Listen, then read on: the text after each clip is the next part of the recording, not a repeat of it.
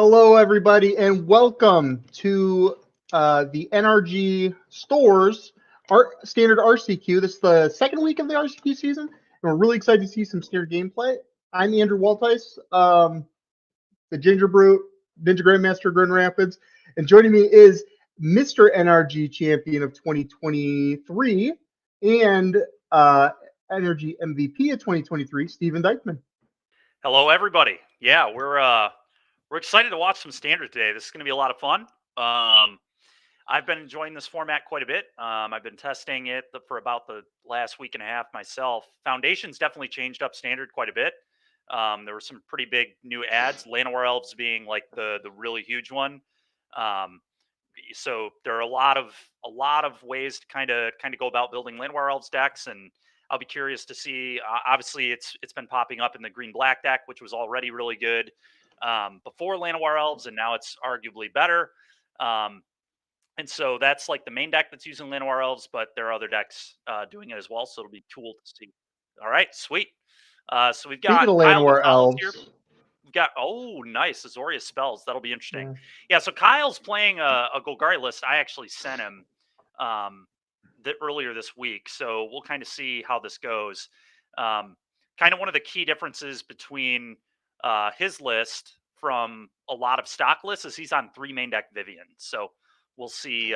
Yeah, he was telling me that, and that actually gives Llanowar Elves actually some great utility in game one, because a lot of times when I've been playing standard, I've been playing these blue-black decks, and you stop the Llanowar Elf on their turn 2, and it just even if it untaps or they get another one, it just doesn't do anything. It doesn't matter.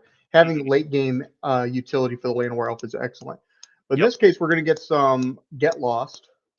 Yeah, this was a really good turn. It was founding the third path plus Get Lost. So not only did we get to Get Lost the elf there, we also are going to get to mill ourselves 4 next turn. So Andrew, he can Oculus as early as, well, he can reanimate something. He probably won't be able to hardcast Oculus because he'll only have 4 cards, but he could hardcast a Haughty Djinn theoretically. All right, Kyle is another elf. Yeah, and I believe Kyle does have 2 main deck Scavenger Goose, if I remember what he was telling me last night. So that's going to be really important in this matchup. Yep, it will be really important. I'm trying to find the list I sent him. I have a lot of builds of green-black on here. Hey, looking at Andrew's hand, it looks pretty land heavy.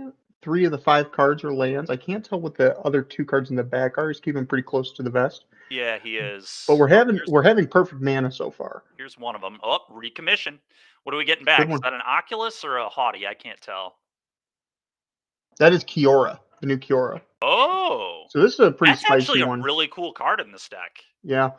The draw 2, discard 2, and he's already, I believe, he's going to have Threshold. He will have Threshold, yeah. So that's going really to allow cool. That's him to really get the 8/8 Kraken already. The only thing I don't love about it is it gives your opponent another cut down target, but because he recommissioned it, it doesn't even have it's not even cut downable. So that's pretty cool. Yeah, this is a very scary, very fast start. Oh yeah. And Kyle's actually, his back is already up against the wall. It is, yeah. This is pretty rough. It's also gross that threat can't get Vivian down either. No, it cannot. No, it cannot. Or the Oculus could. Oculus or Haughty Djinn would be Vivianable. Now, obviously, Kyle's not 2/5 mana yet, but that matters. I had that come up a few times in a league recently where I had a mono black player just play Shieldred on me instead of Archfiend, and I couldn't remove it with my Vivian, which is a lot of people don't main Shieldred right now. Because people are so heavy on the demon package. Now, Glissa, this is a good start for Kyle. Yeah, because he can block the Kraken. Oh, this is an unsummon too? No, an opt. Nope. Okay. So Kyle, Andrew should be looking probably for Soul Partition or Into the Floodmaw here. I think those are the cards you really want to find. You just want to set up your Kiora. Now I forget with Kiora, is it just an attack trigger? I believe it is. So we actually don't even need to get the Glissa out of the way. We can just attack and let it get blocked and make an 8/8. Yeah, but if we do that, we don't get another Kraken once it's answered. Yep. Okay, now he's recommissioning the Oculus off of the founding of the third path. That is nasty. This is a tough spot for Kyle here. Absolutely. Yeah. Not looking great. Another. It's Yeah, a it's slight. whenever Kiora attacks, you can Whenever it create an attacks. 8/8. So yeah, I mean, he could just make an 8/8 here. Certainly has threshold. Yeah, absolutely. But this Oculus, I don't think he needs to, and this Oculus is really going to press the advantage very quickly. So now Kyle needs to find. He was already in a bad spot. He stabilized a little bit. Ooh, this is not good. Unsummon. Unsummon. The classic. Bang. Get that 8/8 legendary Kraken. This game is so over. This game is so over, I think. You know, it's going to be tough for Kyle to come back in. It's going to be tough. What is Kyle going to do? I mean, this is Well, ridiculous, man. This start was nasty. So this is how we're going to have to do it. We're going to have to find a Kiora, or not a Kiora, a Vivian, to shoot down the Oculus. We're going to have to take some damage from the Kraken. We're going to have to take at least one attack, and then we're going to have to stabilize with the Glissa. Hey, I see a cut down. That's not doing anything for Kyle. It's a card. No, it does not. It would It can take likely care of the board out in this 2/2, matchup. but the 2/2's not okay. So we're just gonna put the Kraken out there for a turn, and this is okay. This is okay. This basically just allows it so he doesn't take 8 on the chin. Yeah. Ooh, Hard and we're pass. playing another blocker. Yeah. Yep, I like that. Jump blocker. Makes sense. Gotta jump block that Kraken. Yep. Okay. Definitely Andrew's in the driver's seat here, and at a certain point, how much do you really care about the? Okay, yeah, there you go. I was gonna say how much do you care about the Glissa when it comes to attacking, but he just kills it and then he's free to attack. So yeah, that was rough. Doesn't really matter. That was a rough game there. Yeah, All right, very quick. Cool. So we're going over to Kyle's deck list, taking a look at this. Yeah. What do you like? What don't you like? Yeah. So, like I said, this is actually a list that that I had built and told him to. So cut down is terrible. We're going to be cutting those for sure. Frillbacks are going to be good here. The third ooze is going to be really good here. Then it's kind of questionable what else you might want to do. Duress is potentially good. Shieldred is potentially good. I think it comes down to how many Archfiends you want to leave in the deck. Yeah, really, honestly, Shieldred's Kyle's got a lot of good tools for this match. Yeah, a lot of good tools, but the easy cuts are cut down. Those are going to go for sure, and the easy adds are Frillback and Ooze. Yeah, you could even make an argument to bring in the Terra Sunder too. You could, yep. And I was actually telling Kyle that this morning that Terra Sunder maybe makes sense. Mm-hmm. The list I sent him had Paw Patch formation. He switched them to Tear. I think it's pretty close as to which one you want to play in this format, but Paw Patch is nice because it can kill flyers for 2 mana. So I would be more comfortable bringing in Paw Patch in this matchup. Yeah, but I agree Tear with that. Still fine. Yeah, but the Terra Sunder is super good in the late game. It is. Well. Like it's a big once deal. We get to the mid to late game, it's good at all times. Yeah. So we're gonna take a look over here at Andrew's deck list. Ooh, got a lot of good stuff here. As far as what we got in the sideboard, well, you know that they're taking out the cut downs, so maybe Monastery Mentor is an interesting add into the deck. At that, I really like that. More threats. Really pressure the removal, yeah. Yep. What else do you like beyond that, though? You can make an argument for Sheltered by Ghost, but the black removal is so efficient that you don't need to bring in much. Honestly, this is a nice matchup in the sense that you really don't need to sideboard much. Your main deck configuration is quite strong. I mean, yeah, the mentors are interesting. Yeah, I like just bringing in more threats. Yeah, bringing in more threats is probably fine. One thing I want to note here, we talked about how foundations change standard a lot. Even in this deck, something as simple as Unsummon. Unsummon in this deck, I think, is quite a bit better than Into the Flood Maw. There are rare times where you want to do the Gift of Fish mode in standard. There are a couple. The big one that I've encountered in standard was where you play against Convoke and you have an Into the Flood Maw on turn 1 and they try to Gleeful Demolition a token. You can Into the Flood Maw the token. But outside of that interaction, there's not a ton of things that you wanna Into the Flood Maw versus Unsummon. And Unsummon can hit your own stuff, which is a big deal, which is Into the Flood Maw cannot. Huge. So Unsummon can protect your own threats, which you don't get that utility with Into the Flood Maw. It's one of the only downsides of that card. So yeah, that's if you were wondering why the deck is playing Unsummon instead of Into the Flood Maw, that would be why. But yeah, so that was a pretty big ad. But yeah, I don't think a lot would come in here. I think the blue white deck is fairly well set up into green black, so we'll kind of see what happens. But Yeah, I really think, like I said, I really just, the only thing I like is adding the mentor, just yeah, because it can create more, just more bodies in play. yep, But like you're saying, that unsummon is huge in this matchup, because even if Kyle does find the appropriate removal, if we can unsummon our own thing, save our guys. save our guy. And not only that, a lot of our cards, our creatures, have ETB effects in addition to other effects. Yep. So like if we unsummon Kiora, get to loot again. Yeah. One thing was he? I didn't see any soul partitions in Andrew's I list. didn't. I don't. Maybe I saw. I think I saw one, One. Okay. but I'm I'm not. I'm really not surprised confident in he's that. playing any number of Get Lost before Soul Partition, to be honest. Soul Partition is really, really good in this deck. Yeah, I think One I thing saw that two I to didn't three get realize lost. Partition did is Partition doesn't make your own stuff more expensive. It only makes your opponent's stuff more expensive. So when you save your own stuff with Partition, it's basically also an unsummon. And we saw, I think it was Shota Yasoka played 4 copies at Worlds because he was playing blue white. And Partition was really, really impressive. Yeah, every time I've seen that thing used on your own stuff, Yeah. it's amazing. It's And amazing. with Haughty Jin, it's like literally just an unsummon. It's 1 Yeah, mana, save my guy, and I can play it again later. So for sure. surprised to not see So more people. Kyle's off to a little bit of a slower start. Yep, Andrew probably here more did mulligan reactive. to 6. Yep. More But reactive, and I bet you there could be a frill back in that hand or something. yeah. Well, Andrew is not wasting any time. Nope. We're just playing our I forget what that one's called, that saga. But we're gonna Founding the read ahead to third chapter path. 2. On the third path, yeah. But we're just going to chapter 2 just to mill some stuff right away. Yep. Makes sense. I mean, he might have an Oculus in hand, right? I mean, this Mm-hmm. literally, if he sacks this off, he can just Oculus next turn.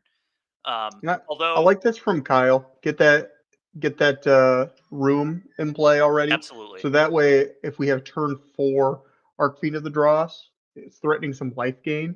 And Yeah. Kyle's not under a lot of pressure right now, so he No. doesn't need to really put his foot on the gas quite yet. Yep.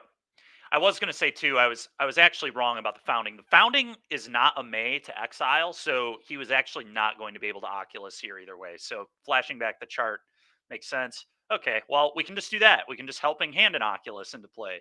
Easy It's just peasy. so nasty. That's so So gross, nasty. dude. I mean, yeah, this is I mean, people are doing this in modern, right? I mean, people just they're unearthing Oculus. It's good enough for modern. It's good enough for standard too. So Oh, absolutely. And we get to get our 2/2 now. yeah, it's And Kyle's really really from rough last time spot. where I was saying he, didn't have to put his foot on the gas. I think now he needs to really start turning the corner and turning it pretty quickly. Yeah, it's tough. It's tough. Went from no pressure to all the pressure. Okay. Throat and Okay, 3-2 this is a and good lose turn. 2 draw. This is a good turn. So Yep. Andrew did get a 2-for-1 exchange out of the go for throat, but Oh yeah. Kyle has now a blocker, so he can stabilize a little bit. Unfortunately for Kyle, I believe Andrew has another founding the third path. So if he wants, he can just founding helping hand the Oculus right back in. So we'll see what he does.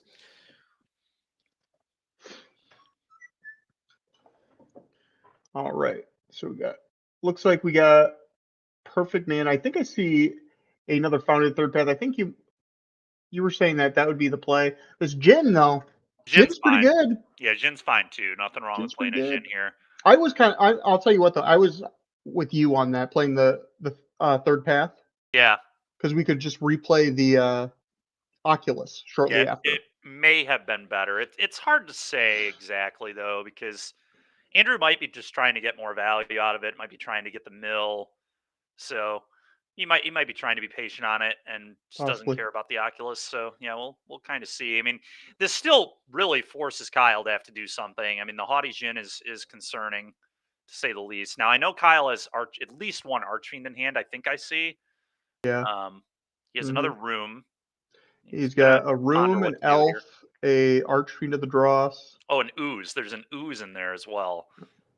Okay, and I he's gonna like ooze this. it up. Now this is yeah, so this is why maybe founding first would have been good, is because now we're not gonna be able to helping hand our Oculus back into play. Now, to be fair, this is a closed deck list event. And Ooze is not in every green blacklist. That's kind of a kind of a newer. Well, obviously it's a newer edition because it's from Foundations, but it's one that Andrew may have not expected. If you don't play a ton of standard, it's maybe not one you would see coming. That's true. That's true. And what was the pickup off this this Picklock Prankster? I believe that Picklock Prankster should be on an adventure. It should, yes, it should be on an adventure, not in the Which is graveyard. important because the So ooze could eat it and get bigger. someone will So want to let Andrew know that. There we go. Kyle got it for us. Good awesome, job, Kyle. awesome. Thank you, Director Bryce, on that one. Mm-hmm. Okay. Yep, on an adventure. And our good friend Raj is making his our Raja appearance. Suleiman token. What is this? Exercise. Oh, that's what it was. Exercise. Yeah. Okay. Okay. Pretty good. Yeah, Exercise is a very good spell. That one definitely makes sense to bring in the matchup. Kind of just deals with everything you care about.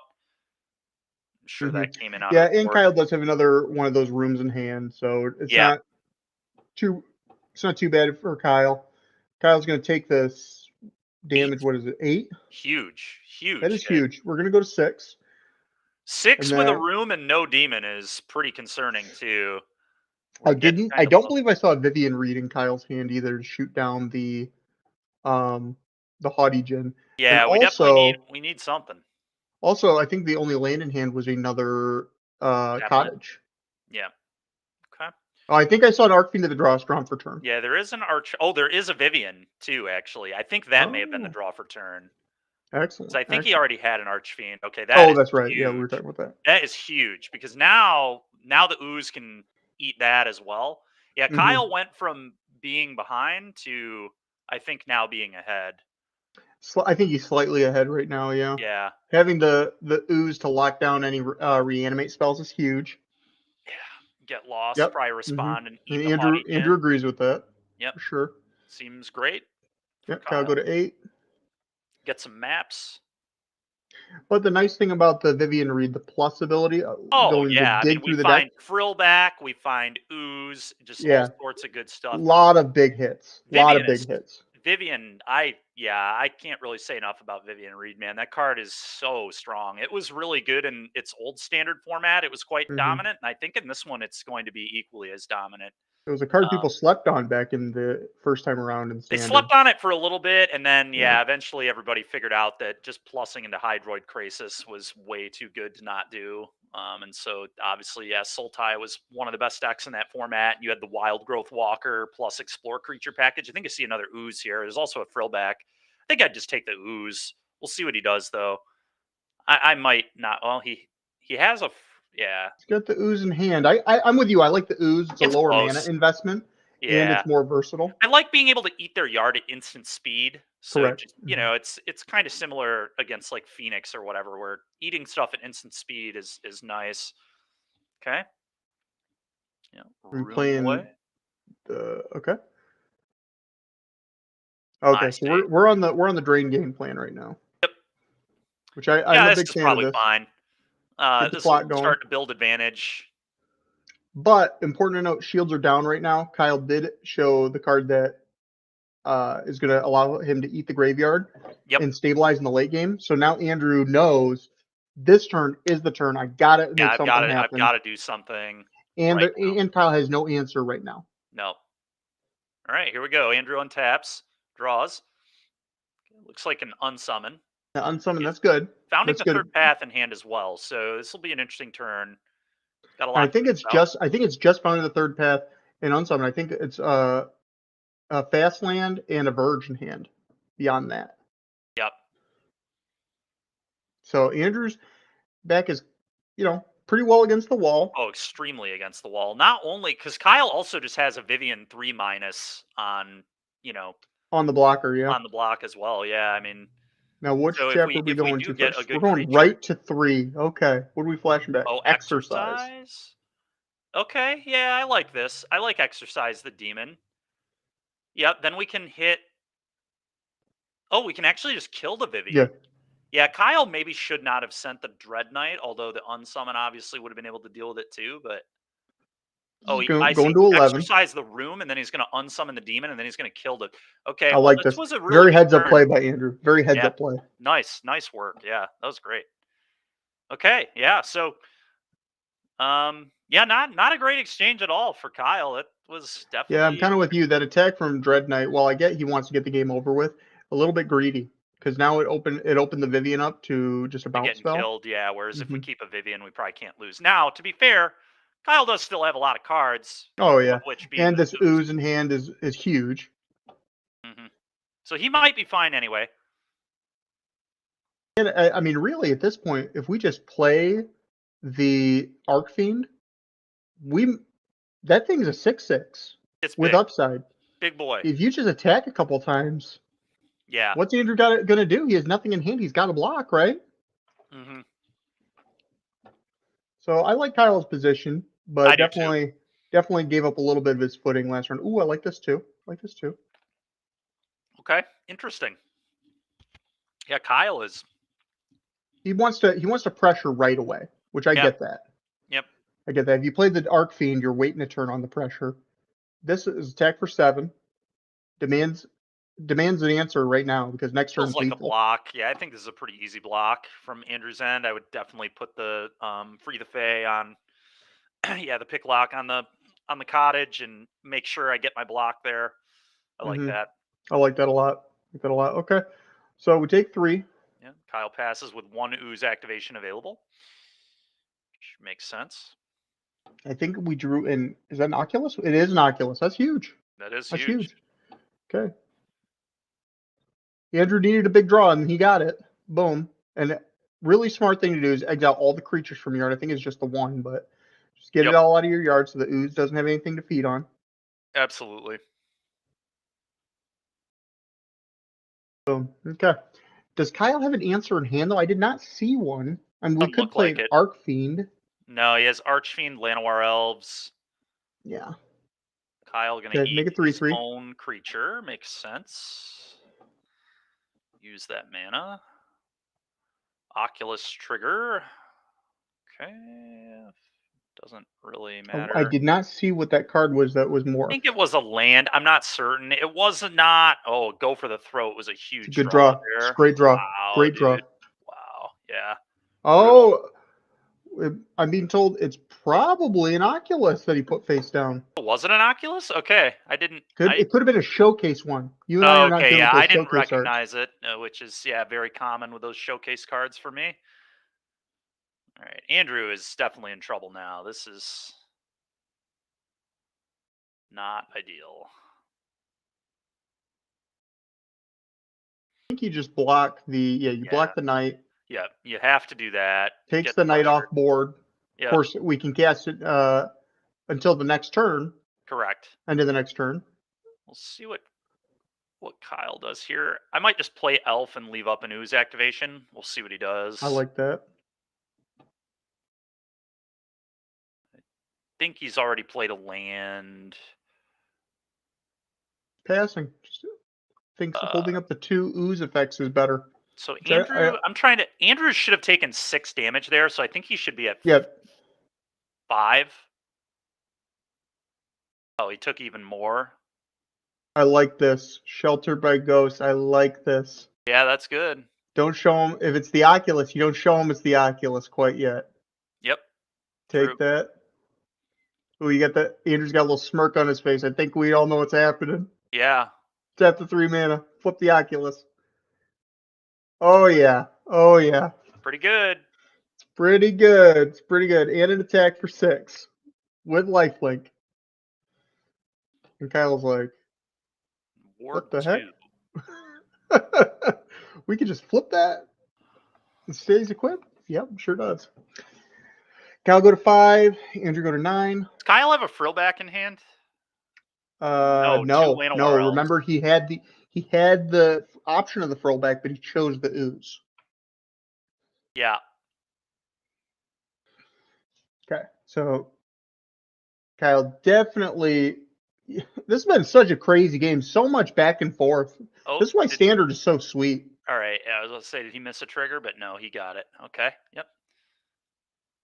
Soulstone Sanctuary. Yeah, Kyle is in trouble. I think his hand is Elf, Soulstone, and another Cottage. That is not going to get it done. Yeah, and I believe Kyle should be at 5, right, from the attack? He gained 2 off the ooze, so maybe 7, which would be a pretty convenient life total here. Although he will get to make a food off a Cottage attack as well. Well, we also do have 1 food in play already. That's true. So yeah, his life total is not in as much danger as it may seem. And but crazy enough, is that we could still threaten lethal right now, right? We just activate the Cottage attack. That's Andrew should be at 9. That's 9 damage, right? That sounds right to me. Yep. I think you're right. And pretty soon here, Kyle's gonna be able to start like firing up multiple Cottages at once too, which is pretty And the interesting. beautiful thing about this play here is we get another food, and we can play an elf to extend our board a little bit. Yep.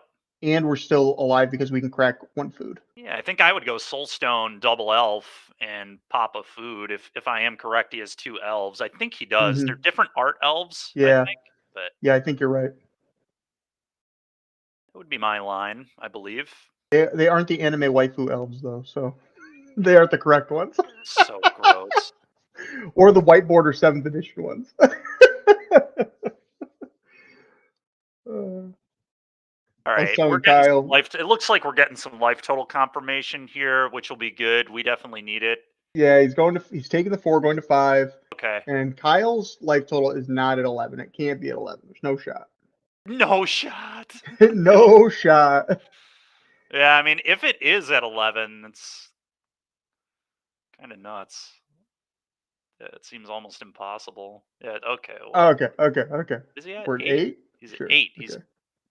Huh. I like this. This is a nice play. Explore on that, so you can. It makes the Cottage bigger if you hit something for the next turn. Because I just don't like that we're not getting these elves into play. I don't know. I think we've been holding these for too long, but it's worthy of mention though. The Sheltered by Ghosts only increases power, not toughness. Yep. So if we make this Cottage a 5, that's really bad. That's brutal. Game. Yeah. That is brutal. Ladies and gentlemen, that is yeah. I think that's probably game. Yeah, the attack with the Dread Knight to lose the Vivian is definitely where the game got away from Kyle. Yeah, definitely. Again, minor misstep, but it's a minor misstep that, and this is the thing about Vivian that people have to get used to playing with Vivian again. But like, if Vivian doesn't die, you win. I mean, just all the time. It's protect the Vivian. +1, like it's better than draw a card because you're getting selection, and it sees so many cards, and there's in a lot of ways it's very similar to when you play Liliana of the Veil, for instance, where if you just protect the Lily, you're going to win. Yeah, or like Vivian's the same way.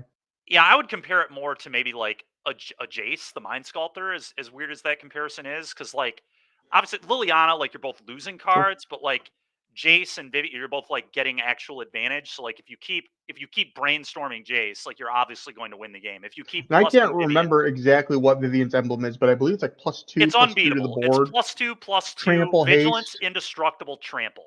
I've altered the card 5 times this week, I think. So Seems pretty good. Seems pretty good. Seems pretty good. Yeah, that was a sweet game of Standard though, because it really went a ton of back and forth, which was awesome. That's the kind of Magic that everyone loves to see.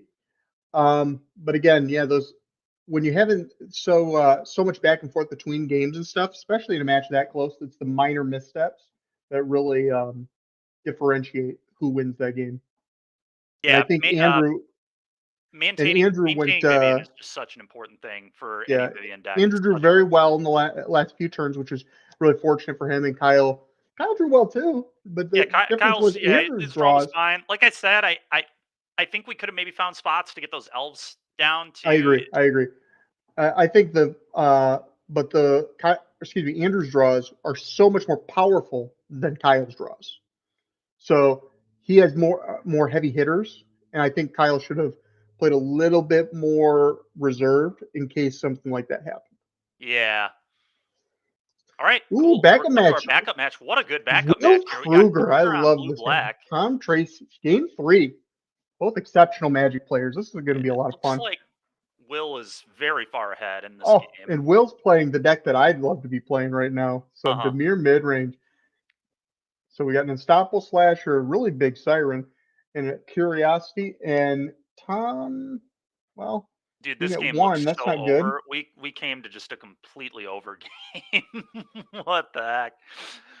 This is crazy. It's 20-1, and Will has 7 cards in his hand.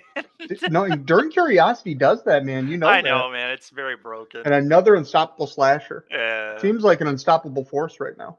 Yeah, no kidding. Oh, man. I think Tom could have Sunfall there. He'd still lose. I mean, seriously. Will just has another 7 cards in his hand. Like, it's 20-1. Like, I don't know. Anyway, that was really a funny backup match to tune in on.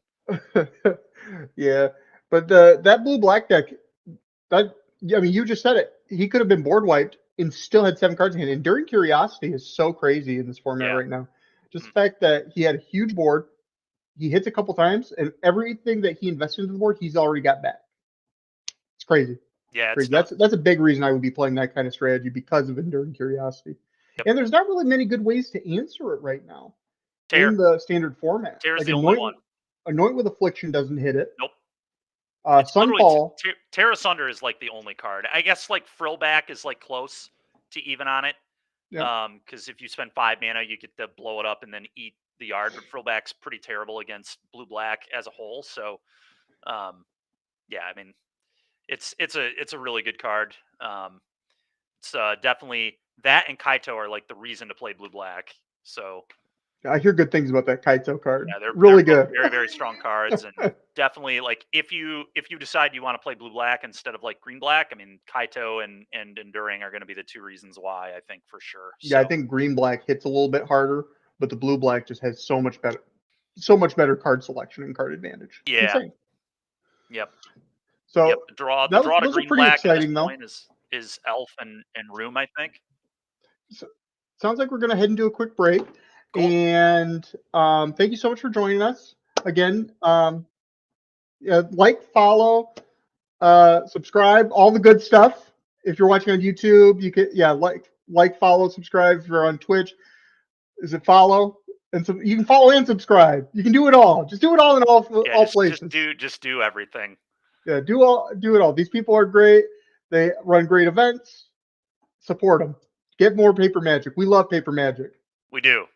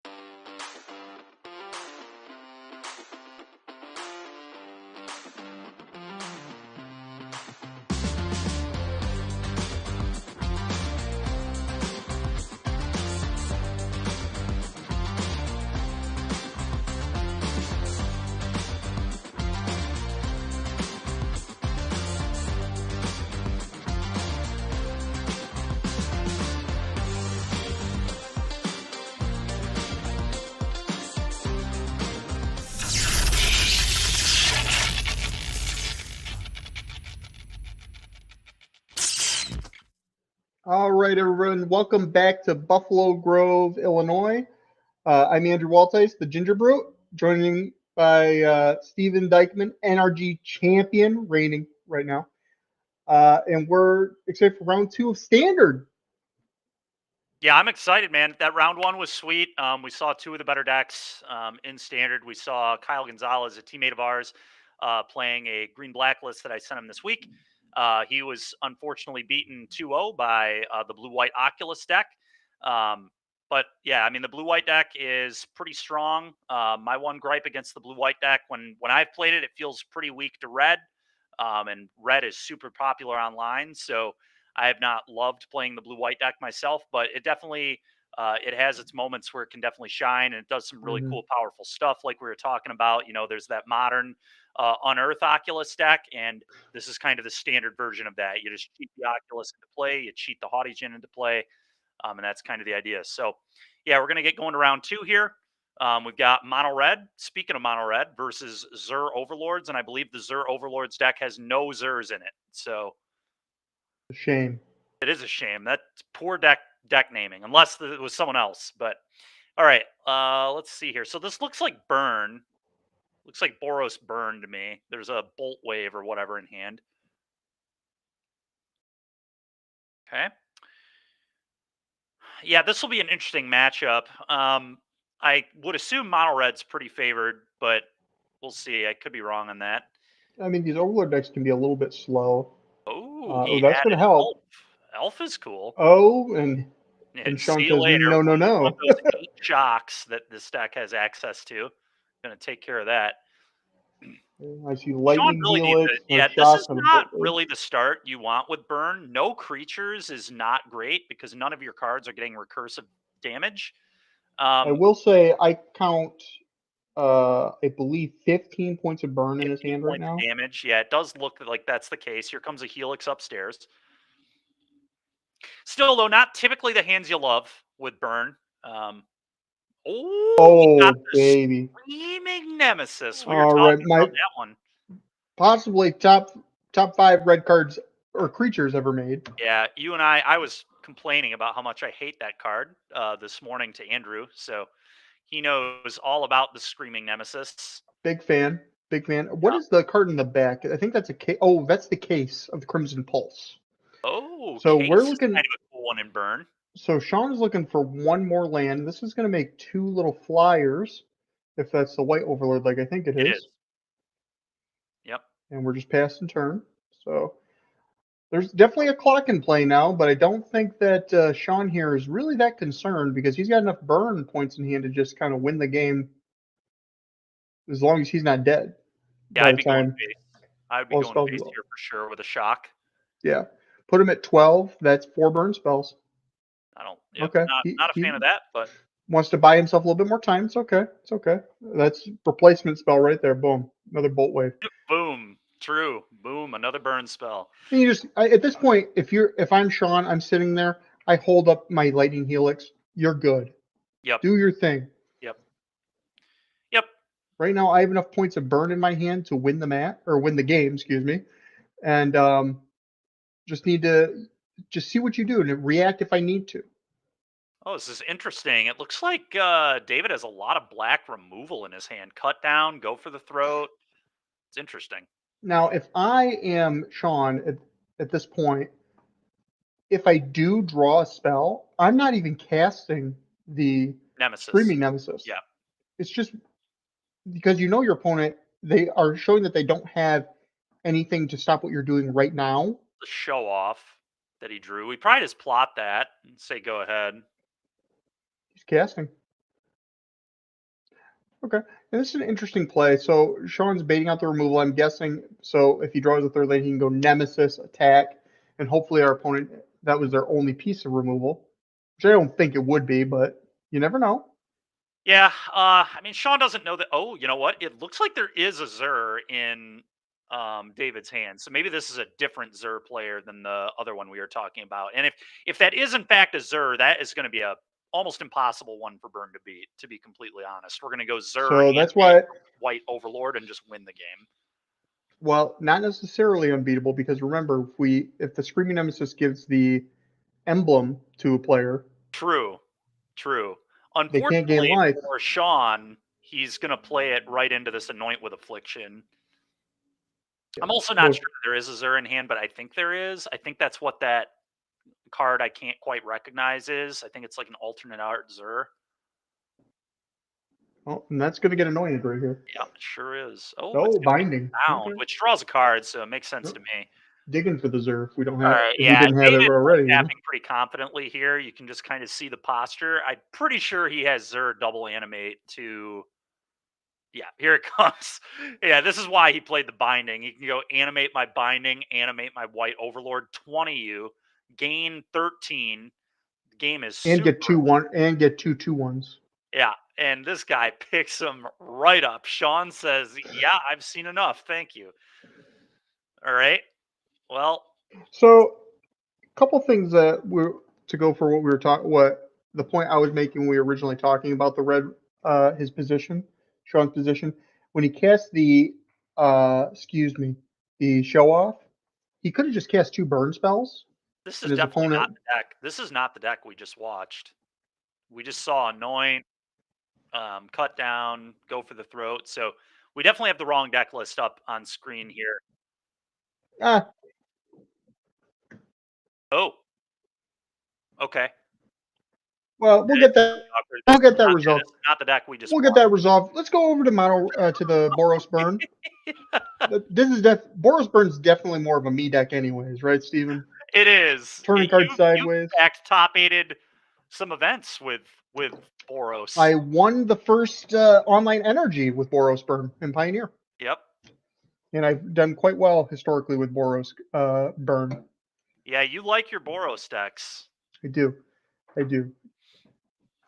And Slick Shot Show Off, Boros Charm, Lightning Helix. Those are all very powerful cards. Okay, here we go. So, got looks like a pretty standard list. 4 Helix, 4 Strike, 4 Charm, 4 Shock, 1 Monstrous Rage worthy of note, 4 Burst, 4 Bolt Wave, 2 Nemesis, and then 3 Hired Claw. So kind of a strange list. Yeah, really. Mixing with the numbers a little bit. The I don't cases hate it.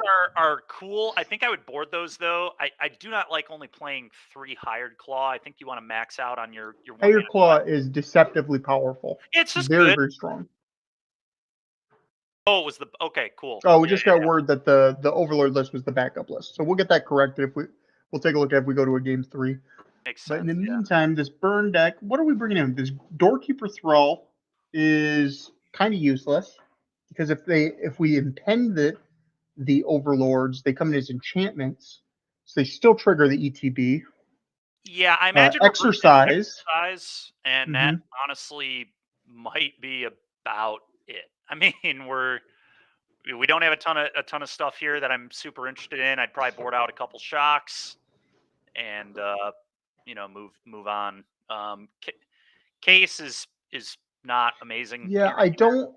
If I'm in Sean's position, I'm like moving away from the permanent game plan strategy because you're playing against a leyline binding deck Yeah, that thrives on just you paying 3 mana, 2 mana, whatever the case may be for yeah. something, Your and one then mana they just threats are the good respond. ones. You want Yep, you want to all of break those, even. and you want to plot your show off. Typically, Yeah. the hmm show off you kind of want to I hide. think you still need because you saw the Zur, you need the Screaming Nemesis. Because you want to, but you want to set up that play where you can play it, attack, say to your opponent, do your thing, and then they have to respond with the removal, and then you respond with a burn spell on your nemesis to then Yep. dome them to Yep. stop the life gain. That's the crazy thing about Screaming Nemesis. Is like against a lot of decks, like you're very happy to go Nemesis on 4 and then burn it with a shock, and then the shock was going to go upstairs anyway. But now you just made it so they can never gain life for the rest of the game, which is Yeah, so it's just absurd. such a versatile card. It's So so broken. versatile. It's such a stupid card. The fact that it like doesn't need to be an opponent's source is crazy.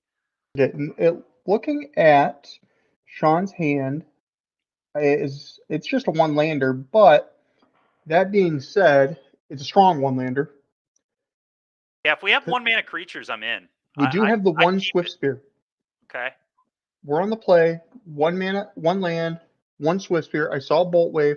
I think you You keep said, it. "Let's go." All right, I'm Boom. in. And this is the thing about Swiss Spear. As long as there's no cut down here. Oh no, excuse me. We do have another land. Oh, plenty of lands. He's hiding them in the back. Okay. Okay, yeah, not a one-lander at all. He was actually tanking because of how many lands Yikes. there were. Yeah. Now that we're seeing this, I think it should have been a mulligan, but it's okay. It's okay. As long as you hit gas off the top, you're in good shape. No white source either is crazy. It's okay. Ooh, nice hit. Nice hit off the top. Show off. So we're going to 2. So this means that the bolt wave is threatening 6 points of damage with the prowess triggers on the next turn. Yep. Or the shock, excuse me, threatening 4 damage. Or 5 damage. Untap. Annoying. Sean, what can we pick up? What can we pick up, my friend? Yeah, we need a good one here. No way. Oh, let's go! Screaming Nemesis. As they say. Got him. All right. Got him. Well, it's what, 13? Got him. Yeah, we'll be at 14. I think he's at 13 actually, because he had to take a pain to cast the So Steve, remember what I was talking about pre-second game? I said you want to hold up that land with the Screaming Nemesis. Yep. Would have been exceptional if we just waited a turn. Would have been really good. I don't fault him for playing it though either, because he is just pressure the life total. Yeah. Yeah.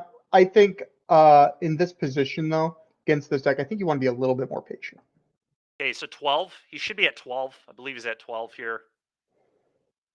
All right, we need a spell. It needs to be a burn spell. Any of them will do. It looks like it was a burn spell. And we just attack with both. Okay. So we're attacked. Any blocks? Yeah, he has no choice. Interesting. He was thinking about blocking the Swisser. I think you blocked the show off. It kind of doesn't matter. The shock, shock is going to kill your Zur either way, no matter what you block. So you're right that you should block the show off if you're going to block. You have right. You want to take more damage off the board. If you don't block and there are 2 burn spells, you're just dead. Right. Take more damage off the board. 9, yeah, it'd be exactly 12. So this is a pretty, it's a tough spot. But yeah, I think this is definitely the block. You just have to give up your Zur. Shock the Zur, okay. 2, interesting. Which this to me, okay, so we didn't play the last card in hand. What is it? What is it, Sean? Show it. I mean, it may just flash the camera. It could be that he just wants to get another trigger on the show off or whatever. So what happened here? Looks like we might have surveilled. And off a non-surveil land. Off a Verge? Yeah, that's a Verge. Yeah, he thought it was a Portico. I mean, the arts are pretty similar. That's a pretty easy mistake to make. Yeah, we were talking about that recently with I think it was the Dark Slick Shores and the Gloom Lake Verges. They look exactly the same. So we'll get that resolved. I think realistically it's just going to be put the elf back on top, shuffle the deck. We're good. Slap on the wrist. You got a warning. Don't do it again. And yeah, I almost hope they don't shuffle the deck. I don't know what the actual fix is, but I kind of hope it's just put elf on. And the elf seems to be still in the yard. Yeah, elf looks like it's still in the yard. I hope it's just put it on top, do nothing. Yeah, that if I were the opponent there, I'd be pretty annoyed if my opponent just got to free bin an elf on turn 5. That would really tick me off, actually. So yeah, I'm glad that that's the fix. I definitely agree with that fix. Obviously, I'm not a judge, but as someone who plays this game a lot, I would certainly prefer that my opponent doesn't just get to free bin an Llanowar elf on turn 5. And that's a Glissa, if I'm not mistaken. Yep, it is a Glissa, which will hold the Swift Spear back. Okay, that's another shock effect. I think we might have 2 shocks. That's a shock in hand, yes. That's 5 damage in hand. Have to take a pain, I believe, to cast the Glissa. Yeah.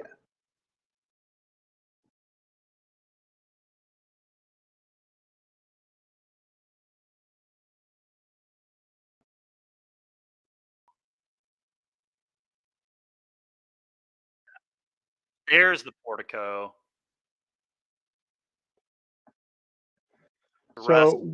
So Steven, that is a Helix in hand, but he doesn't have the white source. He cast it because he doesn't have white mana. So this is a great spot, actually, for him. A white land wins the game, and most red spells will win the game. Yep. And also, if we... Strike you! Yeah, there you go. Burst lightning. Woo! Burn! Hold on. Dome you! Man, you want to talk about if I duressed my opponent and saw that they kept a 4-lander and just never drew another land the entire game, I would be quite livid. Yeah, you see, So they have a 4-land hand, and they play that the is the 4 most lands and never classic. see another land. That is the most classic Dykeman is streaming, thought seizes his opponent situation I've ever seen. Just opponent not only draws all spells, never draws one white card when there are like 12 in the deck. Yeah, Yeah, that's insane. That's rough. Um, but anyway, yeah, I mean, what can you do? I mean, that's the perks of playing aggro. I mean, if you draw a bunch of spells in a row, really, I mean, it's the perks of a lot of decks. If you draw, 5 spells in a row, usually things go pretty well for you unless you need lands. But yeah, that was pretty rough for sure. When I get thought seized or duressed, that's not usually what's on top of my deck. I'll tell you that much. yeah. But now we have so now David's going to be on the play, Yeah. and I, me speaking from the burn perspective, it is definitely tougher to win against these decks. Obviously, when they have that first turn advantage. Yep. But That's a now big deal. the Zerdek being able to turn 5, because this standard burn deck doesn't really kill until turn 4, 5 typically. Yeah, not usually. So you have a It chance would to get take Zer plus Lifelinker. Yeah, it would take a really absurd draw. The list only plays one Monstrous Rage, so like typically the Boros deck can kill if it goes like turn 1 Swift Spear or Hired Claw, 1U or don't attack. Obviously, if it's Hired Claw, turn 2 Plot, Show Off, attack you for either 1 or 2 if it's Hired Claw. So either way, your opponent's at 18. And then on Yeah. turn 3, you go Monstrous Rage, Boros Charm, double strike um, the show off. I believe that's 16 total damage, and then they would take another 2 from either Hired Claw. They would take 2 from, which would get you to 20 from them taking 2 from the 2 prior Mm-hmm. turns, so they'd be at 18. Mm-hmm. Or they would take 3 if it's a Swift Spear. So you're either doing 20 damage on turn 3 or 21 damage on turn 3. And that's with the best hand The possible. nut draw, With yeah, no interaction. which is kind of why it's really surprising that there's only one Monstrous Rage in the deck. I'm shocked at that. Monstrous Rage is potentially one of the best red spells of all time. It's like that good. Like that is just how good that card is. It's obscenely good. Like it makes blocking red almost impossible. In Yeah, any I remember when that card first came out. It was people were sleeping on it a little bit. You knew it was going to be good. You and I were talking about it on our way to a local F&M. How good as the player who likes to turn creatures sideways, I saw how busted that card is with prowess creatures. It's really strong. Really, really strong. It makes blocking very difficult. Wow, we're tapping out, not leaving up Anoint. That is wild. Oh, he's thinking about it. He's going to take so much damage. Wow. All Here right. we go, Overlord. Okay. That's a really risky play from David, but you know what? I kind of like it though. If I'm being honest with you, I kind of like it. You need to set up for the next turn. Yeah, it's You tough. I can't mean, we're going to take, 11 you can't play damage. scared. Okay, so this is 3 damage, and then plus 2 temp power, 5 damage plus So 4 temp power, absurd, dude. 7 damage plus 9. 6. Is it 7/7? I think that's 7/7. So 6. It's 14 damage. Yeah, so we go to 5 because he took a pain to Overlord. So we're at 5. I think he took a pain at least. Yeah, he had to, yes. He had to have. So he's at 5.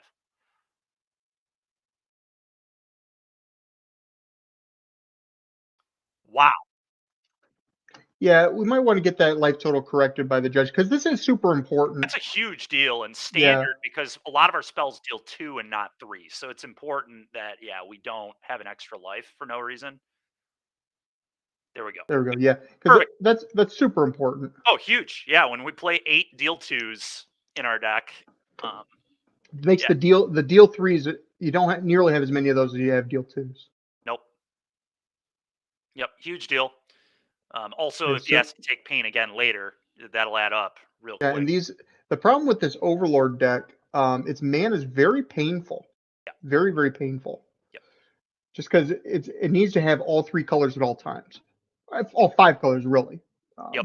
But you have all 5 when you play the Green Overlord. This is not looking good for Mr. David here. We do have a Zur in hand, though. You do. You do. I think that's Can a he cavern. cast and yeah, he can cast an act. Oh no, because he has a forest. Let's see. So he has to name Zer's type, and then he has to leave a. Yeah, no, he can. I think he can cast it and activate it. He can. Yes, he should be able to. Can. Yeah, he has to tap correctly, but yeah, that's how you do it. So we go to 4, so we're dead Now to we go to Boros 10. turn. Or no, we go to 9. We're attacking? I think you have to, right? It doesn't fly. You got to gain the life. It has Yeah. lifelink. Okay. So he goes to 9. Oh, yeah, because Zer gives the lifelink, of course. And he has a flying blocker. I think he's going to live, actually. This is crazy. What a game. If we're the burn player, I see he drew the 4th land. If we have, I know we have Screaming Nemesis. If we have Shock in hand, I don't this think we do. game is pretty close to over if we can force the Screaming Nemesis to take damage. I believe his hand is Battlefield Forge, Mountain, Boros Charm, and Screaming Nemesis, which is not going to be good enough at all. I mean, it's close. It's yeah. You know what they say about close? Horseshoes and hand grenades or something. That's true. That's true. All right. Well. Oh, a Ren's Resolve. Interesting. Okay, yeah, that's kind of interesting for sure. Nope. Those will not do it at all. Even if the Overlord deck goes back up to gains another 6 and goes to 15, with 2 show-offs, it's very achievable still. Yeah, it is. Yeah, and it'll only be gain 5 because right now it's just a 5/5. And yeah, you have to block with the Zer. You absolutely have to. Okay, now we just Boros Charm your face. Yep. And then now our Slick Shot kills the Zer. So now that thing doesn't have lifelink anymore. Okay, so now things are looking pretty good if he doesn't have another Zer. Yeah, if he doesn't have another Zer, we're not in the worst shape at all. That's not a Zer. Looks like a Llanowar Elves. Looks like our hand is Llanowar Elves, Duress. It's another Overlord with a Sunfall. Sunfall's kind of terrible here, honestly, because there's another Slick Shot. So yeah, we're in a lot of danger. Kind of nuts. This was about as good of a start as. To be fair, they both had about perfect starts. The only way Sean's could have been better is if he would have had a 1-mana creature, which he obviously did not have. But like they both have kind of had the nut draw from their respective decks. One obviously did the ramp into Zer Animate, and then the other one did Slick Shot Plot into 1-mana spell, 1-mana spell, 1-mana spell. So we've really seen the power of both decks here. Looks like a Duress probably incoming. I definitely like that. Is that another Zer? I can't.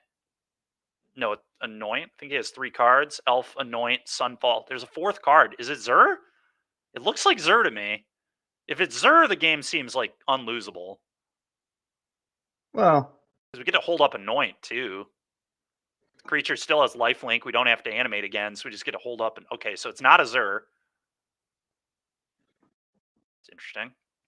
Take 5, go to 9. So the game's not over, but no, this game is close. Really close. Very really close.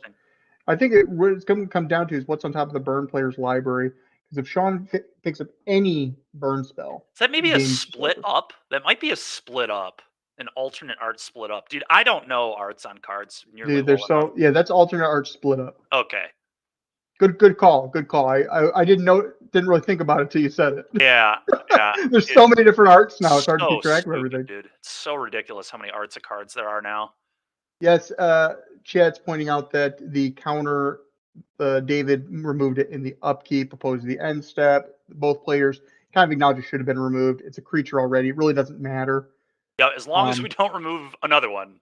If we remove another one, we have an issue. Yeah, but as should have been removed. But yes, keep it at 2. Epic Dredge, that is a good call. We do need to be better with the timing there for sure. Yeah, Epic Dredge, that's a good call. Good call.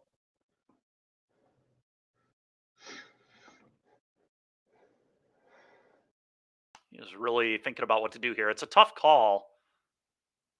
I think we should play the elf. I don't really.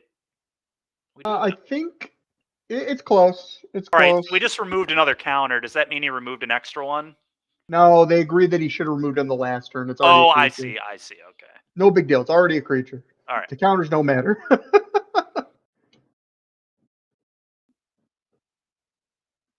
Nemesis instead of the Slick Shot in... Oh, we can do all of it. He has a Battlefield Forge too.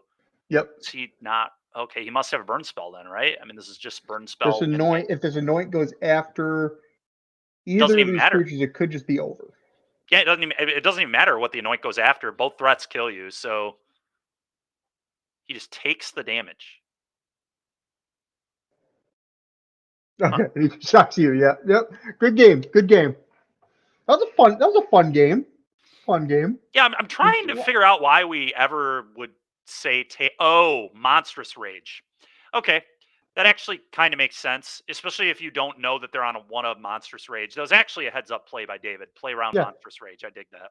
Yeah, just say go to damage. Yeah, it's just smart. Show me what you got. Show me the goods. I was trying to figure out why that play would ever make sense, and that is why. So yeah, Steven, you always got to play around monstrous rage. Yeah, and always. It's closed deck list too, so he doesn't know there's only one copy. I would never assume my. But the minute that you don't play around monstrous rage, they have it. So you gotta play around it. Yeah, it's the stupid thing about monstrous rage is it's like a lot of games it's just impossible to play around it. You just can't. Like that's how good the card is. Like some games you can, but more often than not, you just a lot of times have to shrug your shoulders. Yeah, incredibly strong card. Incredibly strong. Really surprising that it's only at 1. Yeah, really surprising that it's only at 1 in the red deck. That's kind of crazy because the card is just so impactful, and with Screaming Nemesis, it's really nuts. Yeah. The list had some really interesting innovations. I guess the main deck cases, the we were playing 12 2-mana spells between Lightning Strike, Helix, and Boros Charm. That's quite a few in my opinion, but maybe I don't know. Maybe it's fine.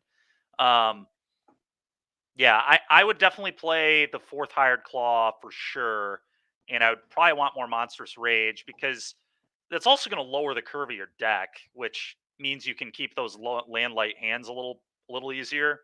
But yeah, I don't know. Obviously he's 2-0. I mean, the deck's strong either way. We have a lot of really good red cards in standard, and Burn's a very viable thing now with Bolt Wave. So yeah, that card really, that between that and Boros Charm and Burst Lightning. Let's not forget Burst Lightning.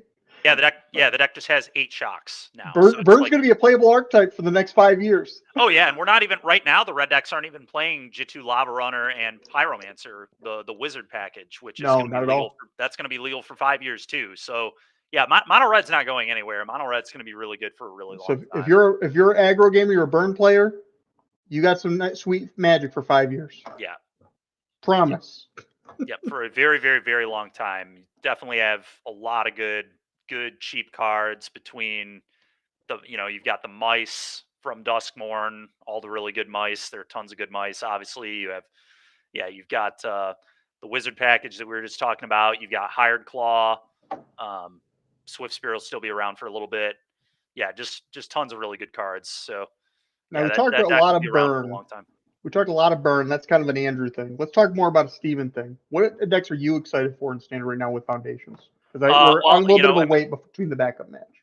Yeah, we talked about obviously the Llanowar Elves and the Vivian decks. I played some stuff this week that I was pretty impressed with. There's actually I think a really good mono green deck in standard right now. I posted it and streamed it on Thursday this week, and I went 4-1 in a league, and the deck felt quite strong. Before one of the pro tours, I was talking to Derek Davis actually about how I thought mono green was like really, really close to a viable deck then. But it was like missing a 1-drop, and then it was missing like a really nice like card advantage planeswalker. So now you have both. Yeah, we got Llanowar Elves, which is obviously just a broken 1-drop. And the deck already had Adaptive Automaton, which is that Evolving Adaptive is the name of the 1-drop. It's a 1/1 that is basically like Experiment 1. It enters with an oil counter, and then when a creature with more power or toughness enters, you put another oil counter on it, and then there it is, perfect. So this is the 1-drop you had before Elf got printed, and then Elf got added to the mix now too. So you have like 8 1-drops, which is traditionally what you want in like a nice aggressive deck. And so you have Elf and that, and then the 2-drops you're playing are Sharp-Eyed Rookie, which hasn't seen a lot of standard play, but a really, really strong 2-drop. It's a 2-mana 2/2. Whenever a creature with power I believe, or toughness. Here it is. Yep, power or toughness greater than it. Enter gets a +1/+1 counter, and then you investigate. And it has vigilance. This is a card that we mentioned Raja Suleiman earlier. He actually tried this in green black for a little while. I mean, the card's pretty strong. Um, it's really nice that it's vigilant, so it can obviously play offense and defense. And if you are able to level it up once, or if you're able to put one counter on it, you're going to get a card off it, and then it's also out of cut down range, which is huge. The other Well, two it's very drops similar to what's the card from Return to Innistrad, the Clue guy. Tireless Tracker. Tireless Tracker. Yeah, kind of Very like similar him. to Tireless Tracker. Then you play 4 copies of the I forget the first word of the card, but it's Bloomkin, and it's a basically I was kind of joking, but kind of being serious. I kept calling it Tarmogoyf because it's a 2-mana star where its power and toughness are here. It is perfect. Oh. So this thing, Director Haviva is on point today. Great. Yeah. So Flourishing Bloomkin is really cool because this card just scales up as the game goes on. So it's like a 2-mana 2/2 on turn 2, and then it just keeps getting bigger and bigger, which is why I kept joking that it was Tarmogoyf. It checks power and toughness for the number of forests you have. The deck just only plays forests because it's mono green, obviously. I was playing 1 fountain. I went down to 1 fountain port. I was on 2 on Thursday, but I think 1 would be better because you can tutor it up with Archdruid's Charm if you need to ramp or if you want to ramp into Vivian. But anyway, this Bloomkin's really good because as the game goes on, it keeps triggering your stuff like Sharp-Eyed Roogie, and it triggers. We're playing Outcast or Trailblazer in the deck too. So this is a green deck that like is really aggressive and can also draw a lot of cards. And then it's cheating Vivian into play quickly as well, which are things that I'm like really happy to do in an aggressive deck. Like I'm happy to have like nice high-powered creatures.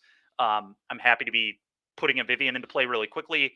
And another card the deck was playing that I should note too is Clay Champion, which is basically a 4-mana 8/8 that is an artifact, so it can't get Go for the Throated or Anointed. So against a lot of decks, 4-mana 8/8 is really hard to deal with.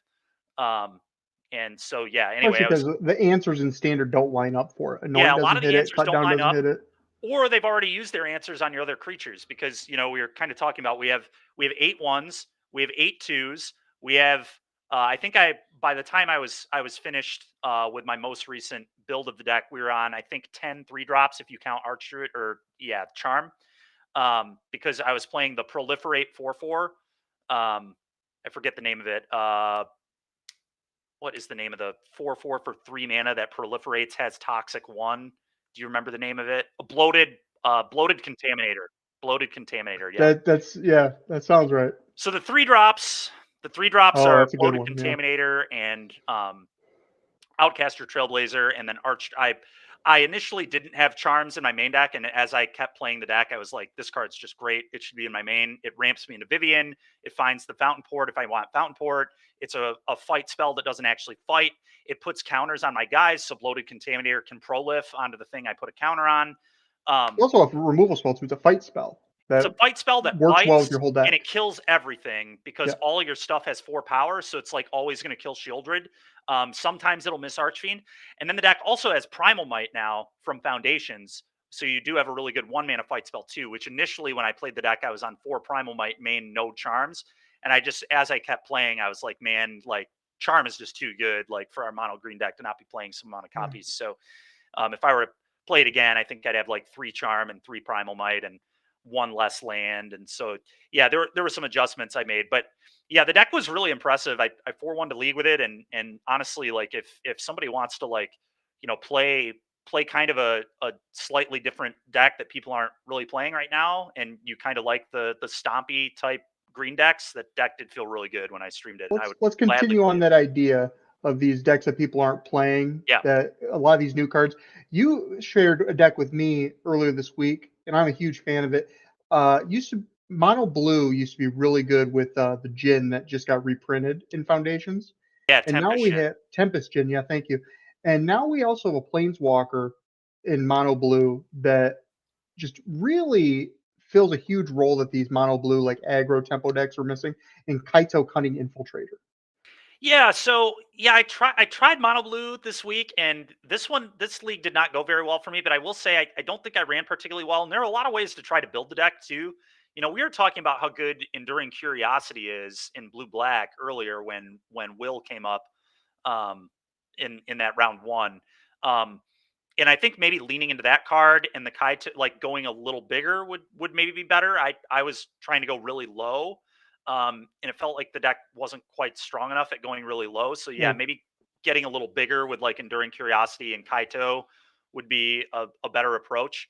yeah, because So the that's old probably mono something blue I'll deck. try in the future. Yeah, the old mono blue deck had Siren Storm Tamer and Tempest Djinn The and big stuff, thing and it about was really low. But there are a now we have a couple lot better payoffs than we did There, back then. yeah, there are a couple things about the old mono blue deck that this mono blue deck doesn't have. The first one is Spell Pierce. Spell Pierce is a broken magic card. 1 mana countered your spell.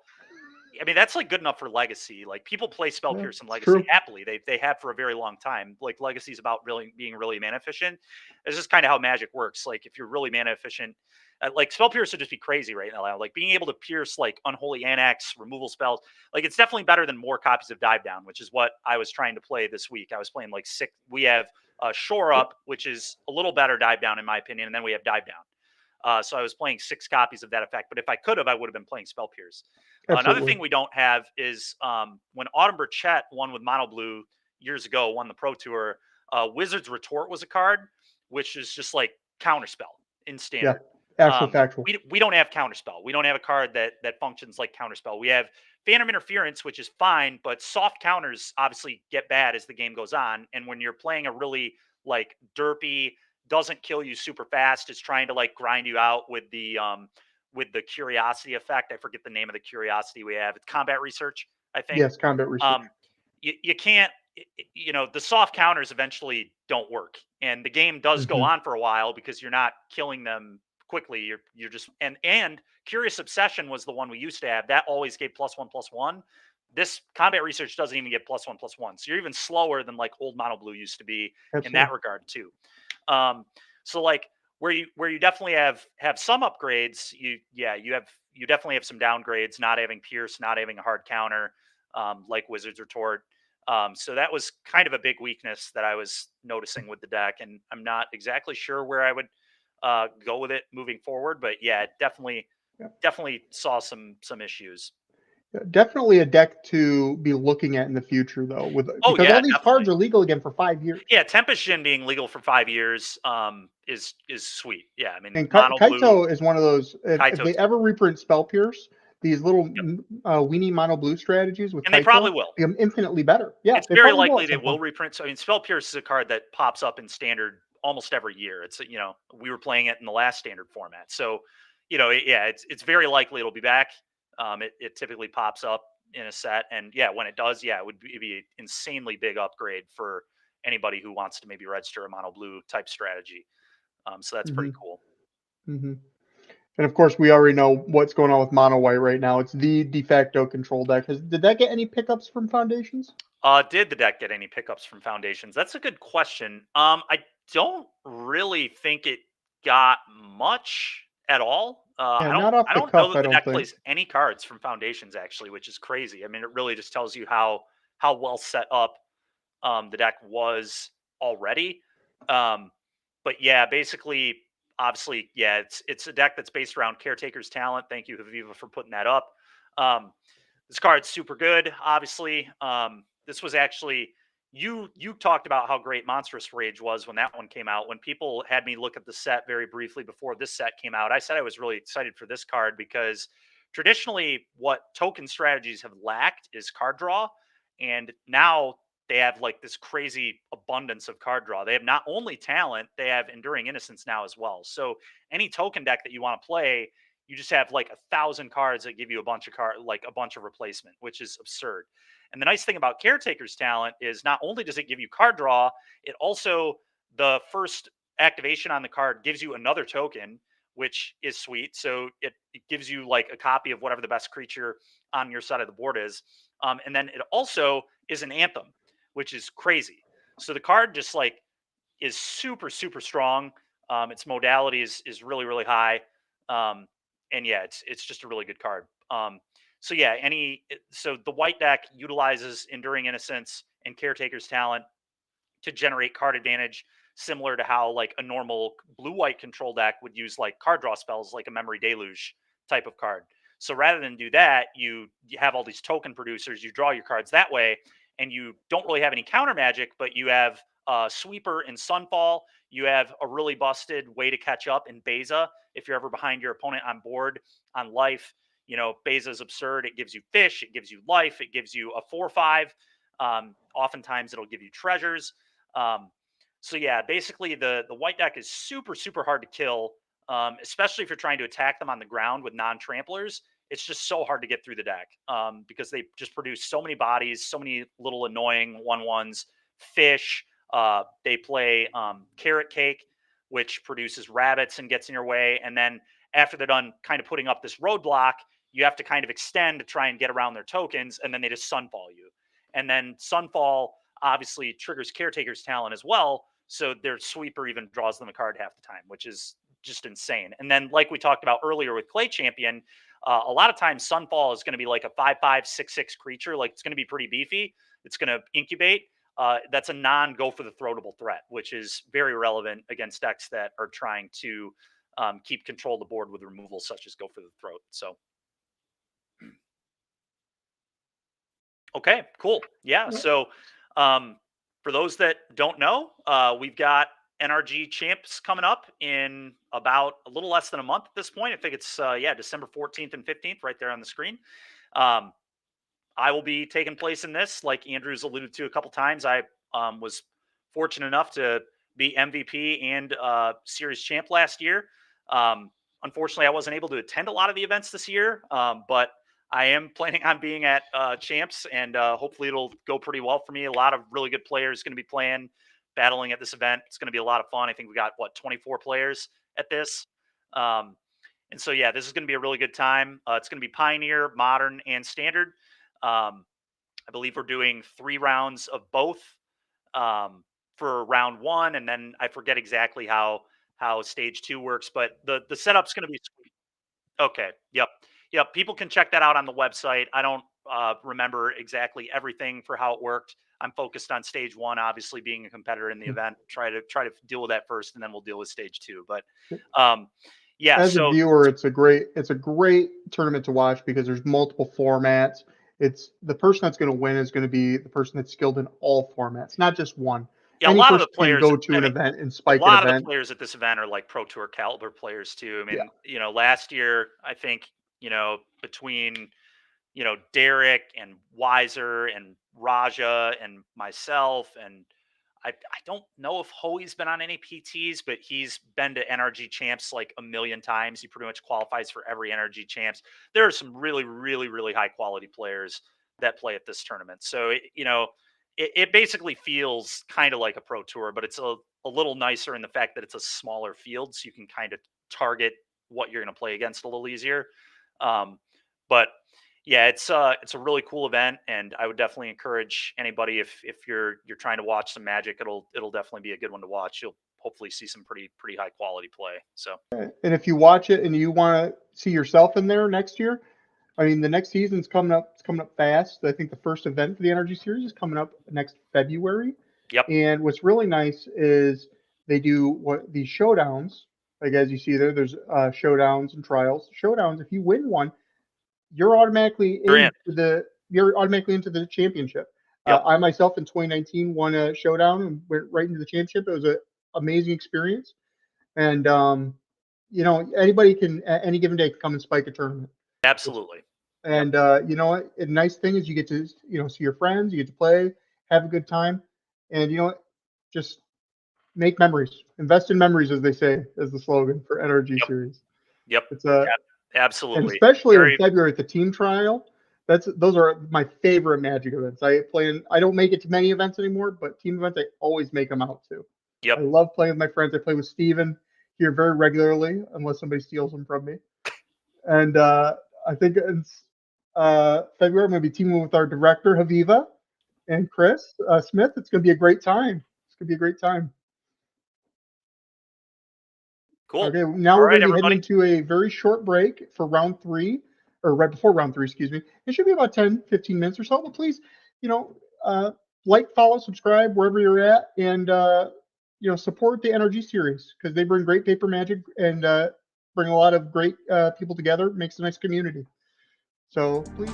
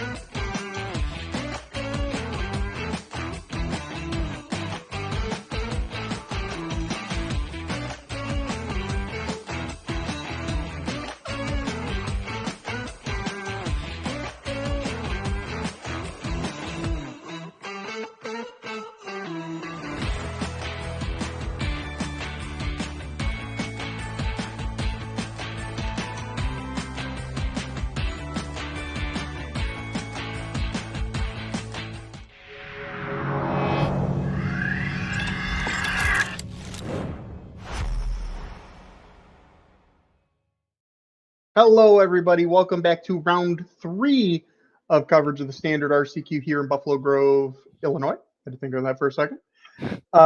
We're here for more standard action, as we stated, and I know we got a sick one on backup that's going to be there for a while. I'm not sure what in the feature match, but either way, it's going to be sick magic. What do you think this round, Steven? We got some Will Kruger versus a mono red prowess. This will be really interesting. I think this is like, if there were one reason to not play blue black, I think sometimes it can be the red decks, but Will being on the play is like huge. So this will be really good for him.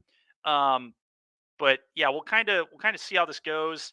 Looks like Luke probably holding up a shock here. Will's gonna sniff that out, I'm sure, and Will's just trying to figure out exactly what he wants to do.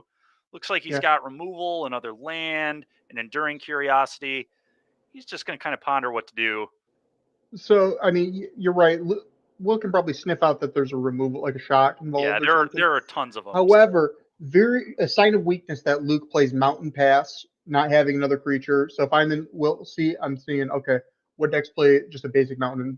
It's Burn, obviously, right? Or Prowess. Burn or Prowess, yep. And the fact that you don't have a turn 1 play is huge. Okay, so it looks like it's the Quinniac build. And for those that don't know who Quinniac is, Quinn, that's the Quinn who was at Worlds. Really, really strong player, plays a lot of red on Moto. I actually played against Quinn at the last RC and didn't even realize it was Quinniac until later. But yeah, super nice kid, very good player. Yeah, Will, okay, gonna do this, and then he's gonna do the map.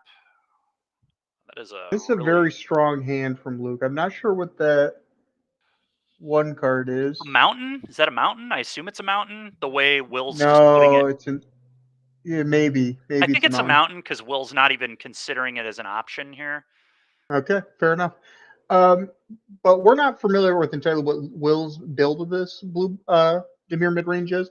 But we've been talking a bunch today about just a ton of different decks and strategies that come out from like the most recent sets. But in Duskmourn, they got a bunch of Dimir got a ton of really powerful tools. And he might have Flood Pits Drown in his deck, which pairs up incredibly well into these aggressive strategies, really shutting down all their threats. So we'll see if Will has that. I didn't see one in his hand, but Will currently has Cut Down, or no, he had, what a hit there for Will. He has double Enduring Curiosity, and I believe a Cut Down. Yeah. And now that he rips that land, I mean, this is going to be nuts. I mean, he's going to start going off. Luke's going to be in a lot of trouble. This is pretty much a perfect start from the blue-black deck. We've hit every land drop. We went 1-drop flyer, 2-drop flyer, removal, or we went 1-drop flyer, removal spell, 2-drop flyer, pop our map, hit the land, and now we just get to Enduring Curiosity, attack you for 2, draw 2, and things are about to just really start going off the rails here for Luke. The nice thing that Will's got going on that bat, while also being a duress, effect, also gaining a little bit of life helps so much in these matchups. Sure does. Because sometimes these red decks really they lose just because they can't get the last 1 or 2 points across. Yep. And it looks like we are missing. Luke just can't find a shock effect, which ultimately is just going to be so bad for him here because one, he needs like prowess threats. He can't really establish those right now. Yeah, he's going to attack, and I think he's probably just going to offspring a manifold. But this is bad news. Really? Hired Claw. Huh. Hired Claw, wow. Oh, Andy pumps it. I like this. Yeah, this is and fine. Getting a swisher. No, definitely fine. Yeah, that's a good turn. It's a really good turn. I think he has a manifold mouse in hand, but I'm not sure. This Hired Claw, now it's, if Will has the cut down, which we know he does. Yeah. This is the last turn he's able to really effectively shoot it down. Yeah. Yeah, Will just kind of needs to figure out. It looks like he has a negate in hand as well. So Will's on a main deck negate. That's pretty cool. Yeah, so I was about to say, Will just needs to figure out if he wants to send the 4-3, and he determines he will. Wow. So he's going to draw 6. Casual, draw 6 cards, gain a life, deal you 6. Just a classic standard play there, really. Draw 6, deal 6, gain a life. No big deal. Yeah, there are my And 6 Will needs cards. to okay, and he hit a black source, an untapped black source, which is He already huge. had one, which is part of the reason he made the attack. But yeah, Even better. this is disgusting, man. Move to clean up. We love to see it, Steven. This is ridiculous. You know what I see in his Holy- hand? My boy, Yeah, I Kaito! mean this is And I saw another enduring curiosity. He could be drawing double-digit cards next turn. yeah, he currently is set up to draw double-digit cards actually. Yes, certainly, 12 sit certainly. on board. Or I'm sorry, 8 only. You're right. So it would be 12 if he puts another one in. Anyway, yeah, I imagine Luke probably about to pick him up. He seems super dead, but we'll see. Yeah, the problem is that I'm sure main board we don't have that many ways to answer enduring curiosity. Yeah, lightning strike is it. I mean, and Well, obviously, and it answers it, but it doesn't really answer it because it right, still comes right, back as the enchantment. So we're still drawing cards, which is what the Demir mid-range deck just wants to do anyways. right. Wants to play these weenie creatures and just ping you for ones. Yeah. Take them for 6. I'd say no blocks. Looks like Will's saying no blocks. Maybe he's going to block. He probably blocks the mouse. Maybe your opponent is at 10. You just have to be careful you don't die to double monstrous rage here. It's the only assortment of cards that could kill you. So you just want to be sure. So Yeah, he's just going to do math. you could block the Swift Spear, and if they do have the rage on the Swift Spear, it's still trades effectively with it. Yeah. He's just got to be careful. He has lethal in play. If opponent did have double monstrous rage here, it would be prowess, prowess, prowess, prowess. So that's 4. And then each monstrous rage is basically a Plus lightning 3. bolt. So Yeah. yeah, it would be 3, 6, So 7, it's 8, 9, 10, 13, 14, 15. It would actually, that's 16 18 damage. exactly. So he actually does need to block. And if your opponent did have double monstrous rage, he's going to 1, which is crazy. Now, obviously, we know he does not have that, but if you're in Will's position here, I do think you have to block. You do probably need to respect double monstrous rage. Yeah. Okay. Okay. Yeah. We're slinging it. Trigger the prowess. So this, I think Will's okay with this exchange too. Absolutely. So we take 5, go to 11. We Yep. have our enduring curiosity still allowing us to draw cards, and we still have 5 damage on the board. So this is still effectively a 2-turn clock. Yeah, yeah. One nice thing that Will gets to do this turn is he's going to return the Siren to hand when he gets to combat, and he's going to stun the Nemesis. Yep. Seems very good. He's just kind of figuring out, navigating which one promotes the highest amount of damage with the least amount of of damage, least amount of risk. I kind of like this from Will. Just go in, just take 5, draw 4. Yep. Not even going to worry about using mana on Kaito. Yeah, you can hard cast There it. you go. Now you get double Deep Cavern Bat. Triple Deep Cavern. Oh, yeah. Triple Deep Cavern Bat. Seems A-okay. Yeah, we're in great shape. Yeah, Great shape. The game's probably over. Do 1 Deep Cavern Bat, see what's going on in hand. Yeah, Deep Cavern Bat, and then maybe Kaito freeze. Yep. We'll see what he does.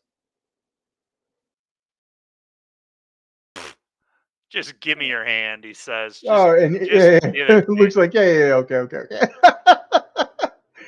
That was a fun game. It's a fun game. Yeah, that really shows the power of enduring curiosity. Yeah. Because the blue-black cards that Will played were really low impact, yep. but when you just draw a ton of cards and find all your removal, you're gonna get there. Yeah, the funny thing is, I mean, they always have been. Like Gix was the same way. Like the blue-black deck, the creatures are not really that good, but it turns out an Edric effect makes little small idiot creatures a lot better. And yeah, so now we have like, oh, and he even has Gix's and Enduring Curiosity. Yeah. So as far as cards I like in Will's sideboard, Shieldred's obviously a slam dunk winner. Yep. And the double Anoint is exceptional. Yep. So I think really what we're going to be trimming on is, oh man, it's tough because all your cards are really good. I usually cut Kaito, especially on the draw. Yeah, Kaito's probably lowest impact, and then maybe trim a Slasher. Yep, I could see that. That's a clean 4 swap. Gixes could maybe go too. Yeah, I assume the Shellys are also going to come in here. So Shelly, Disfigure, Anoint. Yeah, a lot of good options. We'll see what he goes with. Yeah, the thing you want to do is you want to take the sorcery speed out of the equation. Just make all your answers instant speed and make all your threats meaningful. Yep. And Gix, you were saying cut Gix. I think you might be right. Cut Gix before you even cut the slashers, just because Gix is just a 3/3. Also, Like what's nice about essentially, Slasher is no it matter comes back. what, if your opponent has Monstrous Rage, their creature will still die when you block, Correct. which I like Ensure it's that removed. against Red a lot.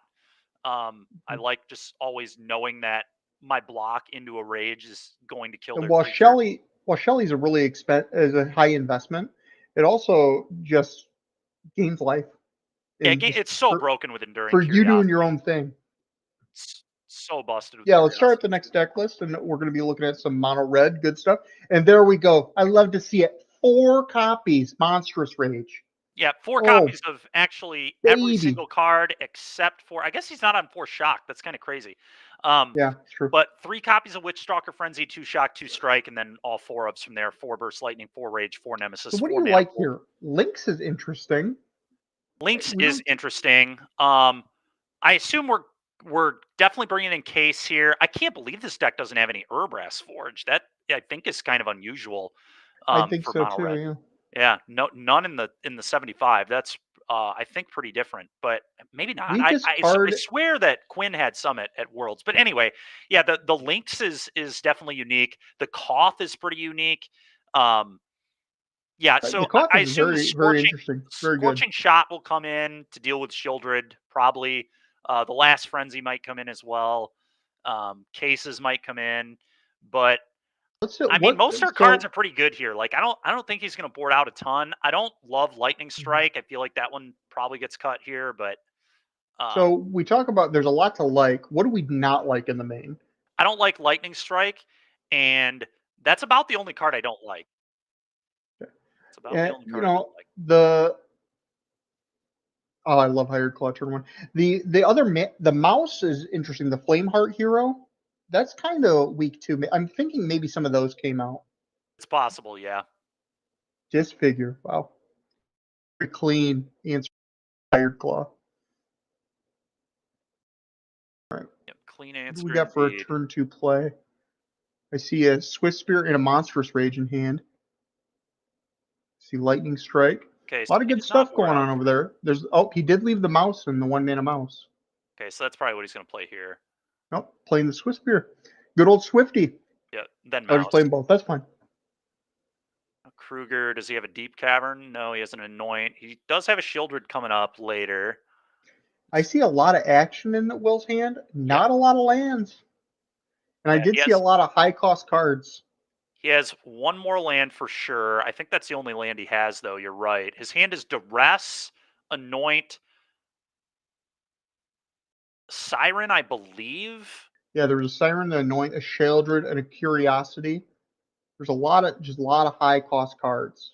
And him not playing the Spyglass Siren here signals that he's going to be going for the Anoint. This So Will, Manifold yeah, Mouse is Will's going to gonna demand anoint the now. answer The too. question, I think he's gonna get rid of the Heartfire hero, but Manifold Mouse is a big problem, so he might get rid of the Manifold instead. Okay, nope, he's definitely gonna. Okay, yep. Yeah, I think you need to get like the Heartfire Hero is a huge problem because it demands specific removal, or else it gains a ton of value. But the Manifold Mouse, just every turn, Yeah, every is going to be mouse is generating value. so dangerous. Like if Yeah, you leave it in play, one, it's dangerous on its own because you can monstrous rage it. Um, but two, it's oh wow, that's a good hand. Two, it's dangerous because yeah, like if he plays an Emberheart Challenger, he can start just basically flipping spells or lands off the top of his deck when he targets it. and Will's in a tough spot right Will now needs to because he dodge didn't the find another land. land. Will needs to dodge the If land real yeah, bad if here. Luke here Yep. finds land and goes for Nope, not a Nemesis, land. he did not. But if he finds it before Will finds his third land, he's going to be in incredibly bad shape. Oh, Oh, that was pretty baby. good too. Yikes. So tons of damage. I think that's at least 10. Well, each monstrous rage is +3. The mouse gets a Might be 11. counter, and then the Swiss Spear gets +2. It's 11 damage.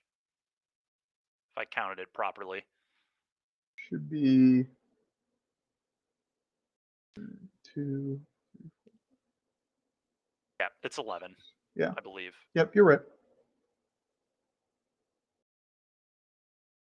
Yeah, Wilson goes to 5 here, or excuse me, goes to 6. And then this mouse, anything that targets the Heartfire hero immediately puts it at near lethal by itself. Dude, mono red is so good.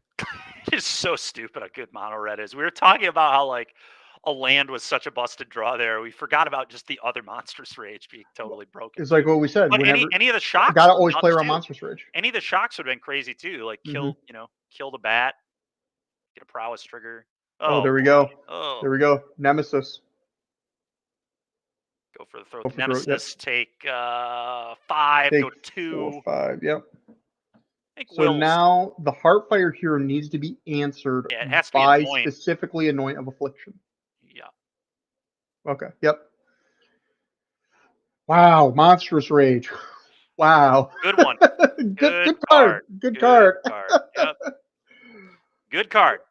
All right. Well, now blue Yeah. black gets to be on the play again, so Will can try and break serve, and yeah, that's kind of what it's just going to come down to is winning on the play. Yeah, you don't realize how awkward the removal is for mono black or for Demir against the mono red deck until you see games like that, because the mouse, the Heartfire hero, demands specific removal. Dude, the Screaming Nemesis demands crazy. specific removal. It is insane how good Red's threats are in this standard. It's like it's by far the best standard Red deck we've probably ever seen by a very wide margin. All of the only one that comes to mind that could be close is every single threat's a must kill. Most of them have like a lot of utility. Manifold Mouse being like, as the game goes on, that being 2 bodies with Offspring is crazy. Nemesis is absolutely insane, as we were talking about before. Hired Claw and the 1-mana mouse, Heartfire Hero, are insane. Ember Heart Challenger is insane. Slickshot, like just every card that Red can play, that has the option to play, it like every creature is just so absurd. Like you're always annoyed when they like draw a threat heavy hand because everyone's just so good. You have to kill them all, and like it's really hard to have sweepers against this deck because if they have a monstrous rage, like your neg2s don't do anything. So it's just a really tough deck to keep up with. And we look like both players kept 7. Will has a 3-land hand with good spells, and mono red. Will's just like, no, get rid of that. Yeah. Got to be thankful. It's the only target. It is the only target. Duress is a really awkward card. Like I do think it needs to be in your deck for mono red mice, but against mice, like I have missed on Duress many times, and I am. So this is a very solid hand for Luke here. So we're gonna go turn 1 based on how his hand looks. Turn 1, we're gonna go Heartfire Hero into turn 2 Manifold Mouse. Yep. And that already is very powerful. Very good. Very threatening. And that was a either another monstrous rage or a screaming nemesis. I couldn't tell. I couldn't tell. It was one or the other. Their art is very similar with the glare. Yeah. But Luke decides to go Hired Claw here, which I don't hate. That would imply that maybe he drew a different 2 then. So maybe the card he drew is a 2-drop. Like an Heart Challenger? Perhaps. Or he wants to hold the Heartfire Hero up for when he can like have a monstrous rage to pump it out of cut down range at instant speed. Possible. Yeah. Yep. And Will does this. We'll see. We'll see what we drew. It was a Nemesis. It was a Nemesis. Okay. Yeah, I don't really get why we didn't play Heartfire Hero, but regardless, yeah. Yeah, it's interesting. Will's probably wondering the same thing, looking at this hand. Why did my opponent not lead on Heartfire Hero? He already knew too, because he already duressed. So he definitely take a man. Well, so if you're Luke, your opponent's removal so far that you've seen. You know the cut down, obviously. You saw that they play Disfigure, and you know they play Annoy. Yeah. If we get our hand, it's very slow. But if we get our 2 pumps on the Hired Claw, like this next turn and the turn after, it will be out of range of 2 of the 3 removal spells. That's just a way of looking at it. I also think maybe some of it is that Luke is hoping that he can just draw lands and double Offspring these mice. That is quite possible too. That That may would have been be part of it very too, powerful. but I don't know. And that looks Another like mountain. a I think that's one of mountain. those fancy mountains. Luke's mountains are all mismatched. I respect the hustle. All right, so now we're thinking on what we do here. Like I said, I'm a big fan of just attacking and pumping at this point. Yeah, I agree. Okay. Oh no, we're going manifold. Okay. I'm not sure how I feel about that one because we didn't go with the turn 1 Heartfire. Yeah, not going turn 1 Heartfire is really messing up this game for Luke. Messing up his sequencing for sure. Yeah. But you know. And now that we have another bat, we have a go for throw. Will's gonna We leave have up. an anoint with Will's gonna leave up affliction. a kill spell here. I'm pretty sure. Oh yeah. Yeah, pretty easy. He's got multiple removal spells. You definitely just leave that up here. That was a It's a really good burst draw. lightning. The burst lightning.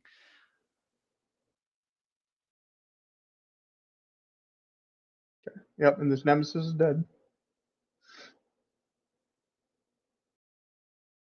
Yeah. So yeah, I mean the whole game is just I mean, can you imagine if we would have led on Heartfire Hero? The whole game is like so different because Will couldn't even kill Nemesis here if we had gone Heartfire Hero on 1 because Heartfire Hero would be smacking us for 6. With double strike as well. Yeah, it'd be hitting us for 6 because of would have double double strike. strike So at this point, we'd be getting bombed for 7 damage. Now the burst lightning gets to get taken by the bat too. But I will say this: Still plenty if of game Luke left. finds another burn spell, he just kills both bats, and Will have literally nothing going on at that point. Yeah, So Luke's a little behind right now, but it's still close enough where it's he not can claw by back in. much. It's not by much. Oh wow! Ah, All right, so we're Screaming attacking. We're Nemesis. triggering, going to 15, and then we're going to go to Take damage another and 5, 6. Take another 6. His red deck is so good, man. It's just crazy. Like the disfigured. Good pickup. that was a good pickup. So now Will can remove 2 creatures from the board. Yep. And that's now the door is starting to shut on Luke's chances. Yep, Luke. But to be fair, Luke just needs to find a shock, and he removes both bats, and then he gets another manifold mouse. So Luke's just a burn spell away from being in really good shape. Yeah. This game is Will's far in this from over. awkward spot where like he's not really drawing, like these aren't really the right threats per se because there's just a couple of bats, and like if you don't put a Shieldred or an Enduring into play or like a Preacher, or it's obviously he wasn't playing Preacher, but if you don't get those kind of cards into play, like the bats typically will die against mono red. They're not going to live forever. Very awkwardly, Will needs to answer the Nemesis on his turn. He can't pass it back to Luke because if Luke draws a shock, he's going to attack with the Nemesis, and then the Nemesis, you can't effectively remove the Nemesis without it doing something. You know what I mean? Yeah, it's interesting. Yeah. So he's just gonna leave up double. Because we could shock the Nemesis and then shock Will, and then suddenly these 1/1 lifelinkers aren't doing nearly as much as they are now because it's negating 2 damage every turn. Yeah. Okay, what did we draw? Ooh. Why would we do that? That's a juicy disfigure target. Oh, he doesn't have black mana. Oh, he doesn't have black. He doesn't have black mana. Oh, they're verges. They're 2 verges. I didn't even see that. Wow, dude. So you can only cast the 1 move, so I didn't catch that until just now. It's brutal. The game goes to 1. Oh, why didn't we pump the claw? Oh my gosh, dude. So I'm not sure why, because that's lethal. It would have been lethal. Will's trying to shake your hand. That's why Will was trying to shake his hand, and then we didn't even play the mouse that's in our hand. What is going on? What just happened there? Come on, Luke. Anyway, that's another Verge. We still only have 1 black mana. Will's trying to figure out if he cannot die. I think he's just dead no matter what. That's got to be so tilting for Will, dude. Watch somebody miss lethal, and then your mana base just doesn't let you double spell, and no matter what you do here, you're dead. Because if he doesn't attack, he dies to Hired Claw. He goes, so if he does attack, so hold on. So he can cast one removal spell. He can remove the Manifold Mouse. No, he can. It's an X. Oh, he can with Anoint. With Anoint. You're He right. He's can not then, dead. You're at right. this point, he can attack with one bat, go to 2. Yep. And then he has to block with the other bat and take a damage and go to 2 again. So he's not dead. You're right. This is crazy. Luke could have not only would Luke have won had he put a counter on the claw, he also would have won had he played the mouse, which is in his hand. Craziness. Yeah, the Heartfire Hero, yeah. Absolutely insane. Just nonsense. All right, well, it's a mountain. Now, yeah, we have to Anoint. Yeah, he's gonna kill the mouse. I think we drew a Monstrous Rage. No, it was a mountain. He drew a mountain. So he's out of gas. He has a 1-mana mouse, which he can obviously play, and then he'll play the mountain. Okay. So he goes. Will's going to go to 2. We're going to get our Manifold Mouse back. We can play land in Offspring it, correct? This is so gross, dude. This is so gross to watch. I can't believe this. This is pretty brutal. If this doesn't tell you how good red is, I don't know what does.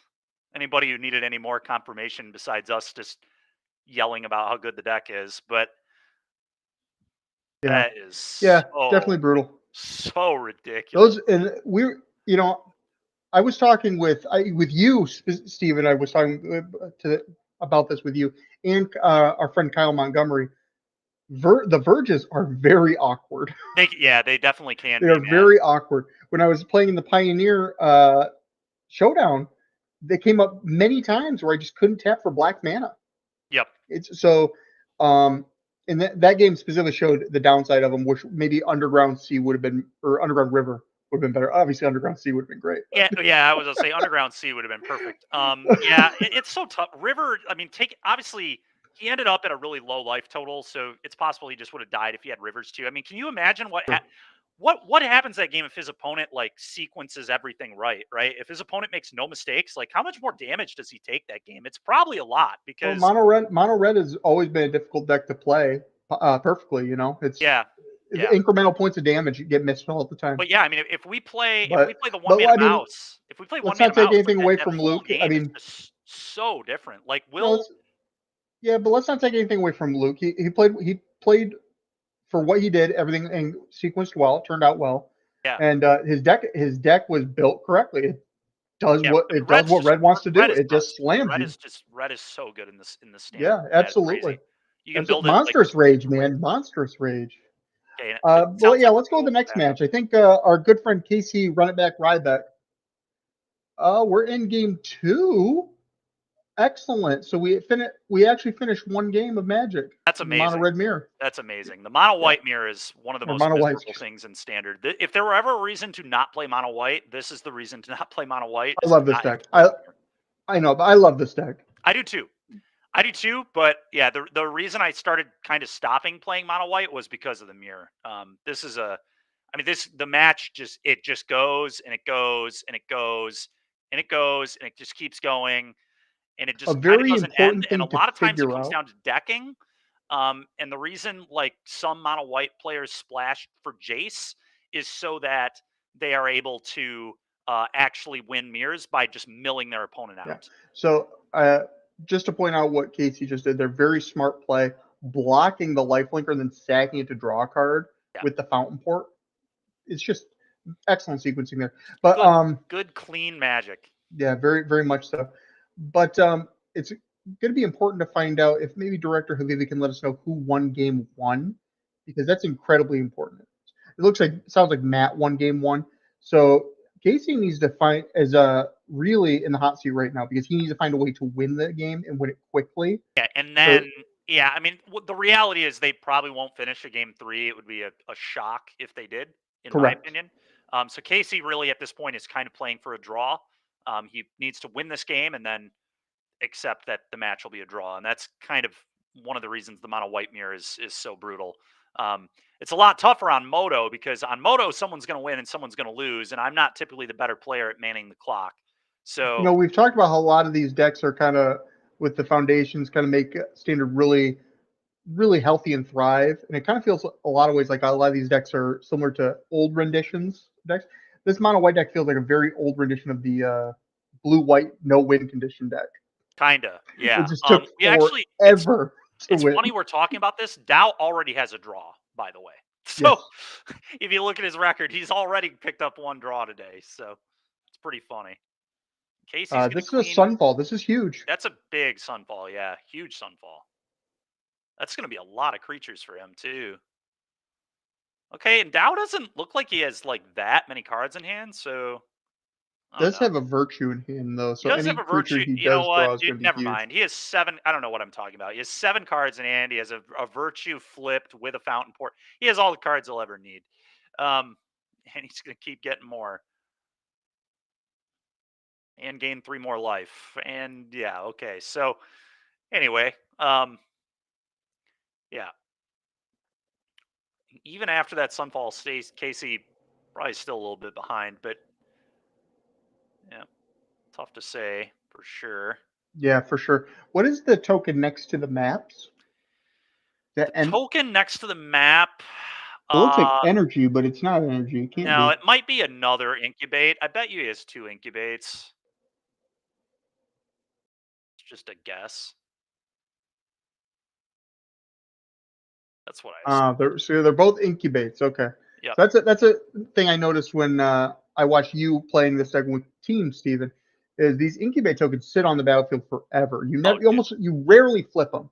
You yeah, flip you them when flip you're them once winning, they're when gonna you're win going the to win the game, and game. that's about it.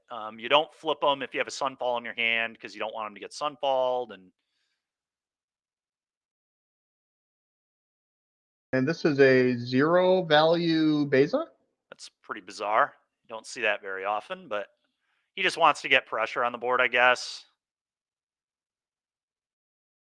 All right. So he infinite cards in hand. Excellent. All right, Dow's so we're man, gonna yeah, untap. yeah. There's so many things happening. So Steven, you're in Casey's seat right now. Obviously, you're super far behind. What is your way to win this game? Um, What's your route to victory? Because you're obviously behind in all metrics right now. yeah, I mean, he has an Elspeth in hand, so like sometimes you can set up the reason Elspeth is like still played in these decks, in my opinion, is like sometimes you can just like Elspeth and jump something, specifically an incubate token, and maybe steal a game that way. But Dow is at so much life. This is, I mean, it's gonna be he. This is one of those spots where like I would probably ask my opponent how many cards are in their library, and I would try and manage the game so that they would deck first. Um, but like it's going to be really hard to do. I don't know how much time we have left in round, but it can't be like that much. And important to note is that there's obviously 2 Enduring Innocence in play, but you're not drawing terribly too many cards until you get the multiple copies of like the talent in play. Yeah. And you don't typically get that in this matchup because there are a lot of answers to talent, but obviously Dow has been able to. Interesting. Well, there goes the. I'm surprised Casey wouldn't. Maybe okay. I'm surprised he didn't partition his own Enduring there because he has a partition, but he's gonna jump the Beza, I think. Yeah. Yeah, I think This so. is definitely how you want to play Elspeth in the mirror, in my opinion, is kind of jump stuff. I will say Kind of this like you though. would with Elsbeth Knight Errant Yep, exactly. back in the day. Kind of want to be a little more aggressive, yeah. No, I think I see a soul partition. There's a partition, there's a get lost, I think. Casey could exile the Enduring, but it kind of, I don't know, doesn't really do much at this point. Yeah, dude, this is Because you're trying to, at this point, you're really, like you were saying, trying to deck them out. It's in so some tough. way. It's so tough to know exactly what you want to do here. Yeah, I mean, we do have another in hand, so we could very quickly see double virtue, pump the team, just start crashing in. It's not hard to do 20 damage with 2 virtues in play. Dude, the white mirror is so awful. Yeah, it's so ridiculous, man. Yeah, when you brought this deck to that energy, nobody was playing it yet. Yeah, exactly. I mean, that was No one sniffed it the out. golden age of mono white when me and Tulio were like the only two people playing it on Moto too. So I never played mirrors online either. So I was just farming red every week. Sure. Um, but yeah, things have definitely changed. White got it better because it got Enduring Innocence, so more people started respecting it and playing it. Get lost on the Elsbeth. Okay. And then you're back on the battlefield, Steven. There I am. You're showing people the way on the map. Yeah. Exploring for the PT. And you too could be on one of those tokens if you win a showdown. It's true. It's true. Definitely could be.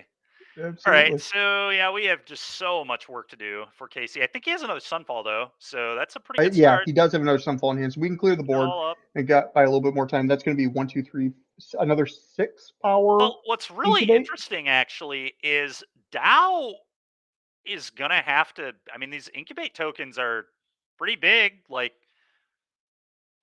okay, Casey can like fire up 2 incubates here and just crash for 13. That's what I'd be doing right now. I would 13 him, and then I would probably plus the Elspeth. I kind of agree with you on this one. We'll see what Casey does. This is very interesting though. This is a nice spot to get damage in. This is like exactly what needed to happen for him to win. Is him to Interesting. Okay. We could crash with the 7 power. Yep. Yeah, man, that's interesting. I mean, you gotta push damage some way. You know what I mean? Yeah, you got to get damage in this matchup. It's just very critical. You're not winning by sitting on your hands right now. No. And what is the ultimate of Elsbeth? Is it relevant Returns in this case? all permanents CMC 3 or less from your graveyard to play. And what's I'm guessing it's like a -9. It's 6, so he actually can ult it. I don't know what he has in the yard, but yeah, it ults fast. Plus alt. It's a very quick ultimate planeswalker, which is pretty cool. And obviously in mono white, you have a lot of ways to a lot of permanents that go in the yard. I'm not sure I like how Casey's handling this game. I think we're missing a lot of points of damage. Yeah, that Sunfall turn, I think we just had to go fire up guy, 13 you. I get why he's being a little hesitant. He's behind in cards in hand.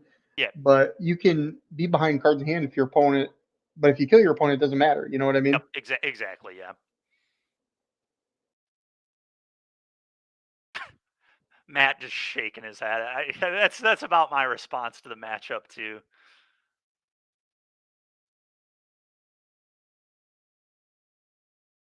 I think we're all shaking our heads a little bit.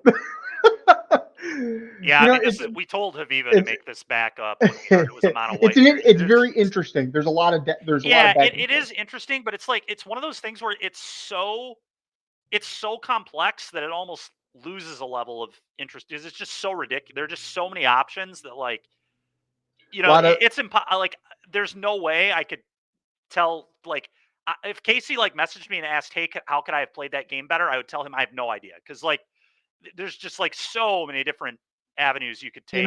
There's a common thing. We noticed obviously the fire up the incubates or whatever. Yeah. But there are so many things that happen in these games. They go so long and they're so decision dense that it's almost too much. There's a common thing that a lot of Magic players say where they say something was absolutely incorrect. Should have did something else.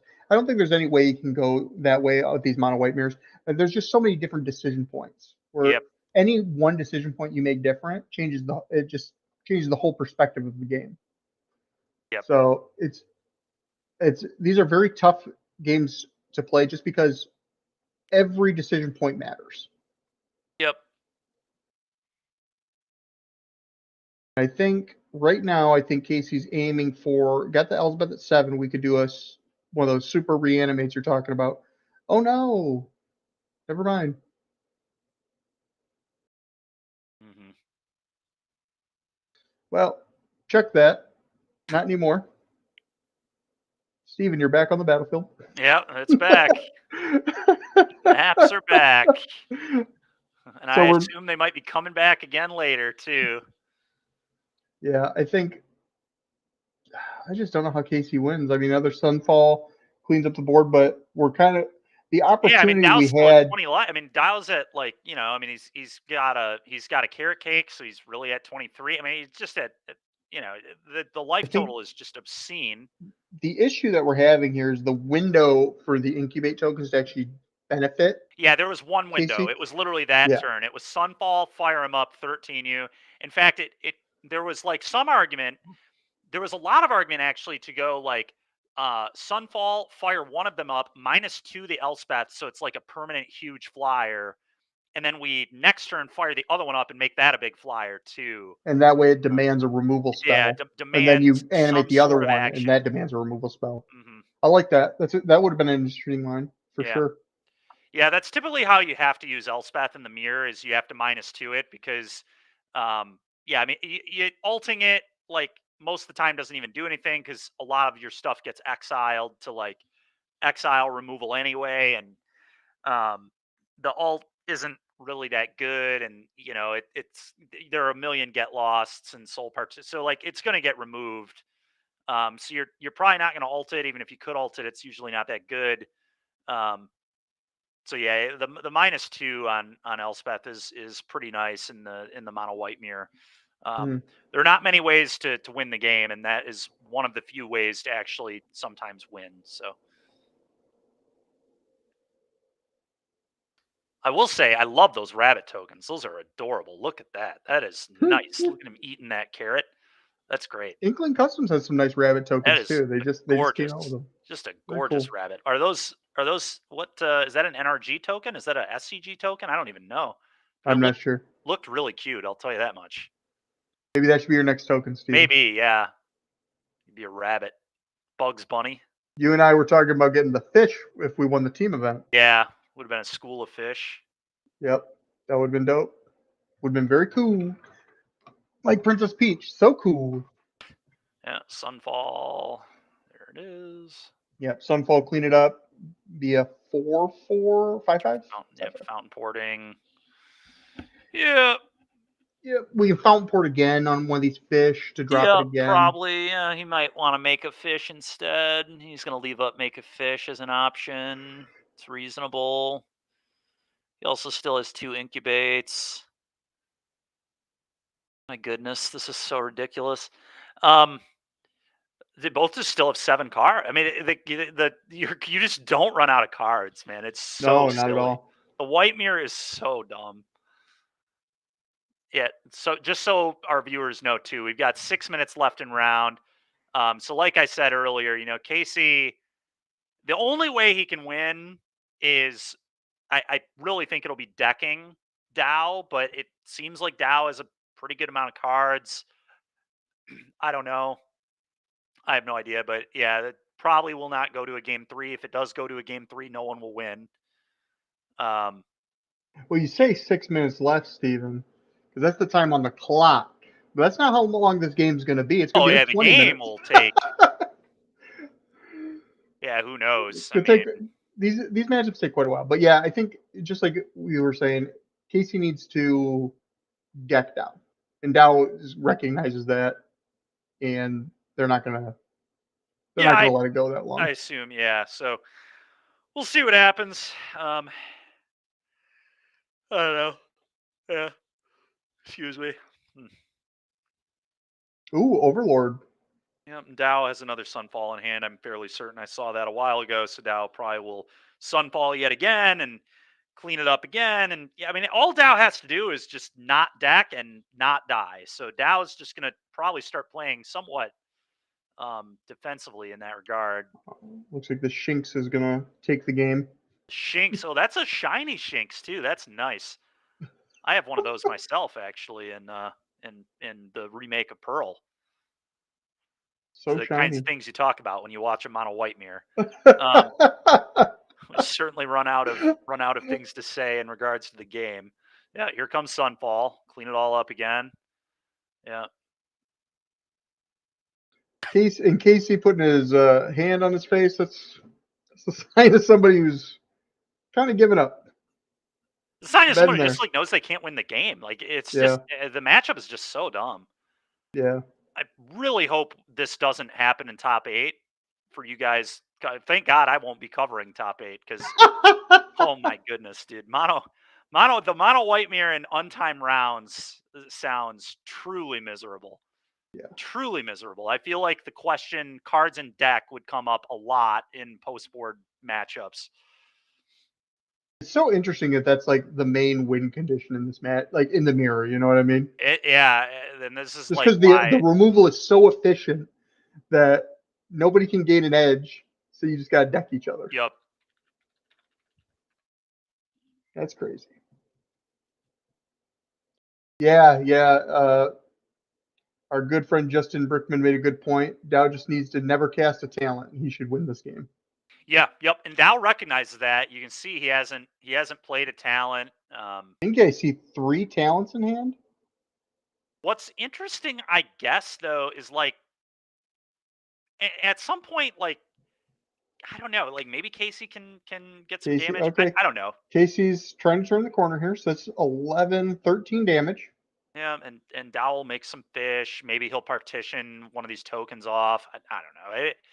We'll see what happens. I mean, he has a carrot cake too. Like, you can do that. I don't know. Well, let's let him make his choices. Honestly, he's going to take his time too. There's no reason to rush on any of these choices. You're up a game. He has actions to make, so he's going to take his time. So soul partition, Yep. gone. Super efficient removal for tokens.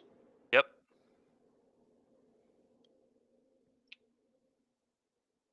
Then probably just make a fish and block one. Yep.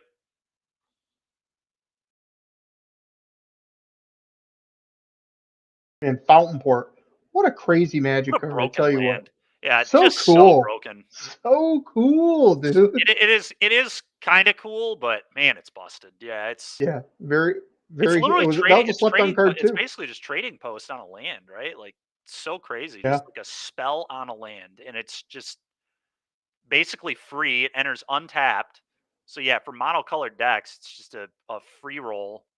And it's so perfect in mono white. Does All right. literally everything you could want. Yeah, Dow has a Get Lost, another Virtue, and triple talent in hand, and so his real. Just so many lands, dude. Oh, excuse me, carrot cake as well. Delicious. So Oh delicious. man, what an adorable dude. That thing is just keep that thing in play, man. Don't sack that off. Yeah, I think we're just at the point where Just so too cute. Dow is out of what I would say is relevant spells right now because the talents you don't want to play because the main win condition is decking. Yep. So he's out of relevant spells. So but I think Casey's out of relevant spells too. I think he's just got like 3 lands in hand. Yeah, So, I don't know, man. It's hard to tell. Yeah. So, if Casey's able to find maybe an L's, he's casting it. Okay. Oh, you know He's what? healthy. He might be going for like the anthem. Yeah, that would The make anthem sense. way to win. That makes sense. Yeah, So Casey finds. he senses he can maybe win the game. Casey Clearly. finds an Elsbeth and is able to jump the incubate token permanently. That could be a way for Casey to close. I mean, I'm really curious how many cards That's are another in Dow's. Sunfall. I'm really curious how many cards are in Dow's deck too. Is there another Sunfall you said? Yeah, I think Casey just drew another Sunfall. I think he did too. Oh, he did. Question is, do you even need to do it now though? Or do you just like try and bait Dow into making the board even bigger and then do it? Because you could just make 3 more fish. He has 3 fountain ports, right? Yeah, he does. So I would just go land go. I wouldn't even Sunfall here because Dow may deck himself. He's counting his deck right now. It looked like about 10 cards. It's not that many.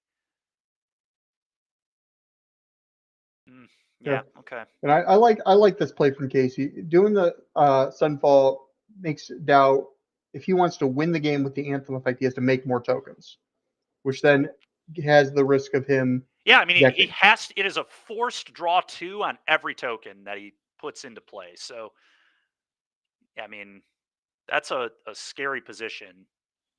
Okay.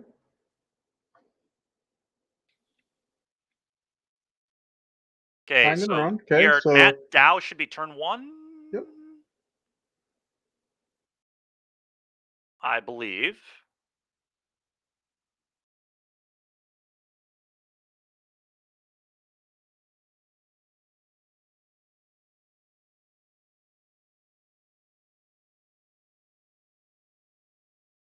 Okay, and we'll activate Fountain Port in response. Yeah, lose a life, make a fish, draw a card. Yep, get some I'm going to maps. talk about another great art, Stephen, the fish token. It's pretty nice. It's pretty nice. All right, well, We don't need Dow. the rabbit. We got the fish. Oh my gosh, Casey has split up too, so you can also wrath with that. Oh my gosh, dude. There's So just so many wraths. that is turn 1. Yeah, Dow just needs to not deck. That's literally all he has to do here. Casey, there's like no way Casey can get that. Well, Casey, it's weird because Casey maybe could get that much damage because Dow can't make blockers because he'll deck himself. It's interesting. I mean, I don't know. Well, Dow is still drawing cards. That's also interesting to me. So that would mean 7 cards left in library. Yeah, probably about 7. I mean, that's Give or about take. my guess here. Yeah, a couple of fish coming. The adorable rabbit is back. He's made another appearance.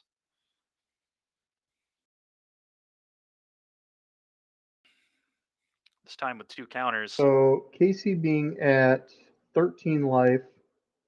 Turn 2. Can't let the Dow go to combat, essentially. So the split up would be useful. Yeah, yeah. So the split up is going to have to clear the board at the end of the turn, or the during the turn.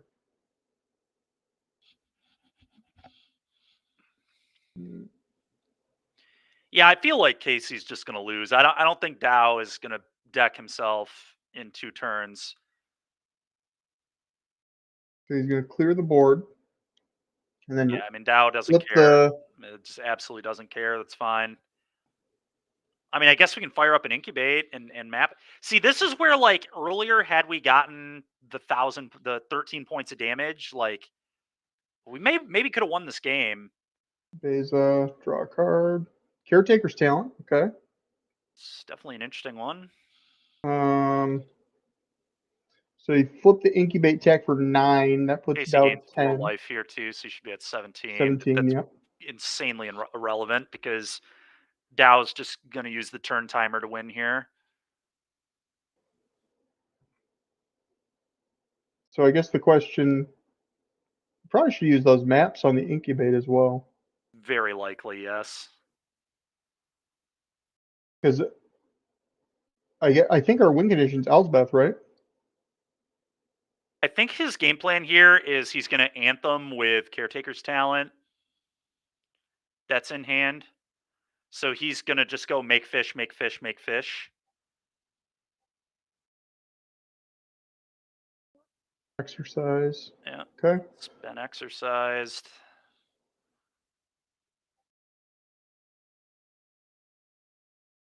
So Beza. Oh no. Anthem. Okay. I guess he just makes a bunch of tokens now. He could. Looks like maybe 5 cards left. That's not many, but Casey, unfortunately, Is threatening. There's a possibility of him threatening lethal with the fish. yeah. Really? Oh, I see. Just do it and pass. Get a big life linker. I kind of like that, I guess. He can make 3 fish to block.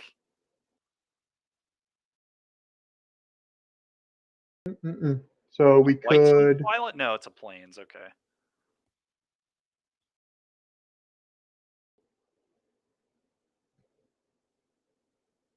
Players just discussing. I think Casey's just discussing. I have no outs or something. Probably. Oh, he has to draw a card. It's important. Oh. 4 cards left in deck. he's literally gonna end the game with no cards in library. That's crazy. Because making a fish here will draw him 3 cards. Wow. So stupid, man. Well piloted by Matt.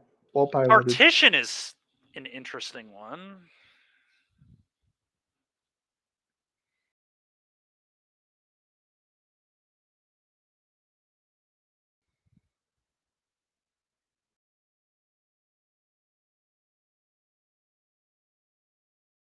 I feel like he should have let him made a fish first, but it's not really relevant. Probably should have used maps as well, but none of this matters. Casey can't win. No. If he had one more turn. Yep.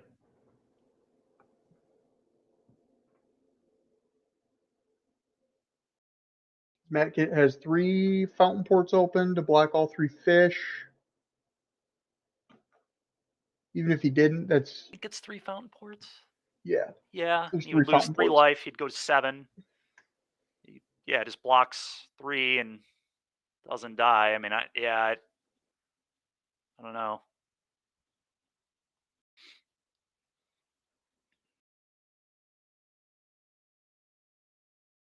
Yep. No cards, no relevant cards in Matt's hand this turn. I mean, yeah, I don't know.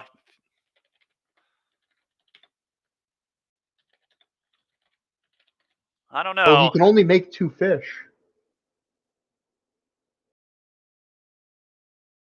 Oh, he can only make 2 fish. So if there's a removal spell for one of the fish... Yeah, Casey would then win the game. He does not have a removal spell, though.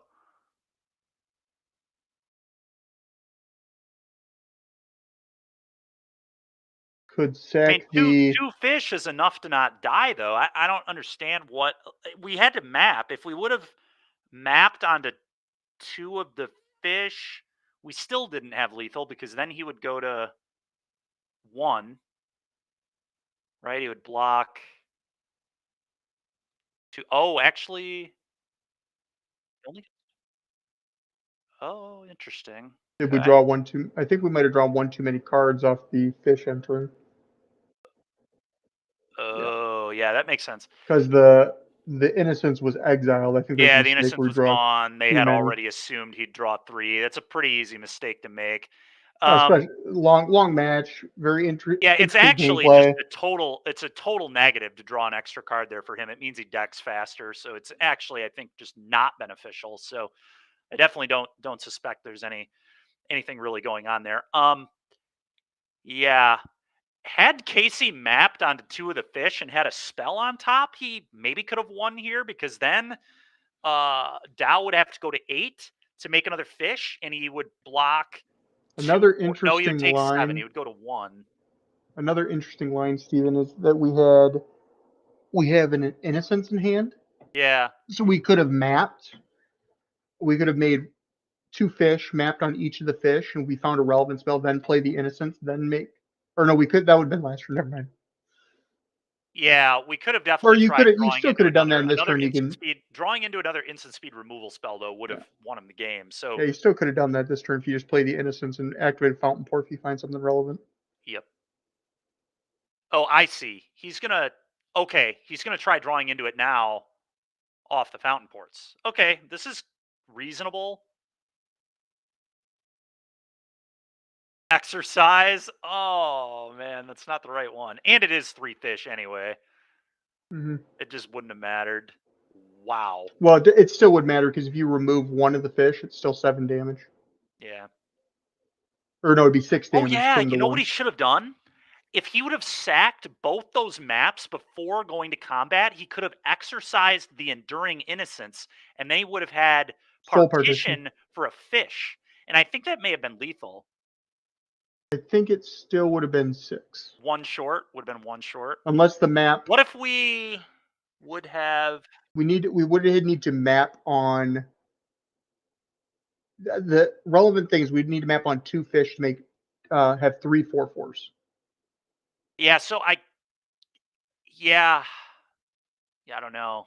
That is Wow. All right. Well, that is Wow. exactly Okay. how I said this match was probably going to go. So I'm really glad that this was our backup because Whew. just literally took the entire time. And yeah, so I don't. Are we even going to do a break this round? Probably not, right? Like a 30-second break, you know. All We'll get a right, 30-second sure. break while they're picking matches. All right, But everybody. woof, We'll be that was a back in like long one. 5 seconds. So see you then.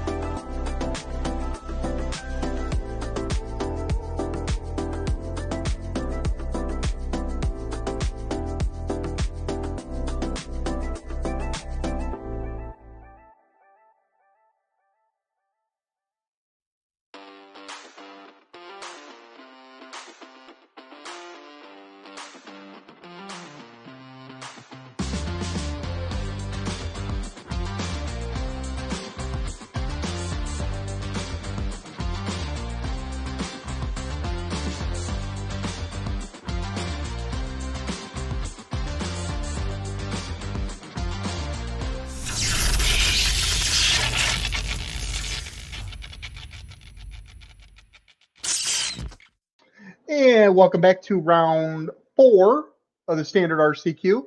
I got some really sweet matchups coming in. We're going to first be going into Demir mid-range versus Blue White Oculus, which should be some super sweet magic, and definitely more Steven Dykman speed versus what we watched previous. But Steven, what do you have to say about this matchup? Tell you what, man. Thanksgiving's coming up in 4 days. I never thought I'd be saying this, but I've never been more thankful for a round timer in my entire life. Yeah, because we'd be watching them shuffle up for game 3 had that. But we got some sweet decks. I love Demir midrange, and this Blue White Oculus deck, wasn't really aware of it until what was it, round 1 we watched this. It's really sweet. So hopefully we get some really sick gameplay. Ooh, starting with a Risen Reef or a Sunken Reef. Restless Reef. Restless Reef.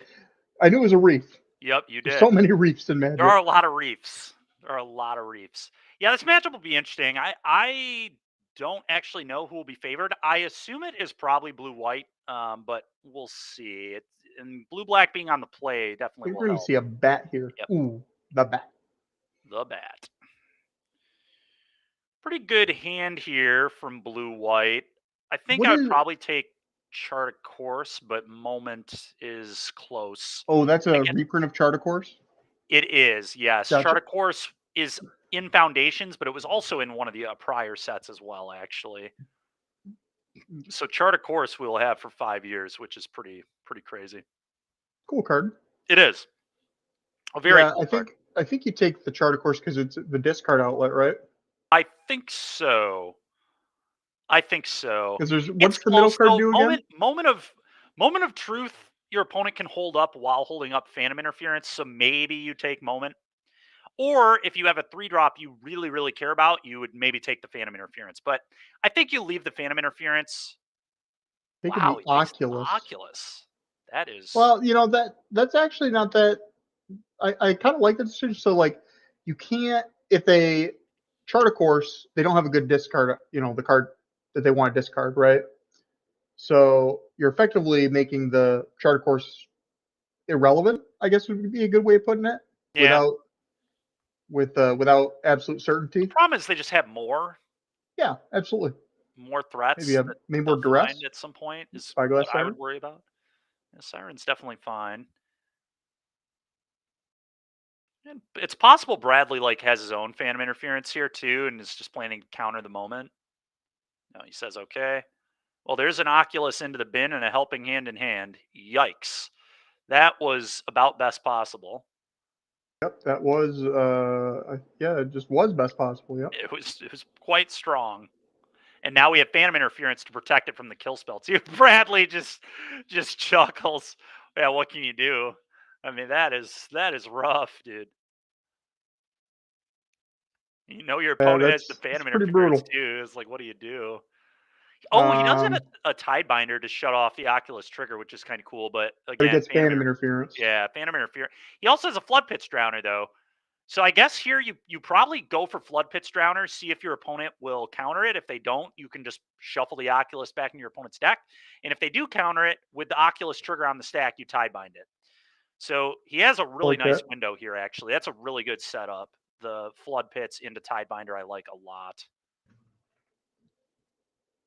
I mean, you gotta at least threaten the Oculus, right? Yeah, I mean, if you're Andrew, you're going to counter the Flood Pits. I don't think you let the Flood Pits go.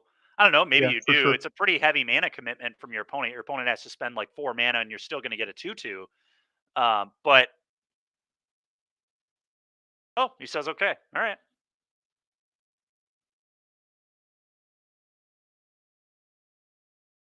All right. Untaps. Triggers that. What are we looking at? Fairly certain that was a land that went underneath. Yeah. So if you're Bradley here, you attack. I mean, and you just shuffle the Flood Pit or shuffle the Flood Pits Drowner on the Oculus. You have to. Yeah, it's pretty much the only option, I think. So you get 2 points in.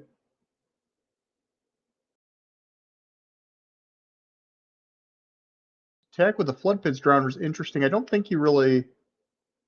Yeah, I don't think it's not a bad attack because you're just going to shuffle it away. Yeah, I it's guess you free. just attack It's a free and attack. just say, You hey, see you if can your block opponent, it. you see if your opponent remembers they have a 2/2 in play. Because I'm going to be honest, I forgot he had a 2/2 in play. So, but either way, yeah, I mean, whatever. It's free. You're going to do A it free anyway. attack. Yeah, you're going to do it anyway. See if your opponent blocks. If they do, whatever, you do it. If they don't, you got a shock. So, definitely the right move there. Okay. Yeah, I mean, Bradley's in pretty good shape, all things considered. Yeah, I don't Looked like a rough. Andrew's that far behind. Like Bradley's a little ahead right now, but I really think Andrew's pretty. It's a neck and neck race still. Was it pick lock? Okay. I thought it may have been. Either way, yeah. And So that's actually. I would have really liked to see that flipped before blocks and then just block the bat oh yeah. to get the Yeah, Oculus. yeah. Why didn't we? Yeah. You're right. That would have been disgusting. Yeah, because now Bradley is like, oh, I'm not going to attack anymore. Yeah. Well, here's why Chart of Course is nuts. Is now it's just 2-mana divination, but Fairy Mastermind doing what he does best and Yuta drawing. Takahashi making people draw cards. Yeah. All right, untapped. And I think I saw a moment of truth in Andrew's hand. There's a Free the Fae as well, certainly. Got a lot of options. Yep. But this Fairy Trickster, Prankster, Picklock Prankster, that's what it is. It's that 1/3 is just wrecking it's a Bradley's surprisingly plans. super annoying roadblock. It's Yeah, even a roadblock in can't get Pioneer. through. I mean, it's just a really annoying card to play against. Is he going to cut down? Bradley might. Oh, he's going to map. Yep, I like that. Ooh, there's a cut down. Not a terrible. Like usually, cut down kind of sucks versus this deck, but honestly, on this board, like it might be okay. And he agrees. Bradley agrees. Oh, and we have Kaito. That's kind of interesting too. You might want to wait till you can kill the guy, though. Yeah, and that's what he's gonna do. Yeah, I don't like just attacking with throwing your bat away. Yeah, because you're throwing the bat away. The attack for 3, no blocks. Then we just pass it off, and I think Bradley. We're probably gonna see a moment of truth. No, okay. He didn't free the Fae either. Really, I don't get it. Okay. Maybe playing around Phantom Interference. Yeah. I guess that's what. Yeah, what Andrew's doing. He wants to hold up the Phantom Interference. Yeah. Sure. Okay. Kind of a surprise. But... 2. Okay, that's a good pickup. A really good pickup. Into the Floodmaw is a really good pickup, and we saw an Oculus at the yard. Yeah, a lot of good pickups there. Everything's coming up, Andrew. Yeah. This is kind of what I was saying about the matchup. I kind of thought that this matchup would probably go like somewhat longer in a lot of games, and I just feel like blue-white, like it's so hard to kill their threats. I mean, their threats just don't go away. You just keep helping handing and recommissioning them back. And the fact the Oculus gains advantage by just sitting there not doing anything. Yeah. These the blue-black that capitalizes on like it's really efficient kill spells and Kaito, and in this case, Flood Pitch Drowner to out-tempo your opponent. But it doesn't really matter if you can't attack because there's always a 2/2 blocker. You know what I mean? Yep. And if they ever find 2 Oculus, the game's kind of over. All right, so now we get to cut down plus Kaito here, though. That will be probably quite good. And we're down to 1 mana, so we cut down the Picklock Prankster. Yep. There's not really that much relevant 1 mana interaction. No. We know he has the end of the Flood Maw, but whatever. Mm-hmm. Into the Flood Maw of the bat, probably, and then we'll put the Siren back in our hand.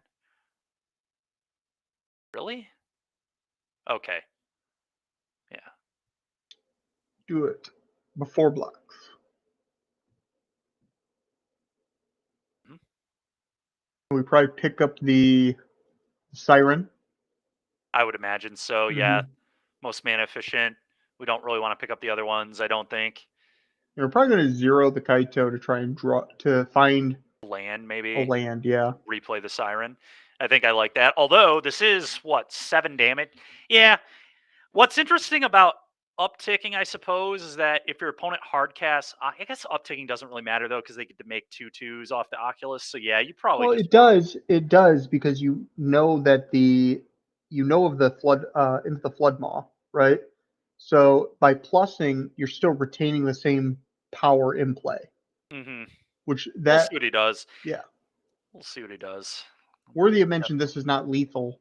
The 7, if he plus, it's still not lethal on board anymore because he saved the 1 point of damage this turn. Right, and the Oculus is going to make a 2/2 and be a 5/5 because he just hard cast the Oculus. Yeah, absolutely. Absolutely. So we need to find something that can answer the Oculus. Yeah, hopefully an annoyant. Or more importantly, answer the 2/2. Because if we can find, or I guess answer either one. Just answer anything that comes into play because we can stun the other creature. True. I forgot about the stun. And that was a huge pickup, getting to play the Siren. Yeah, I forgot about the stun. The stun's going to actually be insane. And, yeah. Okay, he drew another into the Flood Maw, though, which is quite strong.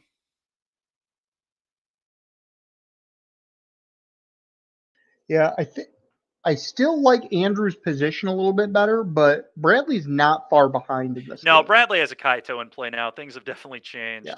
Things have definitely changed. But this Oculus is such a pain for the Dimir decks to take care of. Okay, it's a 3 steps hitting the bin and not a creature, which is relevant. I'm a little surprised that Andrew didn't just play the pick lock, to be completely honest, and leave up the end of the Flood Maw, but maybe it won't. Maybe it wasn't good. I mean, I guess he does have a moment of truth, so maybe he wanted to leave that up. So let's see what. I think maybe, Steven, he was looking, if he found another Oculus on top, he could flip that. Oh, yeah, that makes sense. Yep. We're more playing to flip the card that we're putting down. The Haughty Jin would have been nuts, too. Yeah, it would have been crazy. Yeah. Absolutely nuts. You flip it up and eat the Mastermind, and yeah, it's a real disaster. And remember, Kaito can be killed in combat. I know. Yeah, I've definitely forgotten that a few times when I've been playing. It's not really relevant in most games with Kaito. But in this particular situation, it's very important. True. Because it's only a 3/4. Yeah, true. Very true. And that's got to be what Bradley's thinking about. He's probably like, man, if that's a Haughty Jin or another Oculus, like my Kaito would just die. Yeah, we're gonna stun the Oculus. Okay. Yep. And what else does Bradley have for follow-up? He does have a Restless Reef that he could rumble with too, which is also. I kind of like using the map on the Siren pre-combat. That makes sense. It gets a 1/1 counter. You're dealing 5 in the air, which puts him to 3. Yep. Which means the Mastermind's lethal by itself. Yeah, what happens if we go Mastermind, fire up Reef there, attack all? Like, that would have been very interesting too.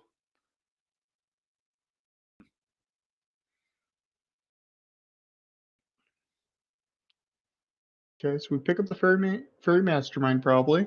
Unless we have a Phantom Interference, but the Phantom Interference can't counter it. So interesting. Yep, pick it up. Okay. Yep. All right, what do we have for follow-up?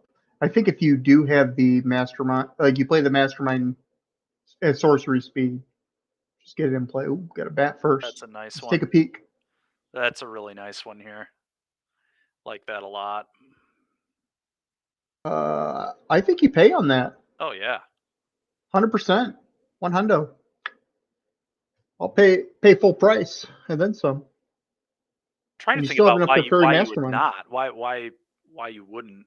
Yeah, it seems super free. That makes sense. So it's another land in hand. Okay, makes sense. Still not out of the woods yet. The plays make sense from both players. You'd obviously cast the Phantom Interference if it's your only card, but you should always, I think, pay 2 there because I think your opponent's probably always casting the Phantom Interference. That's a Preacher of the Schisms and another Kaito. Sure. And that must be why he tanked on if he'd pay. But so it's super important or super relevant here is we can plus the Kaito on the next turn. And if the Kaito for some reason is not blocked, we can play another Kaito that hasn't activated its ability and then stun the Oculus again. Yep. That pick lock being annoying. Here comes the Oculus trigger. Soul partition. Oh, another Oculus was found. That's gross. That might totally change the complexion of this game. Nope. So the one stun counter is left on the Oculus. We could now if you think on this one, Steve. This is an interesting one. This would be super heads up because the only way you lose is because you got all flyers, right? The only way you lose if that's another Oculus face down, right? Obviously, we know that it's an Oculus, but you could activate the stun ability on Kaito, stun the face down card, then hardcast your other Kaito and stun the Picklock Prankster and clock in for 5 damage, put him to 2. Interesting, yeah. And this cut down is not really that. Yeah, not going to be good. It's not really relevant. He doesn't. He doesn't know there's another Oculus. I don't really blame him for keeping it because it makes sense to keep it with how the board kind of sits. But yeah, in this particular instance, I think you should. If I'm sitting in Bradley's shoes, I'm playing around. The way I die is if there's a second Oculus. Mm-hmm. And there's none in the graveyard, none in exile. If they had one in hand, they would have played it. So I think because you're so close to winning just via combat damage, you just gotta push.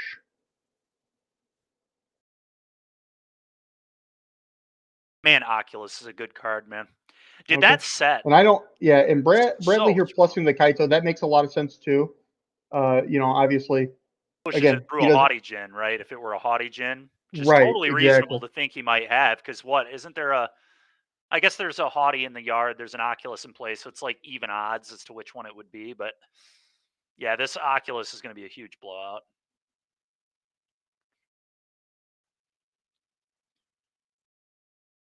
Huge blowout. You flip it up, you eat the Kaito, you chump block the Reef, and then you... Oh, as soon as you see that oh man, as soon as you see him pick up the lands, it's like, oh, it's over. It's brutal. But yeah, I mean, that would be super. Gosh, yeah, it's tough. That's super tough to read, though. You know what I mean? It is, yeah. It's also worth noting the game is certainly not over because no, not at all. So only one the flyer. Oculus is still stunned. Oh man, that founding though is gross. That's huge. Because there's a Haughty Djinn in the yard too. Yup. And we can reanimate it with the founding. Did we milled the cut down too? So. We did, yes. So if they played multiple weenie blockers. This is very interesting. Very tough position for Bradley because if these two Oculus, if they find, obviously another Oculus. Any flyer at all will any be flyer. Picklock Prankster or the third Oculus. Yep. You're, the door's being shut on you. But again, game's not over because you can hardcast Kaito and stun the other Oculus, and all your damage is in the air. Yep. And your opponent's at 2. Yep. If I'm Andrew here, I think I'm founding and soul partitioning the Fairy Mastermind, probably making that 4 mana to put back into play, and then I'm just hoping that when the Oculus you need your Oculus to a flyer. You have to hit a flyer and 4 cards. What is this? Founding for the Haughty. For the third Oculus. Okay. It doesn't really do anything. It enters tapped. Well, it's another look for another flyer. Yeah, but I don't know. So we have to exactly picklock in a 3-drop flyer now. So that's just so unlikely. Okay, well there's picklock. You've got to be kidding. Haughty Djinn. You have got to be kidding me. That is so gross, man. That's brutal. Wow. That was good. I can't believe that. Wow. So Okay. that should be enough to close the door. That That's should be crazy. Wow. should be enough. That is, yeah, that's so rough. No, but I think Andrew's play. I personally see. I agree. I see your line. I agree with Andrew's line going for the Really? third. You'd Yeah, be going for the third that Oculus. greedy on it, huh? It's just so wild because you. Ooh. Ooh. So Oh, he still has 2 blockers though, so he's still good. so. Oh no! You know what would have been crazy, Steven? What would have Huh. been crazy is Oh, wait, the game is still not over because we have a Kaito in hand. yeah, we He's have gonna Kaito. ninjutsu and win. That's wild. What a game, Super dude. cool game. Super Wow. cool game. Boom, Kaito. Kaito! Crazy, dude. Sheesh! Kaito's so cool. Uh, Very sweet game. I will point But out too, it actually didn't matter which line happened. The partition line loses to that Kaito too, actually, because you partition the mastermind. Your opponent has 2 attackers. You only have 4 mana left, because you you only get to flip one. You only with get to my flip one. play, you only get 4 mana left over, not 5. So you would flip the Haughty Jin, block 1, and still lose to the Kaito. So pretty hilarious. Dude, that was such a fun That game. was a That was really good game. crazy. Wow. Oh, and he only plays 2 Kaito, so that was the No way. The best he part did is his both. opponent doesn't know that either. That's crazy. That's so cool. So cool. Well played on both players. That was awesome. That was All fun, yeah. right. So what do we like in the sideboard scene? What don't we like? I really like the Tidebinders in the board, 2 annoyance and too. the 2 Anoints look great too. Also the vacuums, the ghost vacuums. Yep. And duress is not bad either. So you have a lot of good options here. So you got a lot of good, but what do you have? What's the fluff?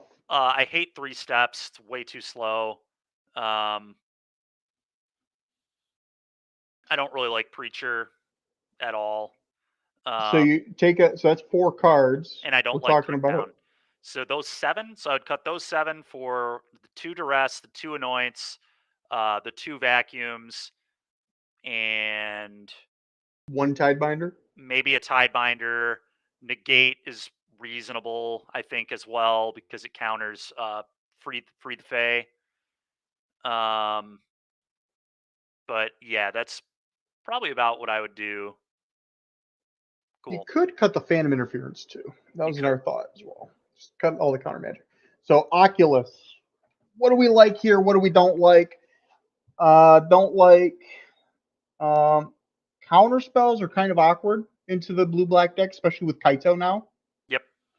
So do you think we cut the Phantom Interferences? Yeah, the Phantom Interference in 3 steps can definitely go. I think, we talked earlier, Mentor makes a lot of sense. I actually think Smite is very good versus Blue Black too, because it's a good way to deal with all their cheap flyers, and it also is a good way to beat Enduring And Curiosities. you So, can activate it in the attacker step. yep. So you don't need So, to go to blockers. yeah, I think Smites and Mentors are probably pretty reasonable here. I like that. I like that. So, but that's 4 cards. Can we fit the other smites in somehow? Um, they Or may do you be think it's better. maybe They too honestly much? might just be better than Get Lost. So I think that could be pretty reasonable. They Get could also Lost be doesn't better. They answer a could be better than Kaito. Into the Floodmaw too. Oh, I could buy that. Yeah, yeah. Floodmaw seems a little awkward in this matchup for sure. Yeah, its best function is probably that it can bounce Kaito on your turn and gift a fish, which, you know, a fish is not that big of a deal. But if there were a deck that could actually utilize a fish token, Blue Black's probably one of the best in the format at doing so. Sure, sure, for sure. Okay, so now Oculus on the play. Who do you got in this match or this game? Like I still think blue white is favored, but he is going to 6. I think typically though blue white would be who I would think is favored in this matchup. Um, yeah, so Yeah, we'll kind of. I think blue white.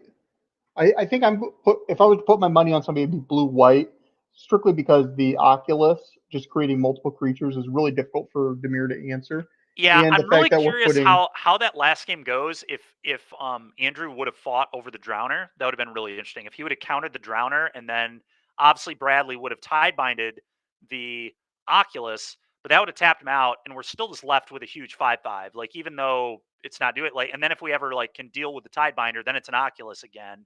But really, we just would have had a 5/5 in play still. rather than how the game ended up going, where obviously he did not fight over the thing, and then things got kind of tough. Yeah, for sure. The turn 1 vacuum here is huge. Oh yeah. Shuts off any of the looting effects. But if I'm Andrew here, I'm thinking that my opponents cut down on a lot of their we talked about this in round 1. They remove a lot of their super cheap efficient removal, or not efficient removal, but their conditional removal for a lot of really efficient removal, but it costs a little bit more. Yeah. So it might be a good time to just slam a mentor. Yeah. And just say answer it, deal with it. He leave Preacher. He did leave Preacher. Wow. Okay. Cool. And Andrew left Phantom Interference. He did. 2 cards that we both said we would we would be looking at cutting. Yeah. I mean, whatever. Brad's still in really good shape, so his opponent's just missing lands. So kind of rough. He does have another Phantom Interference. Honestly, if I'm Bradley here, I'd just attack for 1 and leave up Fountain Port activation, and I don't know. I mean, really, does he not have another Phantom Interference? Okay, it's interesting. Okay. Take a moment. Seeing those lands go to the yard is pretty brutal. That's pretty bad. Oh, he did this end Let's go. step. Okay. There you go. That was end step. I was thinking we were in combat because things happen so fast, but okay. Well, we found our 3rd land, so we're still in the game. Yeah, it's just going to be, I don't know. I think he's in huge trouble. We're just going to lose to medium beats right now. I mean, this is definitely not. Yeah, but I mean, seriously though, a 1 monster mentor unchecked. That's true. And the game's squarely back in Andrew's favor. Same thing goes with Innocuous. But we just got to find a way to get around the vacuum. Yeah, we kind of just have to hardcast. We have to get enough cards in our yard that we can hardcast our threats. Which is going to be difficult because we just don't. They're chipping away 1 card in our yard at a time. Yeah. And Bradley, I mean, this is just what blue-black does really well. They just play really cheap, innocuous threats. Just 1 mana 1/1s, 4 mana 1/1, but they do everything at instant speed, and the ball's in their court pretty much the entire game. And this is definitely why you want to play blue-black. Yeah, I like this moment of truth here. Yeah. I played a lot of blue-black last season, and okay. I think you maybe take the land, right? Yeah, that's what he's going to do. You have in the gin. Yep. Okay. Well, yeah. Okay. I mean, if there were a way back, this is probably it. I mean, it's just so unlikely though that Bradley, doesn't have a bunch of ways to maybe deal with it. But we'll see what happens. Well, the problem with there's also just a ghost vacuum, so we can't get the gin back anyway. Yeah. If we chart a course, though, okay, we could. Yeah, it's just tough. Talk about being between a rock and a hard place. Yeah, ghost vacuum. That ghost vacuum is brutal. It's a good one. Yeah. But this Picklock Prankster is going to really throw a wrench into Bradley's attack force for sure. Yep. You're still going to be getting some damage through, but you're going to lose 1 creature every turn. And if your plan is to just keep activating Fountain Port, you're having very little mana each turn. So he's got to pick. He's got to make choices too. Some pretty difficult ones at this point.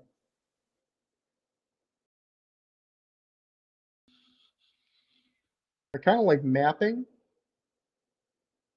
Yeah, I wish I knew what was in. I don't really know any of the contents of Bradley's hand, so I think you have to really, really context dependent here as to. Yeah, I think if you're Bradley, if you're going to use your map though, you have to use it on a Spyglass Iron in case of Soul Partition. Yeah, that makes a lot of sense. Because if you just use it on a fish, the Soul Partition is just a free removal spell, or quote unquote free. Yeah, a very efficient removal spell.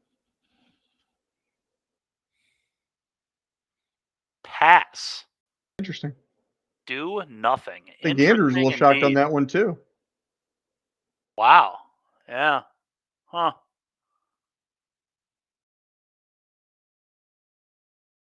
Well, that's a really good way for Andrew to get right back in the game. Yeah, he'll take his free attack. Okay.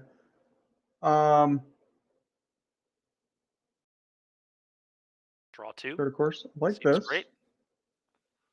Absolutely great. Mastermind. Random interference. 3 steps, excuse me. Uh-huh. Okay. Well, I guess we can use Fountain Port to sack off a map, probably.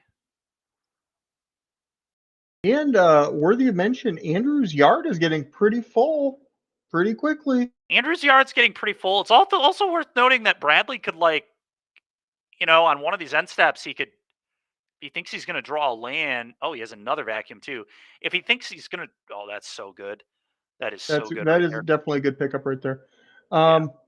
I was going to say that the vacuum's like threatening to buy back a bunch of things too at some point. If we eat our own mastermind or preacher on an end step, we can start kind of building towards. Oh my! Oh, brutal. Goodness. Well, yikes.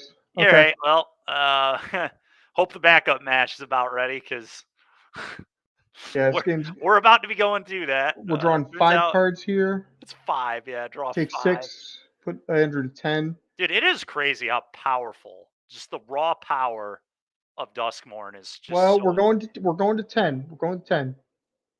The game's not over. Let's find a mentor. I just want to see mentor. Andrew being so positive, I love it. I just want to see mentor because mentor does change things. It would it'd be fine, I guess. I don't know, man. I'm not a believer, but yeah, it's just find a mentor.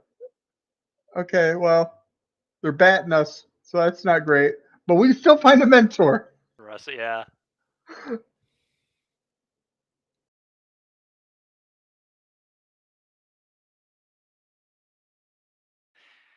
Yeah, we anyway, can mentor into moment of truth into 1 drop. That's how we win. Or not win, but that's how we stabilize. How broken is just Duskmorn as a set, though? I mean, dude, this set is so fun. It's so powerful. Fun. So fun. Okay. All right. All right. We can still win. I still have faith. Ooh, into the flood maw. All right. That ain't it. Well, we can moment of truth into a mentor, I guess. A mentor. Cast a mentor, and then I mean, we're still just like getting rocked, but yeah, but we're not dead. yeah, I mean, this is also assuming that Bradley has, I mean, in his 7 cards and 6 mana here doesn't have. Yeah, it's true. It's all lands. Dead. It's all lands. Just such death. Yeah, I mean, it turns out when you put an Edric in play, as a lot of EDH players know, you win games. When you draw your whole deck. Yeah. Pretty efficient. Yeah, that innocence pretty brutal, but it. Yeah. So it just like another issue, just like you were saying, was the vacuum being so close to, like we could just pop it. The vacuum is. Yep, and the funny thing is we'd get like a Haughty Djinn, which counts our duress and our removal. Like the Haughty Djinn would be better than a 1/1, I'll tell you that much. And same thing. If we like put a 1/1 mastermind into play, it still has all the abilities of a mastermind. If we put a 1/1 preacher in play, it still has death touch and all the abilities of preacher. So definitely pretty relevant. Pretty relevant creatures would come into play. But yeah, I mean, it's probably not even going to come to that. Yeah, Andrew's in the tank trying to find a way to squeeze out of this one, but it's hopeful. I'm still hopeful that we could, really prolong this game a few more turns, but yeah. I'm just hopeful that they finish it pretty quickly so we can move on to the backup match. And we're eating 2 cards a turn, so the Oculus that we know our opponent has is just not getting any use out of it. Yeah. Bradley untagged. He just doesn't want a GRV at this point. This is just, let's not get a GRV spot of the game. Okay, so we're tagging for 4, 6, 7, 8, 9, 10. Yeah. A lot. Probably plays a land. Oh, he's going to bat first. I like that. That's smart. clear the way, clear the way, see what's going on. Bradley's just like, man, oh man, dude, what do I even do? And I think you have to like get lost that with the trigger on the stack, maybe, and hope that your opponent spends more mana so you can unsummon the Enduring. I think that has to be the line. We'll see if he agrees, but I think that's what I would do. I'd get lost the bat with the trigger on the stack. He still gets to just see your hand though. So Bradley's gonna. We're taking 4 damage off the board. I think that's correct. Okay, I don't know about that one. I think you hit the fish. You'd rather just unsummon the 4 mana spell? I don't know. I mean, it's none of it matters. I mean, We're taking 4. We're taking 4. Taking 4. Yeah, okay, Andrew. I appreciate the positivity. They're taking 4 and they're drawing 4. Literally 11 cards in hand. Not even exaggerating. 11 cards to 2. Okay, I'm a liar. It's going to be 9 cards. Sorry, everybody. Probably better to have 9 than 11 here anyway. You don't have to move to discard. It's going to be 8 cards. Oh, we found a duress. That's not good. That'll be pretty good. Duress, Preacher, he can just do whatever he wants. World's his oyster, as they say. Yeah, I think now because our life is so low without the flying attack force, I think. Yeah, but we're just you don't. Well, I was trying to be positive there was an out. You know, that's fair. I'm glad you're positive, buddy. You got to be in those situations like this, you know. I prefer to not get my hopes up in spots like this. I save it for something else. Okay, this is. Yeah, it's something. Yep, and Bradley very quickly exiles a card from the yard, so the Oculus can no longer come into play. Yeah. Oh, excuse me. Yeah, this is looking super over. It's interesting. Yeah, maybe I was wrong. Maybe blue-black is actually favored into this match. I don't know. I think Andrew stumbled a little bit in the early game. True. Obviously, he missed some lands. There was a vacuum on turn 1. He mulled the 6. So there were definitely a lot of things that went wrong. Yeah, absolutely. I think he was playing to his outs, and I think probably by the time that I think once the Enduring came down, the game kind of like the door closed. But yeah, it's just too many cards, man. That's just too many. Just that early game stumble was it's just really brutal. And that's what these Dimir decks, they capitalize on, is any stumbling, because their card quality is not very good. So they just, any stumbling that takes place, they just push. And then eventually they're just going to push enough damage through that the game's just, closes out. Yeah.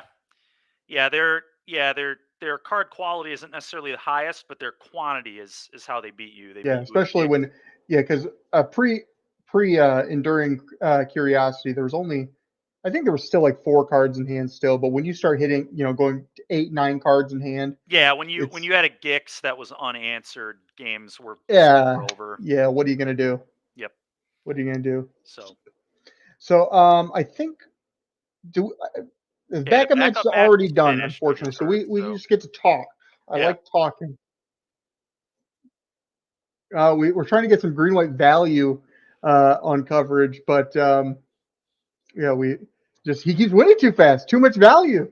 Too much value. Yeah, maybe he'll get paired into one of these red players or something next round, and then we can just easily make that our feature match. I mean, that one should, I imagine, end pretty quickly. But go ahead, Andrew. Yeah. So what cards? So we talked about some strategies, some deck ideas, and stuff. What cards have you been seeing today that get you kind of just excited for Standard, like that you think could use more innovation?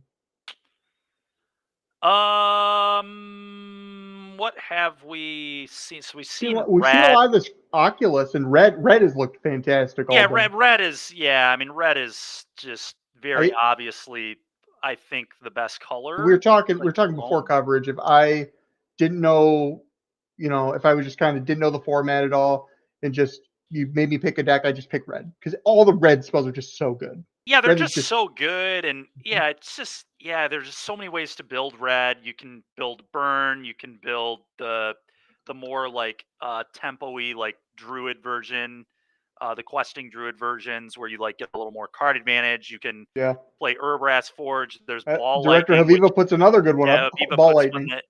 that I was talking with somebody on stream. They were talking about Ball Lightning and then recommission Ball Lightning on people and Yeah, I think the do a bunch problem of with silly ball stuff. lightning is Flood Pitch Drowner exists.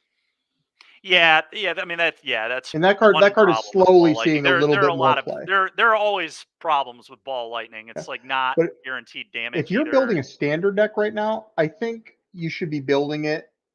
Uh, when you're building it, if you find it just has a bad red matchup, I just don't think you should probably You play can't it play the deck. Yeah, the deck is because if it's you're kind of not like if you're not old like modern. comfortable with your red matchup, you just shouldn't play Yeah. your deck. I think it's kind of like old 2015, 2016 modern where we would have like what called with the Goblin Guide test where if you took a certain amount of damage before your first play or your first relevant play of the game, uh, and it exceeded, I think it was like 6 or 8 or something is what we talked about in testing. It just, you shouldn't have even played it. You shouldn't Yeah, play the that's deck. very true. And in this standard format, because the red is so efficient, it's the same thing. That's why you see a lot of these black decks, green, black, blue, black. You see all these decks because they're just so hyper efficient on the removal for Yeah, mono red. it's all about efficiency. Yeah, so But also, obviously, yeah, the tempo cards we're seeing like Flood Pitch Drowner, yeah. tapping out these haste creatures, uh, taking the wind out of their sails really slows them down quite a bit and gives you time to set up. Yeah, you need like a lot of cheap cards, right? So yeah, the reason the blue black deck is good is it gets to play, you know, 12 plus 1 mana spells. It gets to play Duress, Cut Down, and Siren.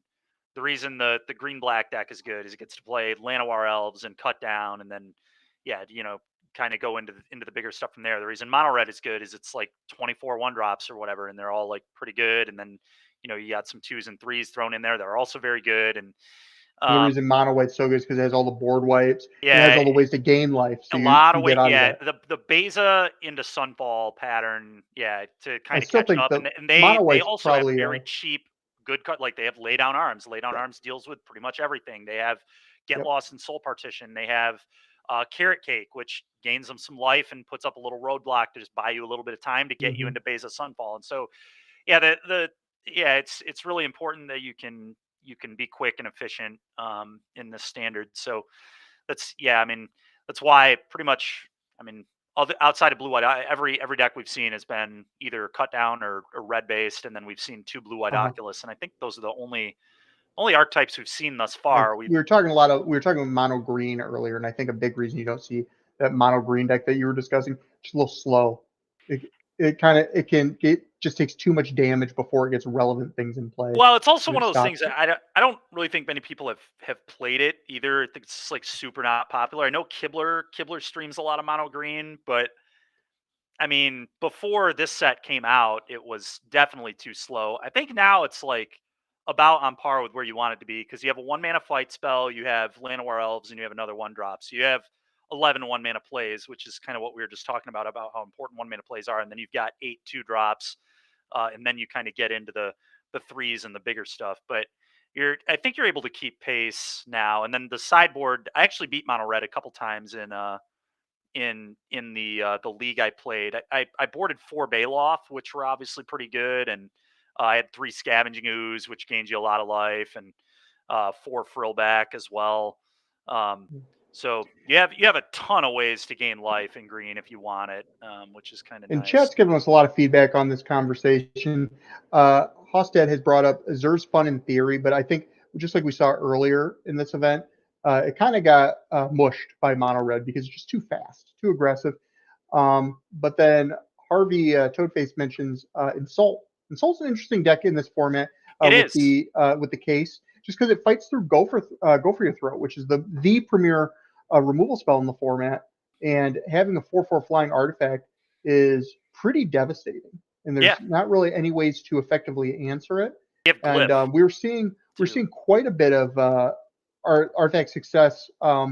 Maybe not during the Duskmore standard, but the standard before that, you were starting to see the Urza deck start popping up a little bit more.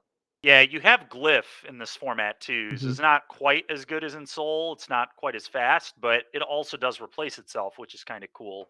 Um, oh, here's another one, another card you could talk about, Andrew. I saw Synthesizer, yeah. somebody did, I think they 5-0'd a league or whatever on Twitter with Yeah, the. Synthesizer is an incredibly interesting card.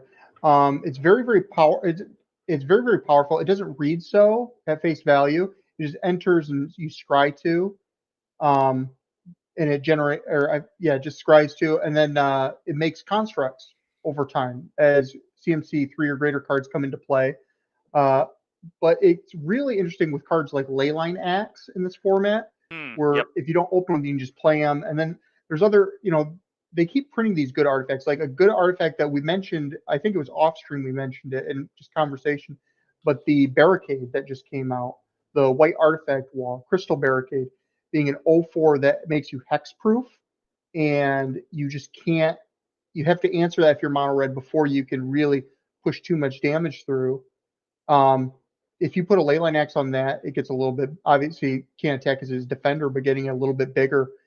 Just that 4 toughness is brutal for mono red in these Boros decks, and just in any of these burn decks. Yeah, they pretty much have to have like a frenzy or double shock it or whatever. Oh, and Direct Review puts another great option if you're looking to build in standard. Authority of the Console is a great sideboard card. Even if you can find it in the main to fit it in the main board, maybe it'd be interesting. Especially the mono white deck that you know I know Steven innovated on quite a bit. He's not a huge fan of it nowadays, but if you play that in that deck, it actually counters the mirror in a lot of ways because they can't just bring fish in to block. You push damage through, so it Yep. makes their removal because all their board wipes are sorcery speed removal. It makes them quite awkward It gains you a and lot of life very difficult. too. And Definitely, yeah, definitely an and interesting gameplay. card. Definitely an interesting card. A card that I could see being kind of cool in like a black white life gain shell or something too. That Alenda card is one that I think is very interesting. Yeah, Bloodthirsty Conqueror, Another definitely very interesting card. a card. Kyle, our friend and teammate Kyle, who we saw in round one, he lost to what did he lose to? I can't remember. Anywho, Oculus. he's been playing this Bloodthirsty Conqueror in the sideboard based on your recommendation. Why would you say that, Steven?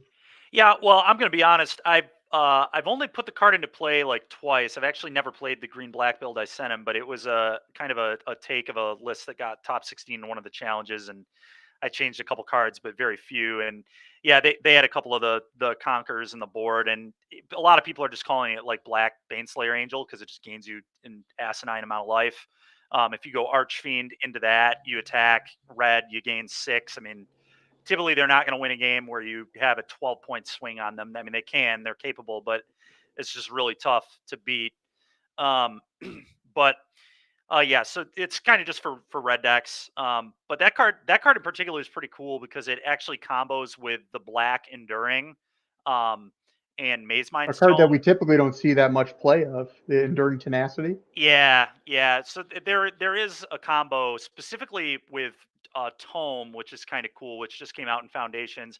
If you go Tome on 2 and then you activate it on 3, activate it on 4, activate it on so you activate the tome on 2, 3, and 4, then you have a tome at 3.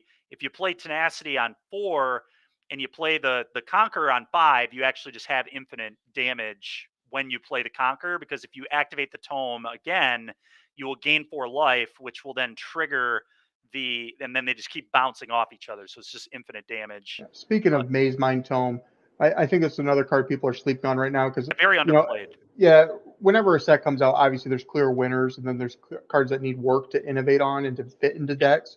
Maze Mind Tome is one of those cards that just hasn't found the shell for it Yep. yet. But I played quite a bit of the standard with Maze Mind Tome just because that was during COVID Yep. and playing a lot of online Magic, and that card was always quite impressive. Yep. It was a lot of deck filtering, card draw, and you compared it in one of our conversations to Bankbuster, a Yeah. ban card in standard, I should mention. Yep. And Maze Mind Tome has a very uh, similar structure to that card. Obviously, you Yep. don't get the treasure when you lose it, and you don't get the pilot, and it's not a threat, but you're getting card draw and you're gaining life. Yeah. And if you don't have a lot of times when you played Bankbuster, you just didn't do anything with it. Obviously, you didn't do anything with it that turn. but future turns were your plays were eaten up because you wanted to use the Bank Buster. Yep. And Certainly in an Maze Mind Tome's underplayed. case, you always have an option with it until it leaves. Certainly an underplayed card right now. I would definitely agree with that. It'll be interesting to see what deck can eventually play that card. But yeah, that card will certainly be good enough at some point, I would imagine, in standard. That card being legal for 5 years is pretty crazy to me. But yeah, that'll always be an interesting one to be able to put in decks. So yeah, that's pretty sweet. Another thing we were talking about was, oh yeah, Divergent was saying we should go on break. I agree with her. We talked a little bit. I just get caught up in the conversation. Sorry everybody. But thank you so much for joining us for round 4. We'll be back for round 5. Steven's last round of coverage. Yep. Here shortly, but it should be another 10 minutes or so. But again, thank you so much for watching, everybody. And please like, comment, subscribe, share, whatever. Do all the social media stuff. Come out to these events. Come out to the NRG store. Norm and his staff, they're great people, and they take care of you. And these NRG series events, if you come out to them, Steven and I are regular-ish nowadays. Used to be at every one of them, but I got kids now. Steven's got other stuff going on. But if you see us, stop by, say hi. But come out to these events. They're a really good time. And all the people that run them they're really great. So thank you so much for being with us. And we'll see you in round 6. Cool. 5. Something. Yeah, round 5.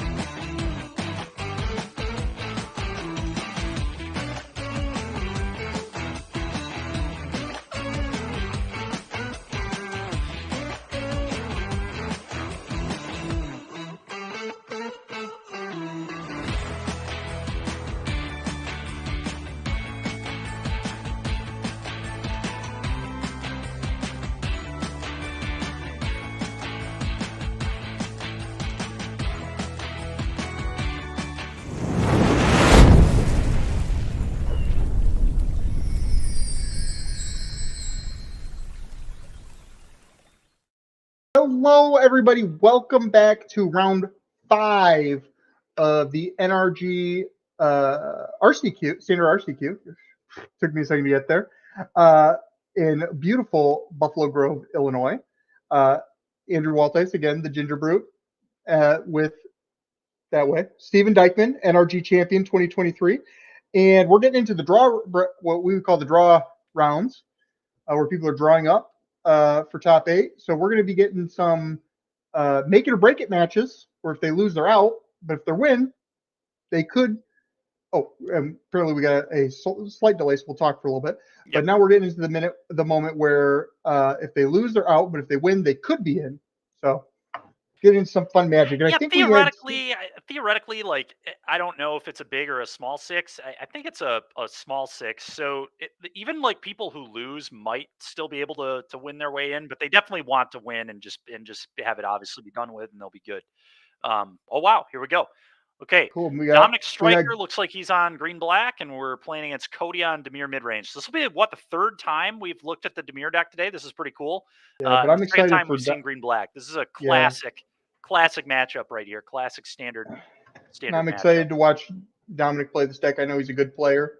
Yep. And it's a good deck, so we'll get some good gameplay in Demir mid range. Oh, I saw Mockingbird with I believe I saw a Flood Pits Drowner, so I switched from rooting for Dominic to Cody immediately. Yeah, the Drowner here is going to be nice, too. We're going to Mockingbird. No, I wanted to Mockingbird that. That would have been pretty hot.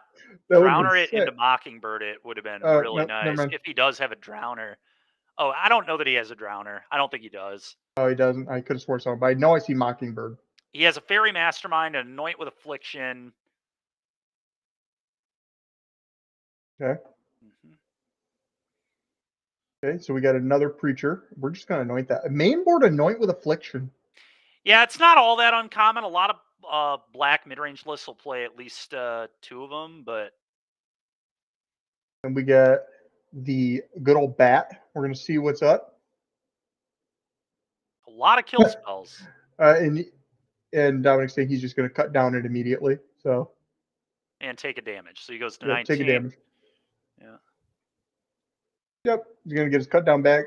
So Dominic having no action, all answers, no action, and drew another cut down. So. Yeah, Dominic's. Yeah. This is weird. This is a weird game because. Yeah, I mean.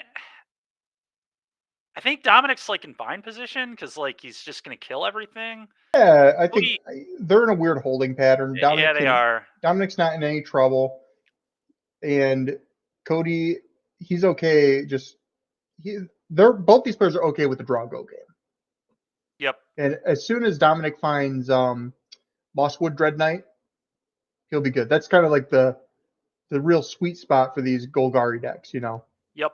Having a card that draws and is reoccurring. Little does he know, too, Cody has no removal, so any threat is nice. Llanowar Elves is not what we were talking about, but whatever. We'll play it, and there it is. Cody is going to be playing a Enduring Curiosity. Yeah. It's definitely the downside of Llanowar Elves being in your Golgari deck is that sometimes, you just top deck a Llanowar Elves on turn 5. Yeah. But... And this is why Enduring Curiosity is so good. So it eats that premium removal spell, Go for Throat. Yep. And guess what? Cody's got another one in hand. So now it turned from. Was he really? Yeah. I believe so. It's just gonna eat a cut down. Mm-hmm.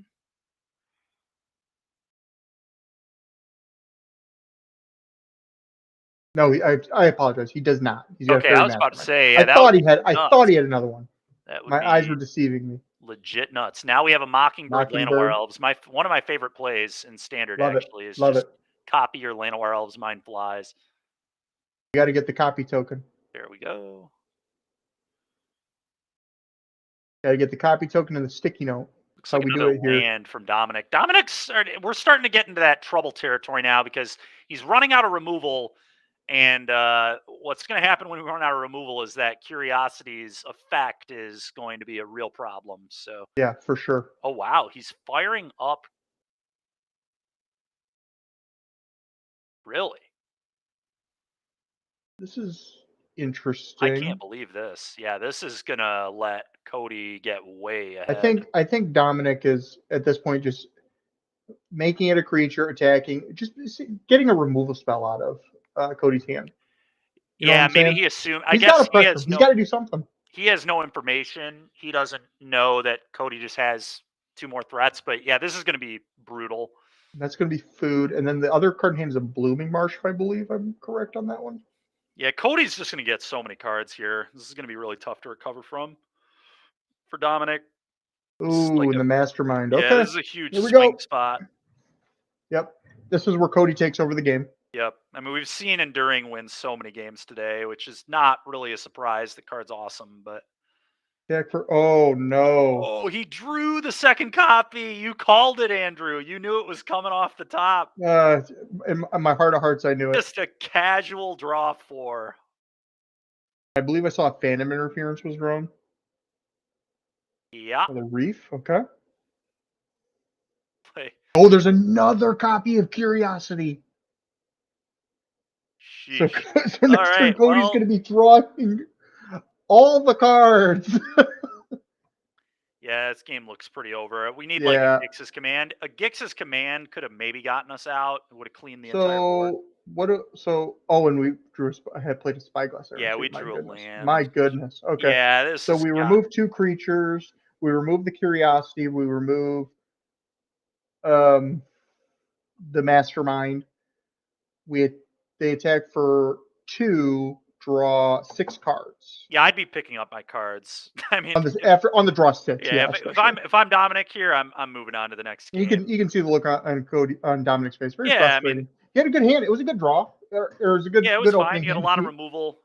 Like I said, the attack there was definitely not one he wanted to make. He needed to leave up removal and just kill those flyers. Yeah, but you also don't. But he still was probably going to lose anyway. But yeah, and he drew the Curiosity off the top. Beating the second Curiosity was going to be almost impossible. But yeah, and he's forced it into this game plan where he just has to keep attacking. If you're Cody, you don't even block. I would just keep. No, you take the 4, and then you just put the third Curiosity down, slam, draw. At this point, 9 cards. So dumb, dude. So dumb. So broken. It's just hilarious. You thought Mono White drew a lot of cards. Huh? Watch what this deck can do. There's a lot of card drawing in Standard, which is one of the reasons it's so fun. Yeah, for sure. And also this Dimir midrange deck is just a blast to play too. It is. All these little 1/1 weenie creatures. Yep. It's not very often that in Standard color is good with weenie creatures besides mono white, but blue having all these little flyers. Worth noting, we can just Mockingbird Enduring Curiosity here too. Does he have a Mockingbird in hand too? Yeah. Yikes. Yeah. Does he have a land? He will soon. I promise you that. I don't know if he does yet. The Reef. Oh, he's doing this. He's not even going to cast the. He doesn't even care. He just says, "Well, whatever. Draw." Oh, he's going to leave up the elf to cast another spell. That's smart, actually. I also like this. You get to mill your opponent, see what their actual Yeah, in a non-open deck environment, it actually makes a lot of sense. Yeah, draw. Oh, did you see that? That was Kaito Cunning Infiltrator. Andrew's so excited. I'm so excited. This deck is so cool. Oh, man. Oh, you're talking about 3-mana Kaito. 3-mana Kaito. Okay. Let's go. This is an archetype where that Kaito is probably very good. Yes. This is our good friend Kyle and Casey were playing this, and we were all playing it. We were yeah. That fun.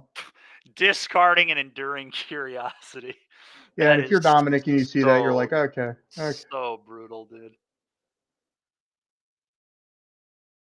That's a Shelly.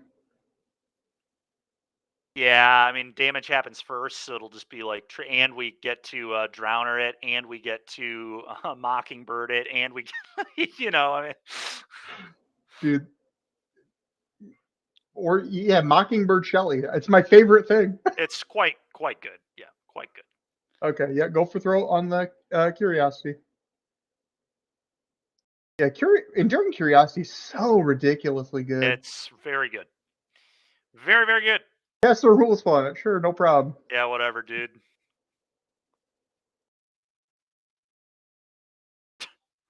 How would I like to beat this? Yeah, okay, that one. Okay. Go to sideboards. Let's see what Dominic has.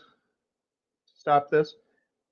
Okay. So Dominic has quite a few cards I like. I think the throwbacks obviously is okay.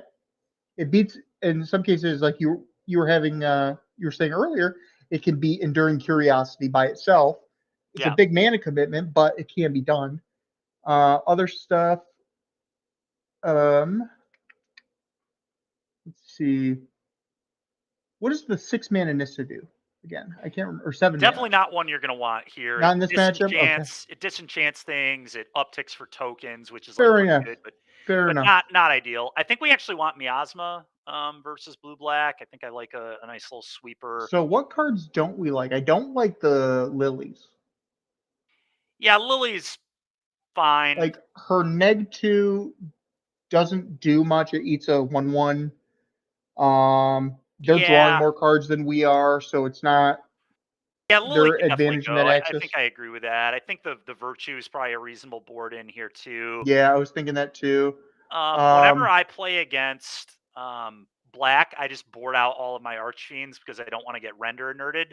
Obviously, that'll be different at NRG Champs when I know what is in my opponent's deck. But so a very Archfiend is good against blue black in the sense that they play a lot of flyers, though. But I think the Overlord comes out too.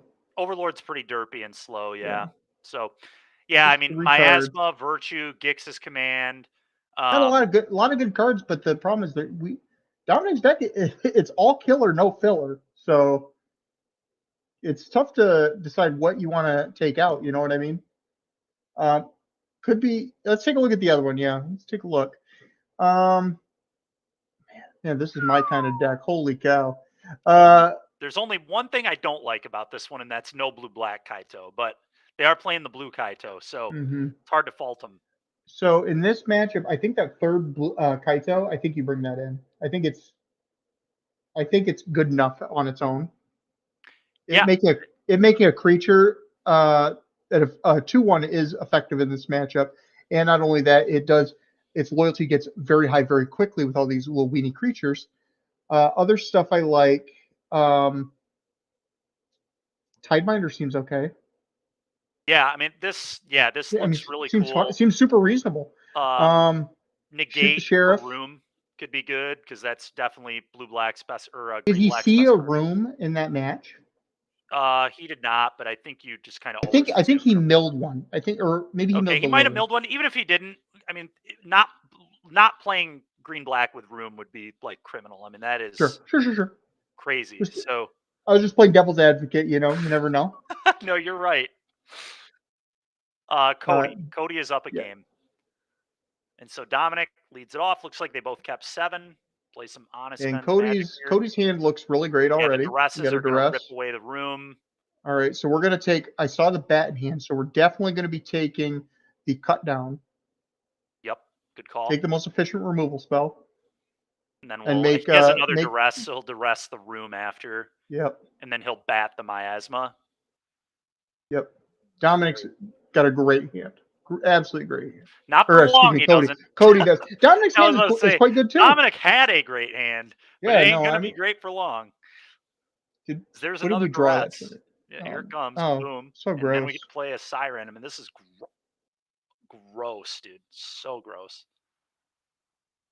Dominic feels like he's playing a game of Pioneer right now. Thoughtseize you. Duress you. Thoughts. All right. Yep. Take a pain. Siren. Yeah. Okay. So Cody's getting the map out. All right. Good top deck. He's also got quite a few good. Cody's got quite a few really solid cards in hand. I saw a Flood Pits, I believe, in hand. Yep. I think I saw 3-mana Kaito. Oh, he has 3-mana Kaito. That is really nice. Yeah. Looks like he doesn't have a third land though. It's tapped. Oh no, he does have Island. I don't know if he has Kaito. He has Flood Pits, Drowner, Enduring. That's an Enduring. Oh, you know what? I saw the Kaito emblem when he was going through his stuff. That's Kaito stuck in there. He has an Enduring. I just wanted it so bad. What's interesting though, the Shieldred's going to be pretty gross. Dominic.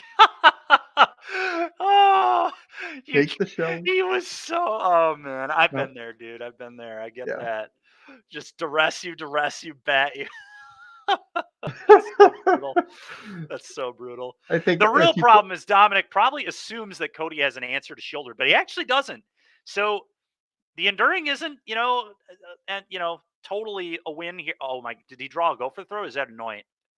Okay, well, oh, you know what he can do though? He can drown her the shield rid. That's yep, so gross. He's mapping. that is That a go also, for throat. yes, it sure is. I'm sure Dominic loves to see that.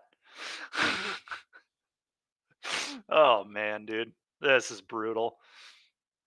Okay, so we're gonna go to, and I think I saw the drowner in hand. There is a Correct. drowner as well in hand, yeah. So I Yeah. imagine what he's probably going to do is just, you know, tap the Shieldred and then tuck it away and then go for the throat, deals with whatever future threat he draws, and then the Enduring's about to just yet again take I over don't the game. Like, necessarily think so. I think you just take it. okay, we'll see what he does. I'm Yeah, curious. I think the go for throat.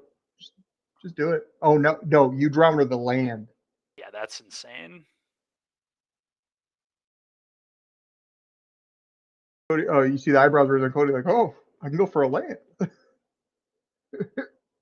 Beginning of combat, drowner.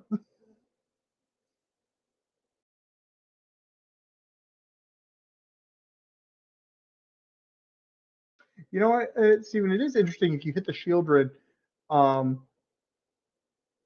if you hit the shield rid, you could just curiosity, or no, you can't. You can't leave the shield rid because you can't curiosity with the shield rid. Never mind. Yeah, the only reason I like hitting the Shieldred is to just be extra safe, because if your opponent draws another Shieldred, you might lose to it, is Correct. what Correct. worries me. So if I were in his spot, I know my opponent has nothing going on, I would just deal with the Shieldred. If they draw another threat later, I go for the throat that one. Attack for 5. Go to 13. Yeah, and that would be my game plan in this position, but we'll see how it goes.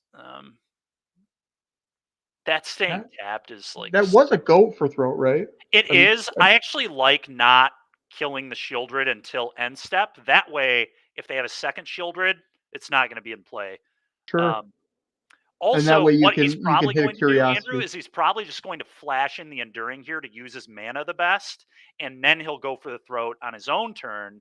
So that way, he has 2 more mana to like play a Phantom Interference or another go for the throat or more other threats. I mean, Okay. and he's probably just going to trade with the Manland here. Yeah, pretty Yeah. easy. Trade with the man land and take the Dude, he has damage. another Enduring in his hand. My goodness. That is just filth. Utter filth. Just so This blue disgusting, black dude. deck is so cool. It's so good, man. Yeah, the blue So black cool. decks looked really good today. All right, Trying so to we're going to watch be him just attacking smoke everybody for on camera.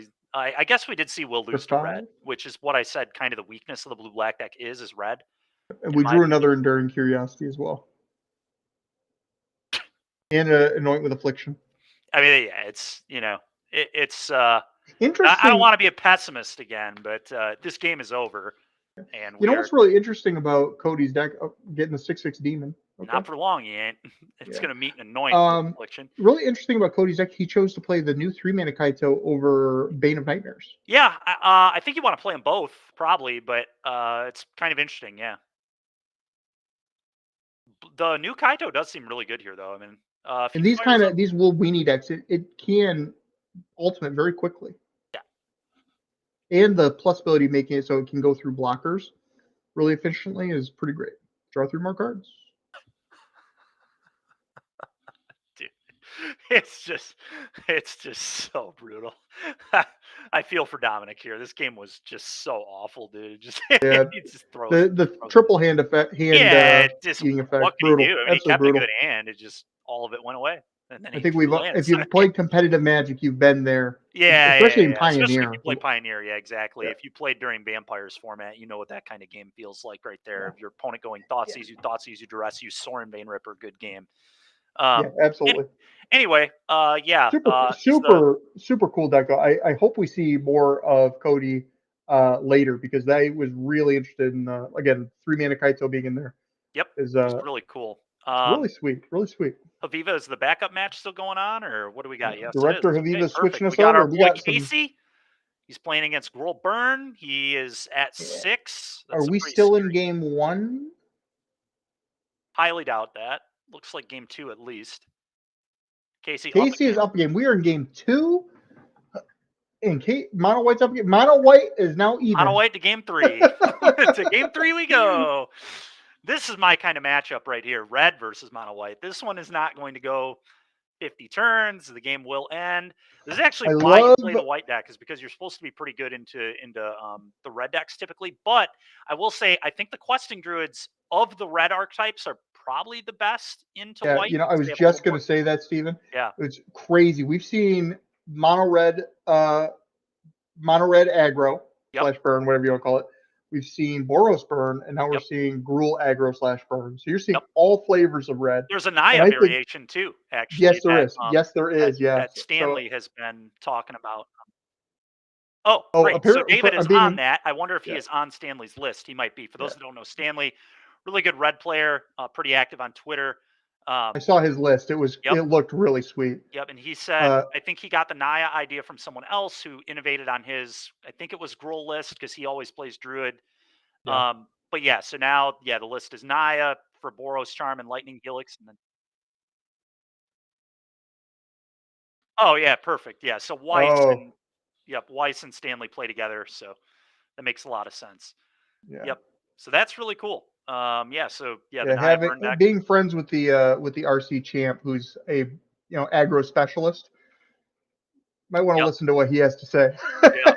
Sometimes it's I mean, Weiss did quite well at Worlds actually too. He was undefeated for a while, so he definitely knows what he's doing with the red cards. That hand looks quite good. Oh yeah. Oh yeah. Oh, thank you, David. Appreciate that. I know, buddy. That's a good I think I saw Monstrous Rage in there, my favorite card. There's a questing druid in there. There are 2 lands in there. Oh boy, in case he's on a mull. There's both mulligan. I think David had a 1-lander. Really? Okay. Yeah. For some reason, I thought it was 2. Yeah. Okay. No, I think it was a 1-lander. Had Screaming Nemesis though. Huh. That's going to be brutal for Casey. Yes, I bet you that's how Casey lost game 2. A scary card, man. Why does it say you can't gain life the rest of the game? Yeah, I don't know, man. That card is so just good. Crazy. So good. All the text on that card is just ridiculous. Yeah, I don't know. When I initially read that card, I thought it had to deal combat damage to your opponent for that trigger to happen, which would be way more reasonable. In my opinion, that's a lot harder to do, is to connect. I thought it had to be dealt non-creature damage or non-combat damage to trigger that. That's what I thought when I first read it. And then rereading it, I'm like, are you serious? Any damage? Insane. All right. So David's going to 5. Wow. May sound bad, but like when Casey is a slow deck. It's very slow to set up. David's is hyper aggressive. You're just looking for certain cards. You can operate on 2 lands as long as you have a creature, 2 creatures plus a spell. You're good. He's got a very good hand. I think he definitely bottoms a land here. Show off. Yeah, I would just like plotting show off is so good against white because it doesn't walk into any sweepers or anything, and you can. White only has so many instant speed removal spells, so you can try and like set up. So we'll see what he bottomed. I absolutely like just plotting. Yeah, plot. Just keep saying go, and then try to set something up later. Drawing another land is good. Case is going to be really good on a Mold-5. I'll tell you what. Mm-hmm. That's another card. That card rewards you for mulliganing. Competitor right there. Yeah, there you go. The David Weiss. There he is. Or Adam Weiss, excuse me. Having all these. I'm so bad with names, great with faces. I'm sorry, Adam. I'm sorry. We're not plotting. Okay. We're going to Seek the Beast, maybe. Does he have a Seek? Nope. He's a Helix. No, I don't see a Seek the Beast. Helix? Okay. Go face. Huh. Okay. All right, here we go. Burst Lightning off the top. Just start doing some plotting. Third land in hand. Yeah, let's just plot. Plot it up, baby. Do Plot it up. Plotting. Do a little plotting, David. Oh no, he wants to get on the case. He's I like on it. the case. Discard land, draw 2. Oh, he bottomed the Rage show off. Okay, that would explain a little more why he's playing it the way he is because he didn't have 2. Oh no. Oh no. He tapped out and we drew Monstrous Rage with our show off. That's pretty good. That's pretty good. Another land's pretty good too. Yeah, I mean, we get to go show off Rage, Burst Lightning, or Rage. Yeah, I think your goal should be to try and solve this case.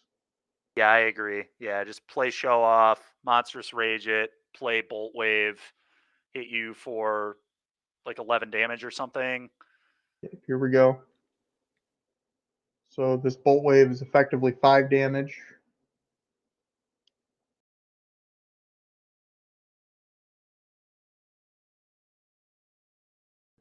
And this Monstrous Rage is effectively 5 damage as well. 5 damage. So. Yeah, so a lot of damage there. But Casey has a Lay Down Arms and a Boonbringer in hand, so yeah, definitely scary still in spot. the game. Absolutely. But he only has 4 lands, so if Casey misses some land drops. Did we miss some damage? 5, 5, 1. No, I don't. Oh no, I'm sorry. Beza gained his life. That's what I'm missing. The bumbling bear. Yep. So I imagine Casey just lays it down here. Yeah. And then probably crashes for 4, given that we have an Elspeth Smite in hand. But really, he says go. Interesting. That's interesting. Yeah. Lightning Helix. And what's the last card in hand? Bolt Wave? No, we cast the Bolt Wave. Lightning. I believe it's a Burst Lightning, yes.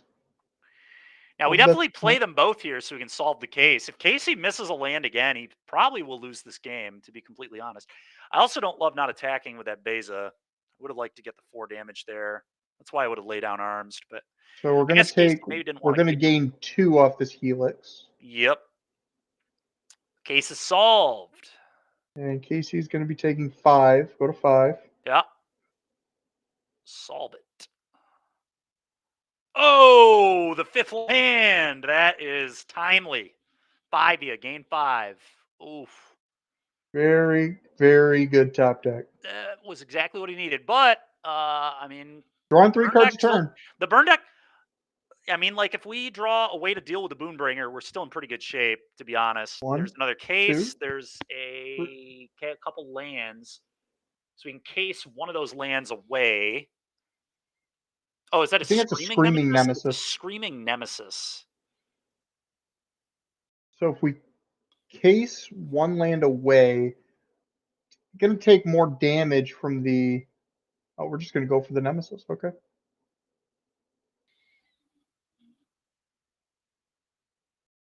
Yeah, that's rough, dude. How to attack. You have to attack. It doesn't do... I guess, like, you don't have to attack. If you don't attack, the Beza can't attack you. So maybe you leave it back. Yeah, I like that. I like it. Very disciplined. Very disciplined. Yep, smart. Because if now the problem is obviously he has lay down arms. Yeah, yep. We know he's got the lay down arms. Yeah. But I agree with not attacking because that actually makes just the Beza totally have to sit there. Because if it attacks in, you could just kill the Boonbringer with the trigger and then. Should be 14-14, 14-13. Okay. David's still got a shot though. Casey doesn't really have any card draw, and David's drawing a bunch of cards. So here we go. 1, 2. Looked like maybe it's a Boros charm and another case. Ooh, a Druid. Okay. So I imagine we seek it. I think we start with a seek, probably.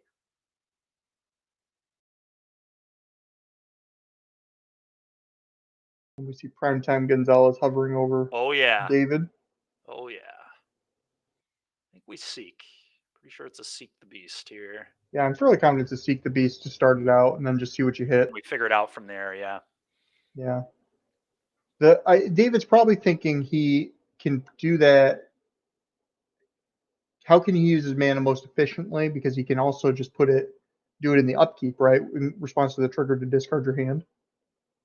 Yeah. The problem with that is like we just have to find an answer to the Boonbringer. I mean, the Boonbringer is just such a problem. It's really, So I really like. I'm not even sure about not playing the case either. It's like because we find a burst lightning, we can just beat the Boonbringer, and we play a lot of absolutely. that. So definitely going to seek the beast here. Also, like we could have played the creature to maybe have a block on the Beza. 1, 2, Helix. I think, are we just looking for more ways to, let's just do 4. If we find another burn spell, we could kill the Boonbringer. Yep. Yep, he's still in it. He's still definitely in it. Discard this, draw 2. A Boros Charm and a Mountain, I believe, and a Screaming Nemesis, I think. I think those are 2 Screaming. No, that One's looks like a mountain. I think they're both mountains. They might both be.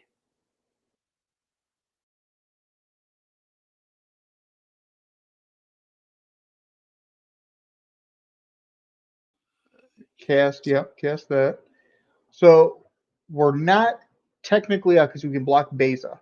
Yeah, and Lay Down Arms will gain him just enough life to not die. Also worthy of mention is that we could, in combat, give the thing indestructible with the Boros Charm. True. That won't save us from Lay Down Arms, unfortunately. No. But Yeah. yeah. I'm just saying, if I'm David, that's how I'm thinking. Yeah. Unfortunately, the Lay Down Arms just kind of answers all of it. Gonna make another fish, probably. Yeah, think so. Man, this game, what a roller coaster. Yeah, this one's been. It really came down to the land off the top for Casey is what really did it. That was just so absolutely. So Lay Down Arms, exactly what he needed. Yep. Well played by David. Really well played. Just that Baneslayer effects are just so brutal for these burn decks. So brutal. Yep. Got to find an answer, and absolutely. And his deck just didn't cooperate with him. He was drawing a lot of cards, just didn't see. Digging for a lot of cards, and maybe there was a way he could get. I'm curious. The turn where he seeked the beast on the end step, I would have definitely done it main and then played the other case, because solving another case would have been really interesting, because if he solves a second case, then you trigger one of them. All your cards are instants. So with the other one's trigger on the stack, before you have to discard your hand, you can start throwing instants at things. You would probably use it on the creatures to try and control the board.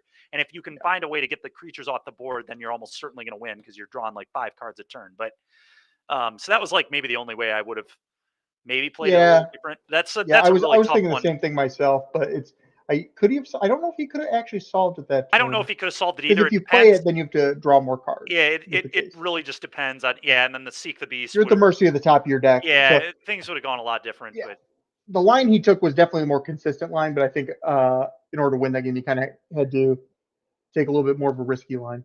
Yep. For sure.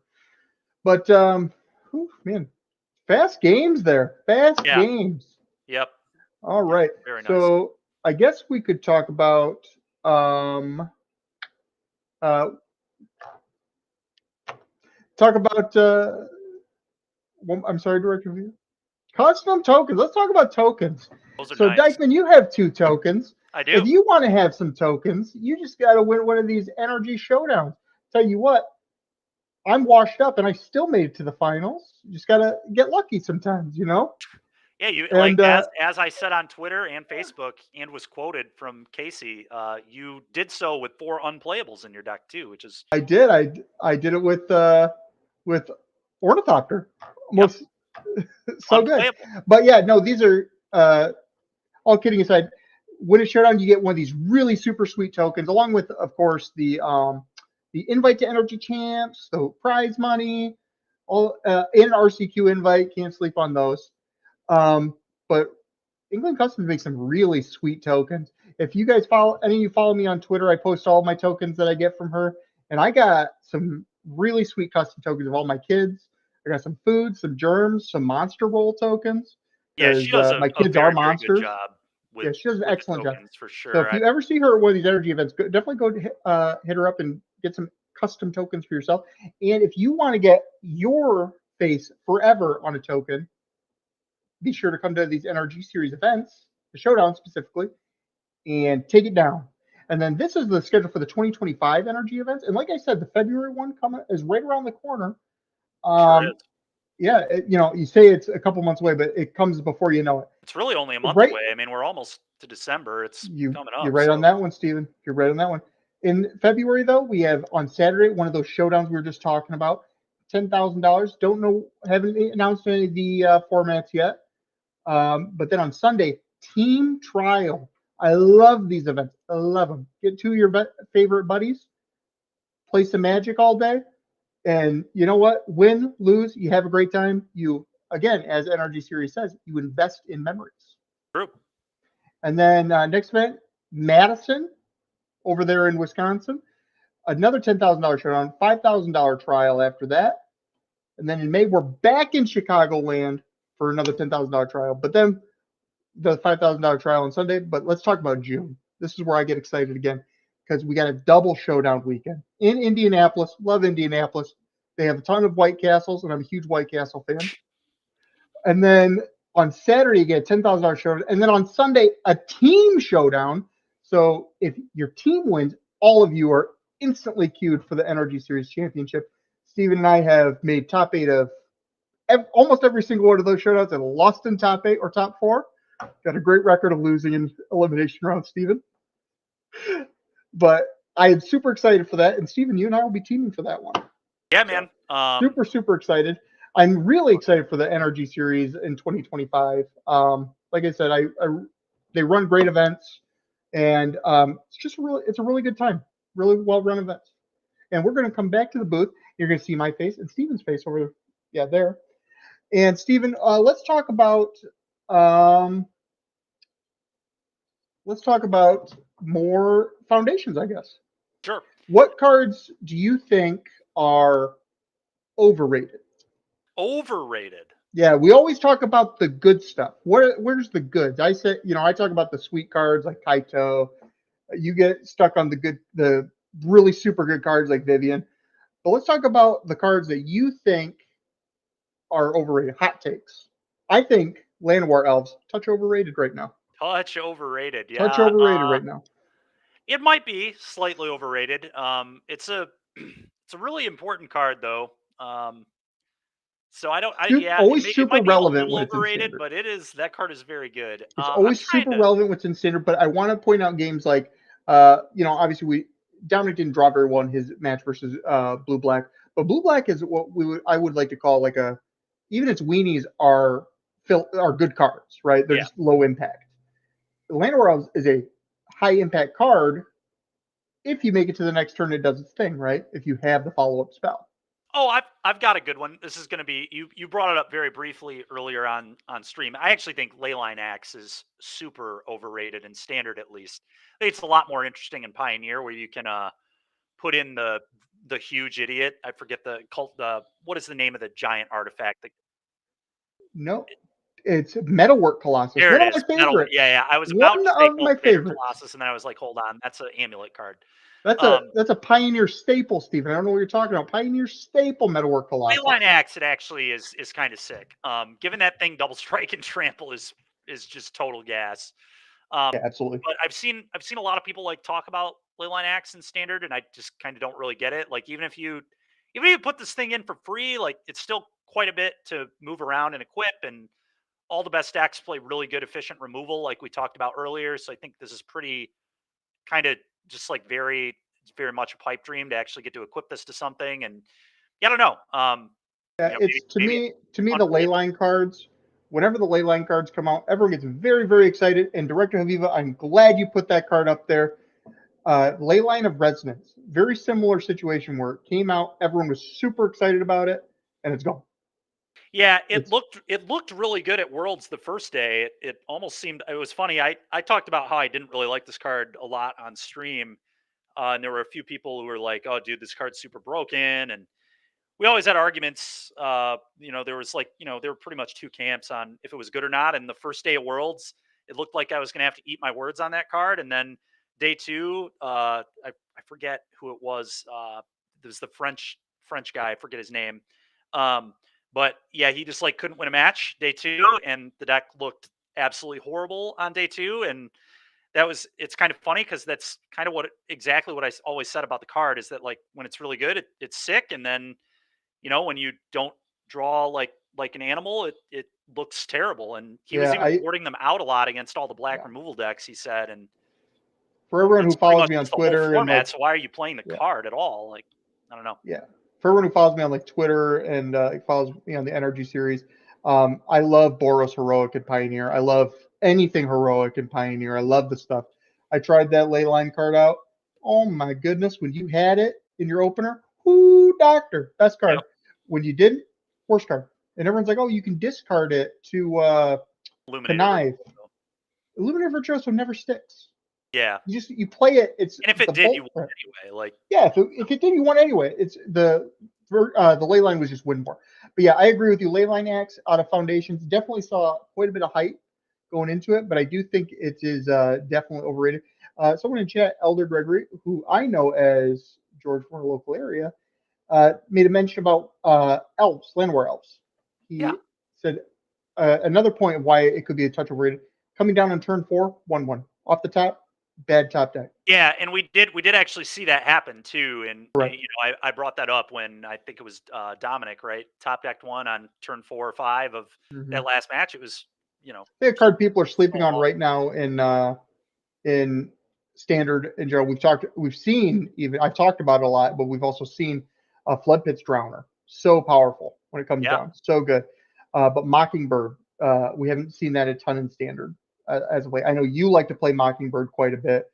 I personally love the card Mockingbird, but it doesn't see a lot of play in standard. And I think it's definitely one of those cards. If you're playing standard, you should be considering playing this card. A flying clone is pretty good, and copying Shieldred, pretty ridiculous. Yeah, copying like any of the things could be nuts.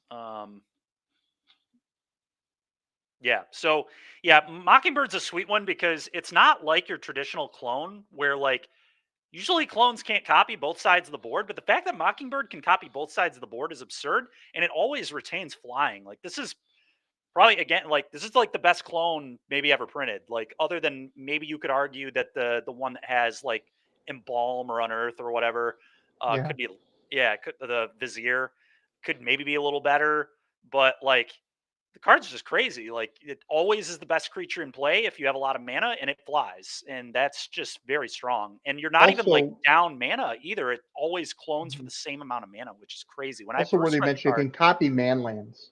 Yeah, that too. I've done that. I've had and it makes them flying when you reactivate them. Yeah, I did that when I was playing Pioneer Ninjas. Actually, I had a permanent flying Mutavault off of a Mockingbird, which was really nuts. Brutal stuff. But yeah, I mean, as far as other cards that you could, I think people are sleeping on in Foundations. I think a big one that people are sleeping. We talked again about overrated. That card, that's EDH staple right there. Okay, let's not put any dirt on that. It's too good. It's too good. The card I was going to mention was the new Chandra. So new Chandra is an interesting one. I ran into somebody playing a really crazy deck on in one of my leagues. They were using the dragon that like flashes back spells from your yard. I forget the name of it. It's like a 6 mana dragon, and then it's less mana if you have enough instants and sorceries or something in the yard or non-creature spells. But you pick cards at random basically, and it like flashes one of them back. And so the whole idea of their deck was they were like Chart a Coursing and Kiora-ing Chandras and like the blue paw print card, the blue season into their yard, and then this Hellkite card, or something Hellkite. And then they would play Hellkite.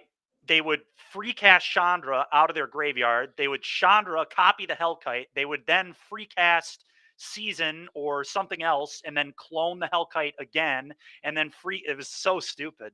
And I was like playing mono white at the time, so I didn't have a ton of like good instant speed answers or whatever. And Yeah, what are you I gonna didn't do I that didn't when have a someone lot of starts doing graveyard that? interaction, so like they just went over me and destroyed me. We had somebody that helped you out. Capricious Hellkite. There it is. Capricious Hellkite. Yep, Hellraiser. Hellraiser. It's Hellraiser. Hellraiser. Thank you, Director Aviva. I can't read either.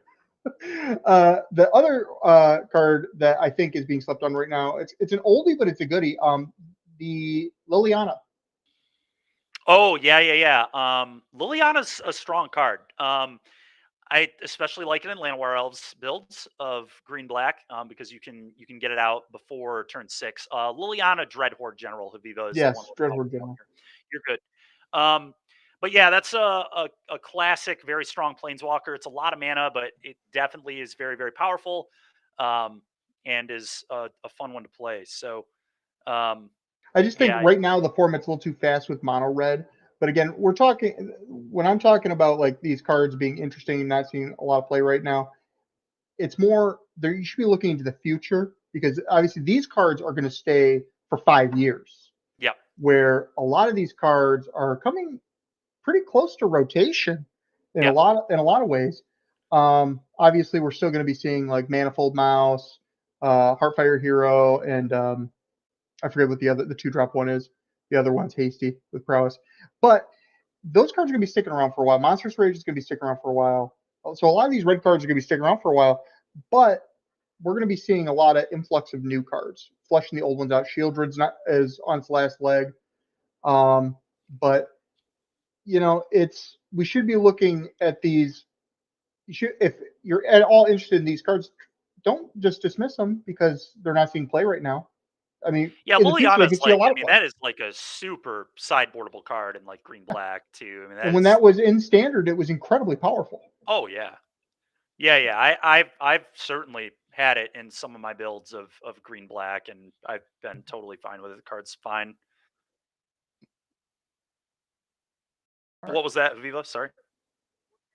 Oh, okay. All right. So we're going to be taking a break for a little bit. I'm out of here. So appreciate everybody tuning in and enjoy Mr. Staub coming in here. And we'll have our good friend, local Grand Rapids player Dan Staub here to cover for Steven. I'll still be here to cover the last round and elimination rounds. But Steven, thank you so much for helping me out today. Yeah, man. It's always a pleasure. Thank you, Norm and Haviva, and everybody who's involved with helping us get set up for this. And yeah, this was a lot of fun. And for those of you who want to see more of Steven over this way, he'll be at NRG Champs. So he is the reigning champ. You got to root for the champ. Or root against him. So stay tuned. Root against me too. But just come watch.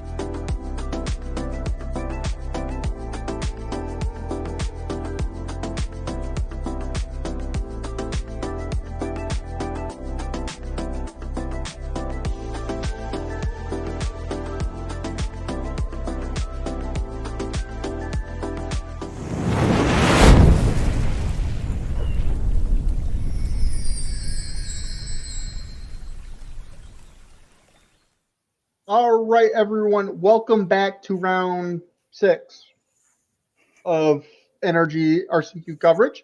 I'm Andrew Weltice, the Ginger Brute, and this is... I am Daniel Stopp. Dan Stopp. He's unstoppable.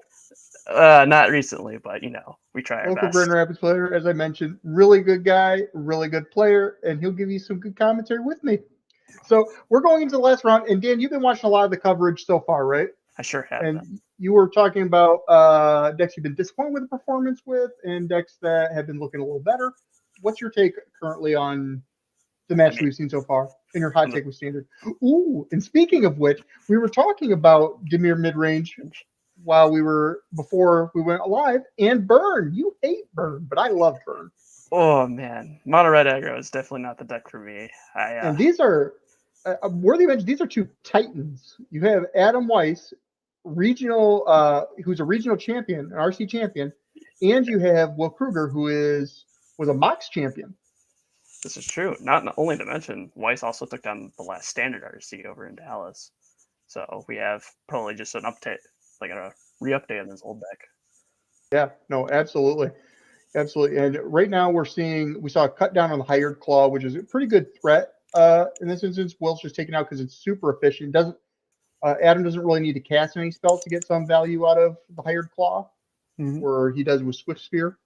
So, but Adam has a really good start, and it looks like he's on Boros, like traditional Boros. Naya looks like he's probably splashing for the Questing Druid. That we saw that last run. That's really powerful, really powerful, given that extra card draw, which Red traditionally lacks. This is very true.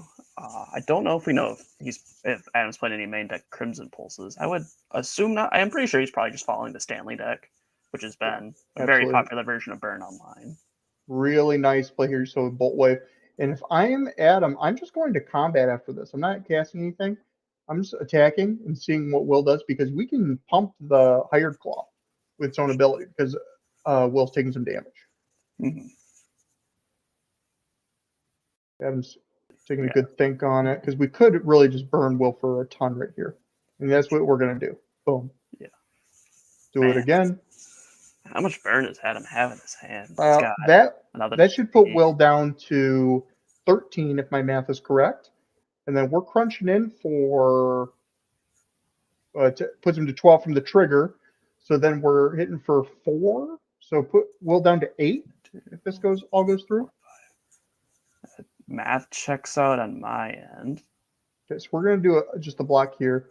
And this is why I was saying I think we should just go to combat and attack, because now Will just gets a free trade.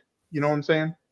And then we also Annoy Infliction. That should be exiled. Not really that relevant, but so it's exiled. And now Adam has a bunch of burn, or like 1 card in hand, 2 cards in hand, and we're out of gas with no creatures. Looks like that was we burst lightning in response, because we don't want Will to draw some cards. Yep.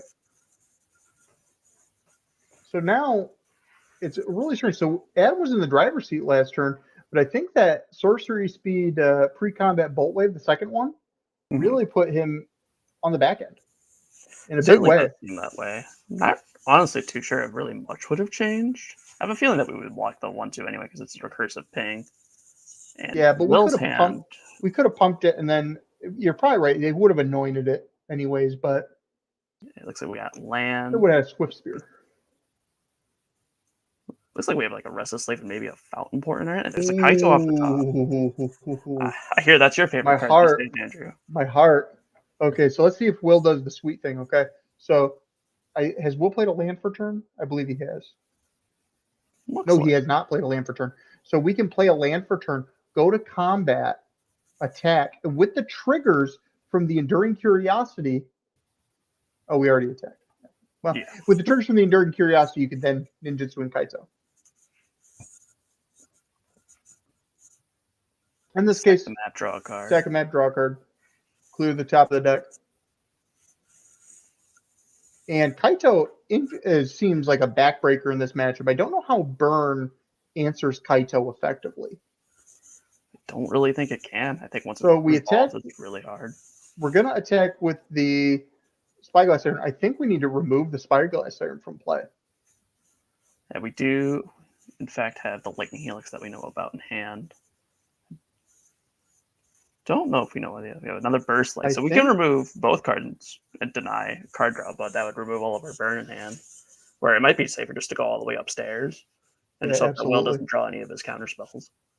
Yeah, absolutely. I don't really like this play from Adam too particularly. I'm wondering what his thought process is on it.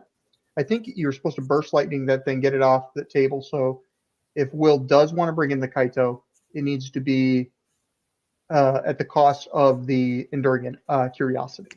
Mm-hmm. 3, 4, 5, 6. Yeah, in this case, we're just Kaito just showing again why it's so powerful. Surveil 2, draw a card. So now we've reestablished what we had in play prior to combat. Plus now we have a Gopher Throat in hand. Maybe there's a chance that Adam's just looking to top deck. I think Adam's looking to just top deck enough burn to win.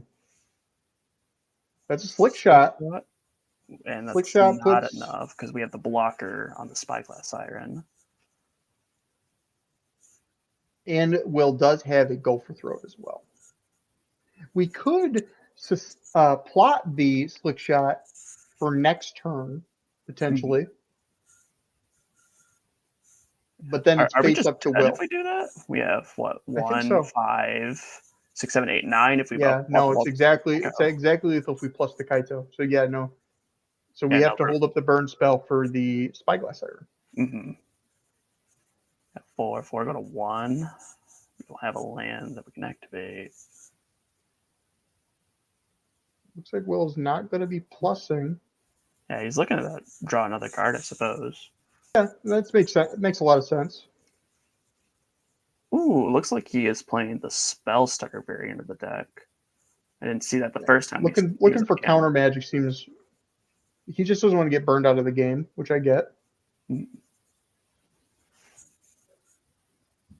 we didn't use any of Kaito's abilities. Minor misstep for sure. Mm-hmm. So we're looking for Boros Charm off the top. Yeah, I think we were definitely supposed to burst. We were definitely supposed to plus the Kaito to just present lethal and get the burn spell out of the hand. Whereas this way, if we didn't draw a counter spell, we could have died just top deck burn. It's a Boros Charm.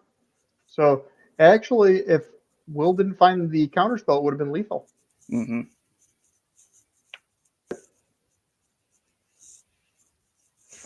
All right, so Will taking that game again. Enduring Curiosity showing why it is so good, and Kaito, of course, always good, always good. Now Adam's on Naya, which is awesome. So let's see, we got 4 higher. So it's pretty stock. This is just the stock Naya list.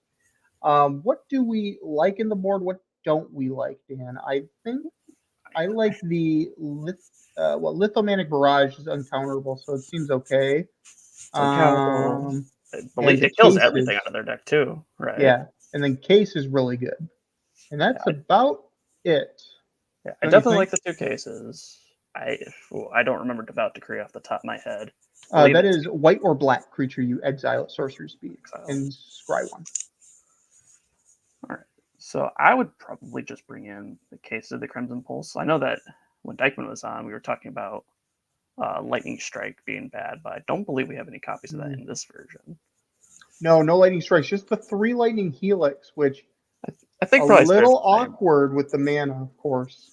I think I'd be pretty keen myself on cutting a couple of the Helixes. So are we bringing in all the Lithomantics plus the cases? That's 4 cards. You're saying Helix is the bad card in the matchup. Probably take all those out. I would kind of be inclined to agree with you. I think maybe trimming, maybe some heresy, but trim on 1 Boros Charm. Definitely could be in that way. Or you might value the Boros or the Lightning Helix over the Boros Charm, but I think the double strike off the Boros Charm is a little bit more relevant. Yeah, let's go over to Will's list while we're sideboarding. And Will, we've seen him on coverage already before.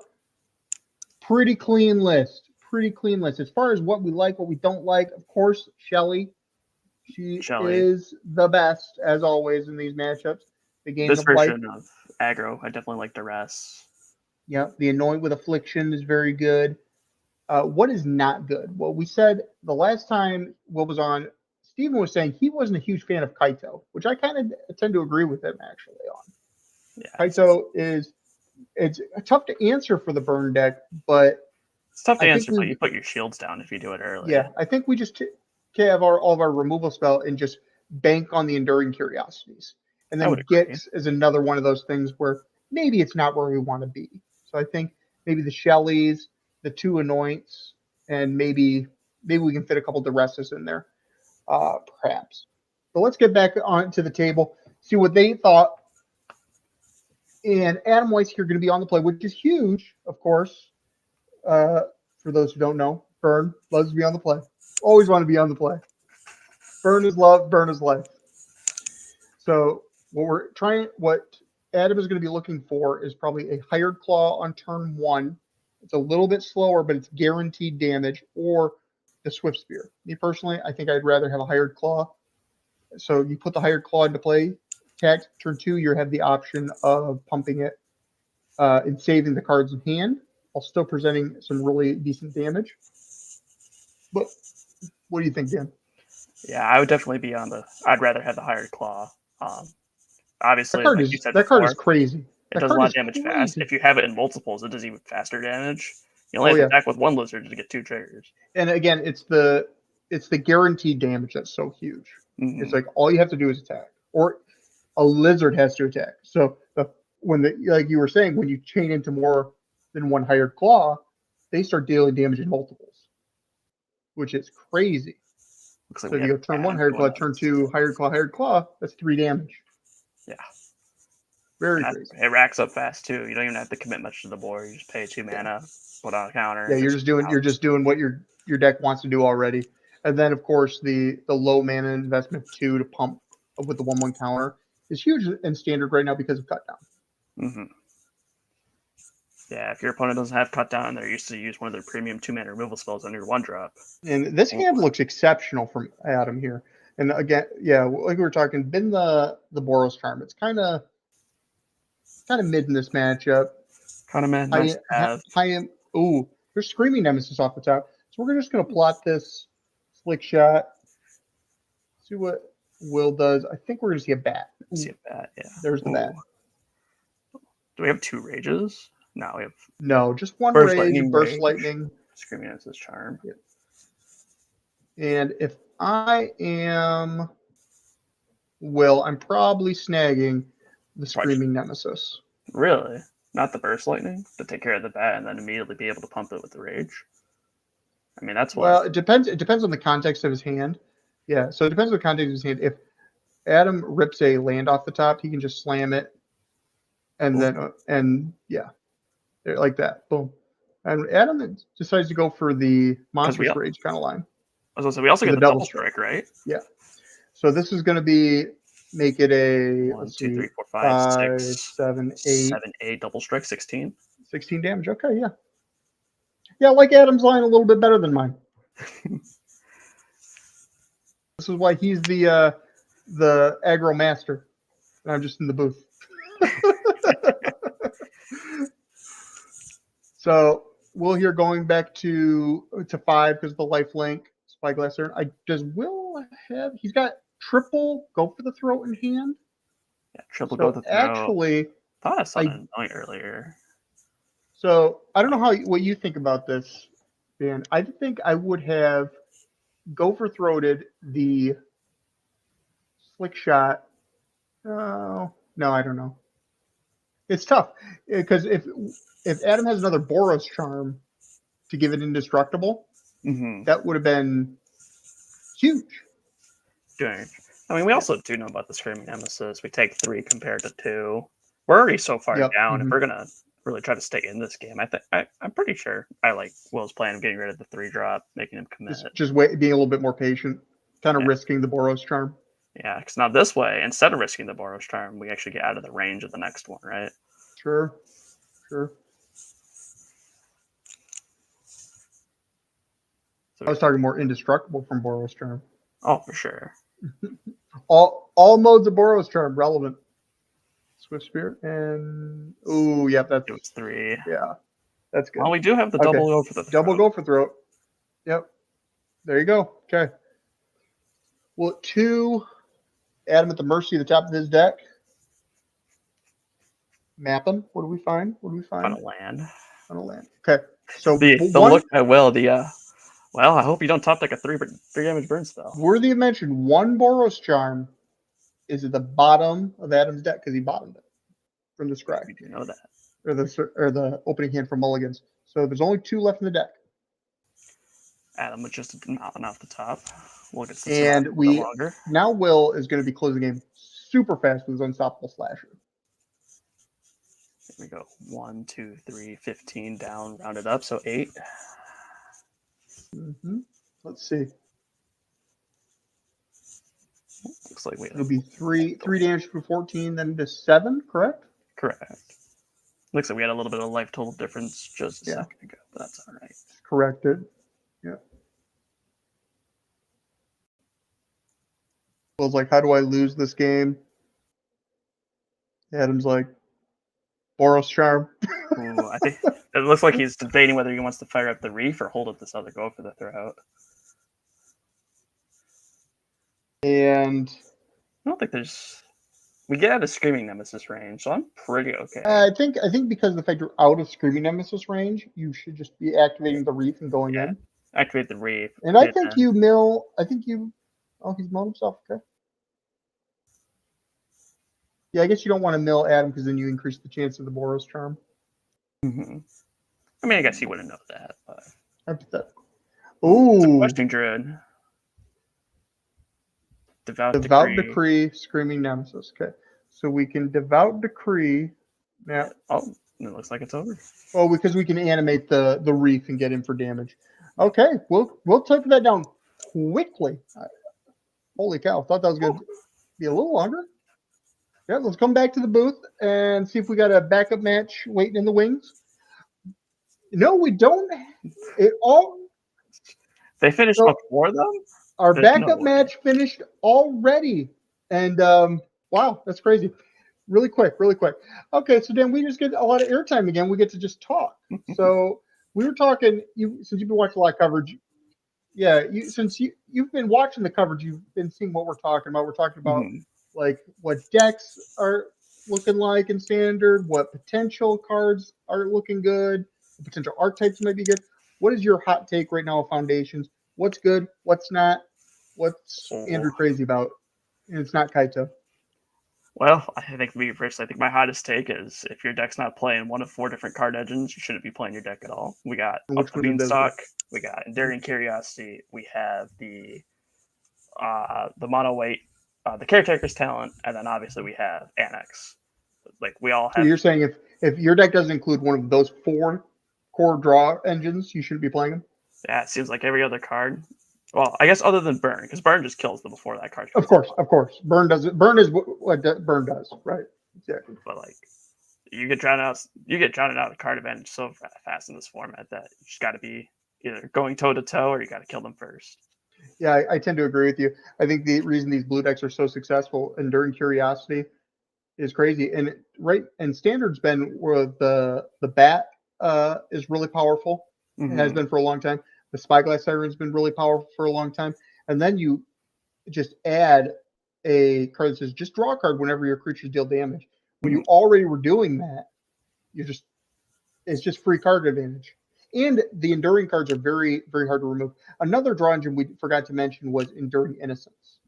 Yes, Enduring Innocence. Also from all the Enduring cards, exceptionally good. Except for maybe the green one, but maybe the format's just too fast right now for the green one.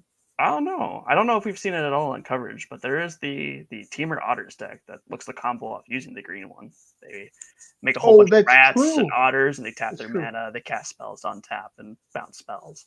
Yeah, I don't really understand it too much myself, but yeah, there's Storm Chaser. Yeah, there's the card that they combo with. Yeah, Storm Chaser's Talent, and the other otter is the Flood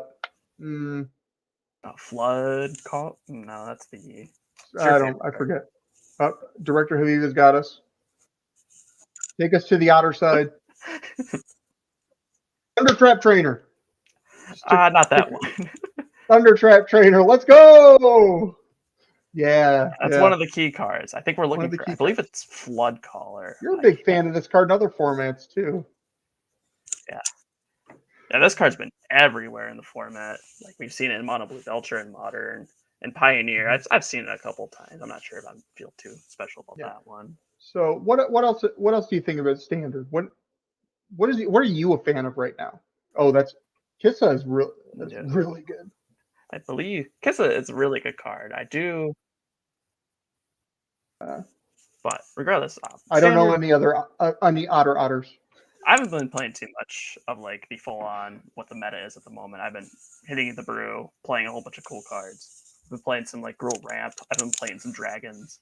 There's so much stuff. I saw that Gruul Ramp deck that you were playing. Steven and I were quite interested in that when we were doing it. What card was you were you trying to go into again? The green one. Not make your own luck.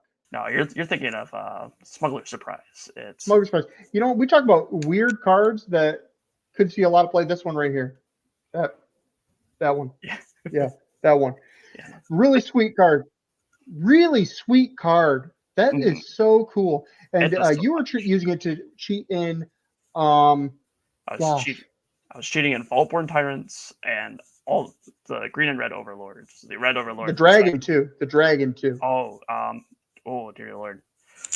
The dragon that when anything enters the battlefield, it does damage equal to its power to any other target. Commander Staple. Forget the card. Great card. Does so much damage out of nowhere.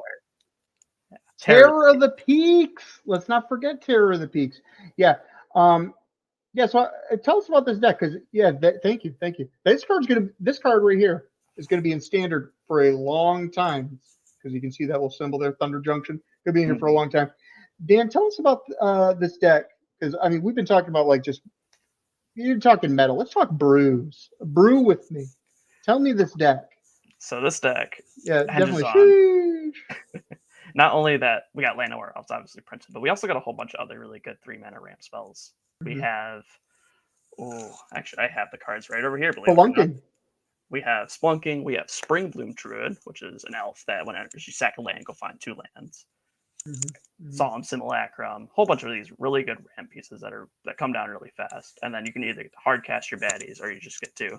On your end step, I'm going to try to cheat in 2 of them. If you counter it, I'm going to play 1 from my hand anyway. Yeah, I'm really excited for it. I love a good brew, but these cards we're talking about, I think right now everyone's at level 1 with Standard. After a couple weeks, we moved to level 2, then level 3, and level 4 is like when you solve it, right? And then the set comes out, and then we go back to level 2-ish. And I'm really excited because Foundation is so huge. It comes with a lot of really cool cards, really innovative cards. And I'm really excited for us to just continue brewing with these really sweet cards. And what was the Vaultborn Tyrant that you were playing? Is there any other way we can reanimate? Because that's kind of becoming a big strategy in Standard right now. Is the reanimate from Foundation specifically? We got Zombify from it. And then the set before we had Rite of the Moth, the white-black reanimation spell, where people were cheating commander staples like Valgavoth and other cards. Standard staple now. You inspired somebody. That one. You inspired somebody to play that card with Valgavoth, and we're gonna have a good time.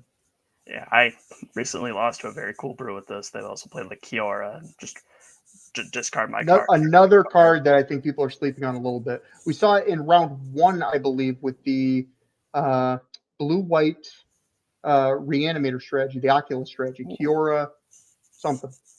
Forget her name. But that card having a looting effect and then having an additional upside with making an 8/8 Kraken, huge. Absolutely huge. And I can't wait to see that card see more play. I love a good Kraken. I love gold threshold cards and just, I don't know, Faithless Looting on a body that just turns into so much more. All upside. So, Dan, let's talk about the NRG series, because you play a lot of these events with us. I sure do. We got some events coming up. If you want to bring that here somewhere, Habiba. Thank you. So, how do you feel about the NRG series? Are you excited for the 2025 series? Oh, I sure am, Andrew. I can't wait to play the team trial with all my friends, playing any of these showdowns, trying to make my way up into the. We're talking about team events. I mean, the team events are my favorite. I just can't wait for. I've said it 1,000 times already, but the team event I can't wait for in February. Like I said, teaming with Director Haviva. We're going to be taking the tournament down. Promises. Yeah, let's go. So, but really excited to see a lot of play. I just love competitive Magic, as you know, and I just want people to come, and I just want people to. I want these events to get big. I want to see a lot of people. I want to see a lot of friends, and I want to have a good time. Invest in memories, as they say. So, yeah, let's cut to a commercial real quick. Yeah, good job, good idea, Director Haviva. What I like about the NRG series is how much of a community it feels like. It's really cool to be able to meet people that share common interests with you and become friends with them and grow relationships. I'm able to feel a sense of belonging that I don't feel a lot of other places. Oh man, it's almost indescribable. A lot of regulars who play the series basically all year, it feels almost like a sort of homecoming. I could tell even from like the first time I started playing. The atmosphere here is very friendly and almost like a family. It's just a lot of familiar faces.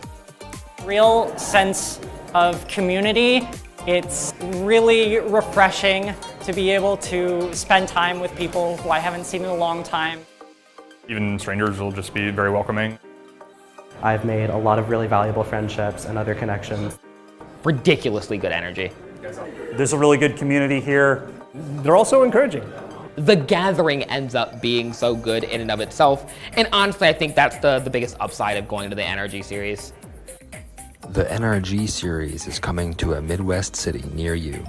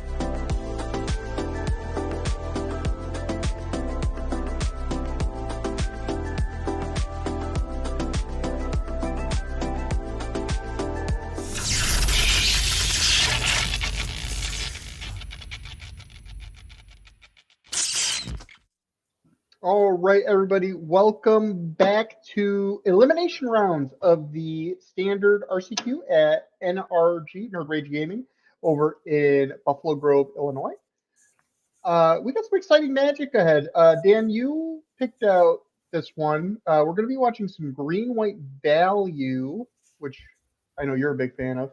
Who else? Everyone's a big fan of green-white value. Versus, don't tell me. I believe it was Prowess, Mono Red Prowess, I think. And then the backup match, we have good friend Casey Ryback on Mono White Control, which no one wants to watch. Actually, looks like we have versus Mono Red. Oh, I had it wrong. It was Demir. Casey's playing as Mono Red Prowess. Okay, so we're gonna have this is gonna be really fun. I've been loving watching all these Demir games all day. Super fun, super interesting gameplay. Because this was a streamed event in top 8 elimination rounds, players do get to see each other's deck lists just to make things all fair, in case they were on stream and the other player was not, or vice versa. So we have Raiden here. I believe I'm saying that right. Raiden. I'm guessing Raiden. On Selesnya Value Pack. So Green White Value Town. It's Aiden. Oh, excuse me. I thought that was an R. My bad. Aiden. Excuse me. My apologies, Aiden, if you watch this back. Aiden. Playing some Green White Value Town. Love it. Versus David Tien? Something like that. I'm going to hope I said that right. Apologies, David, if I said it wrong. Really sorry. Great with faces. Terrible with names. Playing some Demir mid-range. And Aiden here is in second. So he will be on the play versus David on the who is 7th seed. So again, draw. And looks like they both have said their starting hands look good. So Dan, what is your unstoppable opinion of this matchup? Who do you think's got it? Man. So we have on the right, obviously, very good low to the ground during curiosity, draw a whole bunch of my cards versus what I assume to be green white up the beanstalk overlord sunfall. So for me, honestly, I probably put my camp with Demir. I think drawing 4 or 5 cards at once probably seems pretty good. Yeah, I would tend to agree with you. But I mean, white does have some really efficient removal for like everything. The overlords can take over the game very, very quickly. So we'll have to see. Aiden being on the plate is big, so see how that goes. I think I tend to agree with you though. If David does assemble a flying air, an air force plus a enduring curiosity, I think he will truly be unstoppable. Really? Oh baby, we got a caretaker's talent, mono white ancestral recall. Once you get it really going, becomes a lot. I assume we're gonna see, fair. Yuta Takahashi very mastermind. Yep. Gonna draw all the cards alongside his opponent. Yuta Takahashi himself is hit play.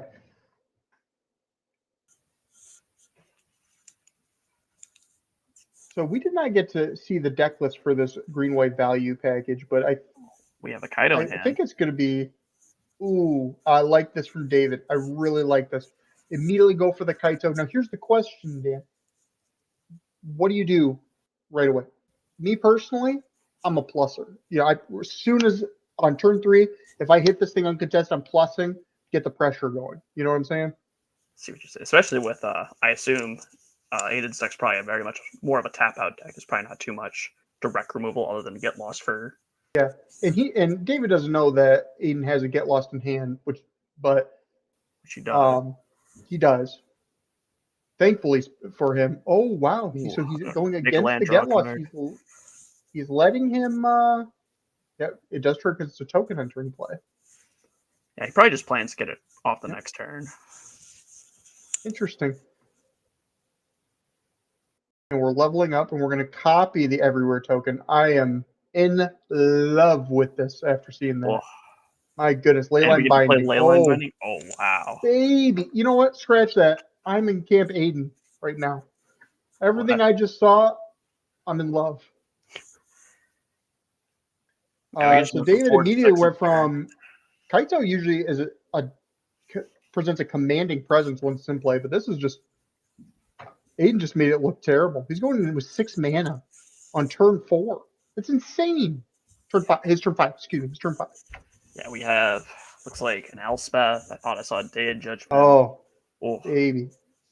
Probably make a token, draw a card. That's what I was saying. I think this game's going to be over very quickly because we just make the talent, bring it up to chapter 3, and all these tokens are now going to be 3/3s. Yeah, if I don't know how commit to the board, then Aiden doesn't have to do much of anything other than just plus. Yeah, and like honestly, I kind of, if I'm Aiden here, I kind of like just get losting the. Oh, he's going to ley line binding it. Just doesn't want to deal with any future cards. I was going to say you could get lost it, whatever. Give him the maps. I don't care. Especially if you're not be able to get rid of enchantments. Just permanent answer. Like I don't want to deal with this. Yeah, and your opponent's tapped out completely for it. So yeah, David's severely on the back foot now, and Aiden is commanding position here. I don't even really care if he has anything. He could have 0 cards left in hand. He's winning this game. You know what I'm saying? Mm-hmm. Yeah, even if he has double Fairy Mastermind, they're both equally drawing about the same amount of cards every turn. Surprisingly not responding. Oh, that was an Emperor. Yeah, the Eternal Wanderer. Wanderer, yeah. Thank you. That is I can't remember all the modes on that. I just know it just every time it hits play, I lose. Yeah, but if I remember right, she's got a plus that exiles a creature and flicks it back on the end step. Her 0 is each player chooses up to 1 creature they control, sack the rest. She does a lot. She is powerful. So we are going to just eat the token. Yeah, eat the token. Whatever. Eternal Wanderer. Bang.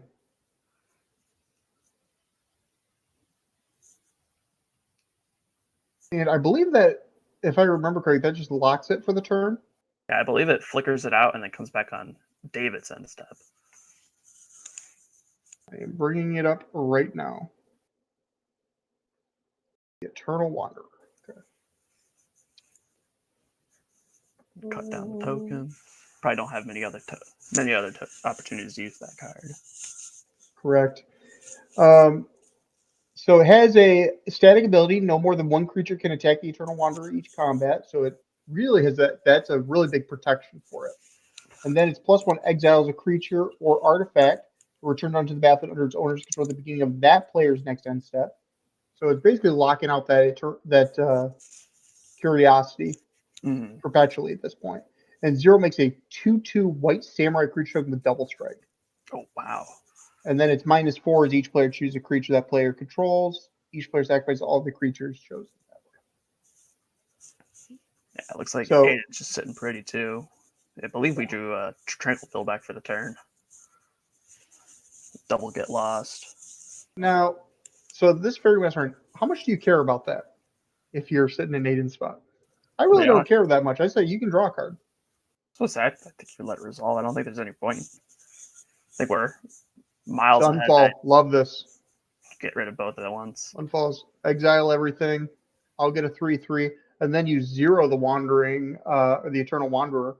Make a 2/2 double striker. Make a 2/2 double striker. We're killing our own curiosity. I like this. I like this a lot. And a very nice play by David here, making sure that he gets at least some value out of this curiosity. Mm-hmm. Then we're going to get a 2/2 incubate, or a 2 counter incubate, and make a 2/2 samurai. Tranquil Frillback.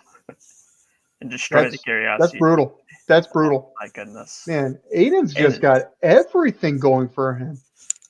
He's miles ahead. Aiden's like, I was in the kitchen last night cooking this deck, and I'm going to show you what I made. First time I've seen something like this. This is wild. Very impressive. Very impressive. It's what go for throw at the Overlord, sure. So I believe David has 2 cards left in hand after that. Yeah, 2 cards, draw to a 3rd card. I think you're just way too far behind from all the Planeswalkers. Yeah. Benny picks it up. mean, 2 planeswalkers, 1 about to ult. I don't even know. And because we're an open deck list, we don't really need to sit around and just see what our opponent does. We can just look at the deck list. So been in that seat. So let's look at the Selesnya value package. I love this deck. This deck is so sweet. So look at all the value. We got 1 of Herd Migration, off the Beanstalks. We got even a Season of the Burrow. Yeah, this is a wild deck. Wild deck. Okay. So we even get Crystal Barricades in the sideboard. This is sick. Okay. What do we like? What do we not like? I like I don't even know. The deck is just maybe I don't even know. Maybe Pick Your Poison, maybe? I don't even know. That might perhaps Pick Your Poison. It seems I almost had to say, I don't know, hit resubmit. I don't even know. Yeah, I'm almost at the point where I'm like, let's just shuffle. The Glamour is pretty good. The Gateway Glamour, that's pretty interesting, though. You want to remind me on that one? That is a 1. I had to look it up earlier. It's a 1 mana. It's 1 white, so just white.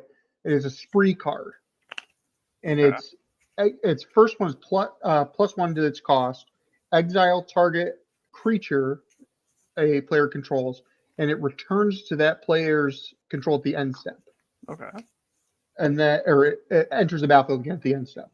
And then its +2 is the player sacrifices the card with the highest power. Okay. So you can, if you pay full price, which is 4, so 1 and 3, or a white and 3, you get to blink out a card, and then have them destroy the other card. That doesn't seem half bad off. Very interesting. Very interesting. I think that card's acceptable. But what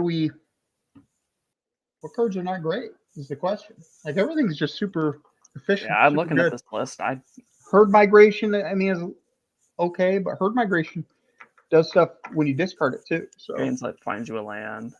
Yeah, it helps you smooth out your draws. I don't know. Honestly, I'm in the mood to just shuffle up and go. But let's look at David's, some Dimir mid-range. This is just the blue-white good, or blue-black good stuff we've been seeing all day. Love it. And it looks like we got a lot to do. We could bring what do we like? What do we don't like? Oh, like, for me personally, I really like Negates, Disdainful Stroke, Duresses. Like, we even Tidebinder, stop Leyline Binding. Oh, I love Tidebinder. There's a lot we need to bring in on this matchup. A ton. The question is, do we fit in these cards? What don't we like? I think our removal spells are pretty inefficient. Cut down's an easy cut. I would say it's probably pretty easy. I don't know about this Gix's command. You could probably cut the Gix's command. Yeah, so I mean, the cut down's pretty mid. The Gix command is mid. It's 4 cards. You have the 2 Tidebinders, 2 Duresses. What else do we need? How do you feel about? I would like the 2 Negates to fit those in. Maybe we trim on. I don't know. How do you feel about the Shelly matchup? I think it's fine. I think I have a feeling the ground just gets gummed up pretty fast with these planeswalkers and these tokens now. That's true. I think you got to cut it, I guess. Yeah, with that kind of logic, yeah. Flood Pits is just too bad. I was going to say Shelly's kind of bad because the removal's so efficient, but you got to have some way to win. Yeah, especially with we know that. Under that logic, maybe we bring in the other Shelly too. Yeah, maybe. We did see a lot of the removal that wasn't Get Lost in Binding was. Yeah, maybe cut the Anoint with Affliction. Cut the Anoint with Affliction, bring in the other Shelly. Yeah, this is a tough. Davidson for a tough matchup. That was brutal. Well, yeah, he's still going over that deck list. I would be too. I'd be like, what the heck am I playing against? Playing against the hero deck. Yeah. There's always one hero deck in top 8. I think it's Aiden here.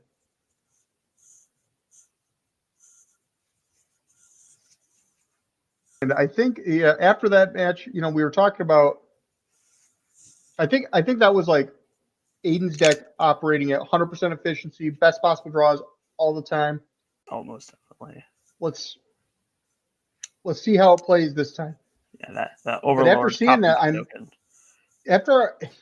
after seeing that game, I'm a believer in Aiden's deck. I'm Team Aiden. I'm saying he's going to win this match. But man, I think we're just gonna have to see if it's gonna be just as good the second time. But I have a feeling that this deck is pretty wildly consistent. I would assume so too. Just watching it looks like it's almost designed to completely go through these mid-range. Yeah, the overlords are looking so good, and the caretaker's talent is so good in this deck. Yeah, make a land. It's get you know a free it's land drop, draw a card. it's mono white. It's mono white control, but you take out the more controlling elements, and you just hit harder. You don't play the laydown. You don't play laydown arms. You don't play probably a lot of the other sweepers. Oh, maybe a lot of the singular removal. All right, looks like we got 8 and go down to a 6. Yeah, it didn't look great. It looks like David's keeping his 7.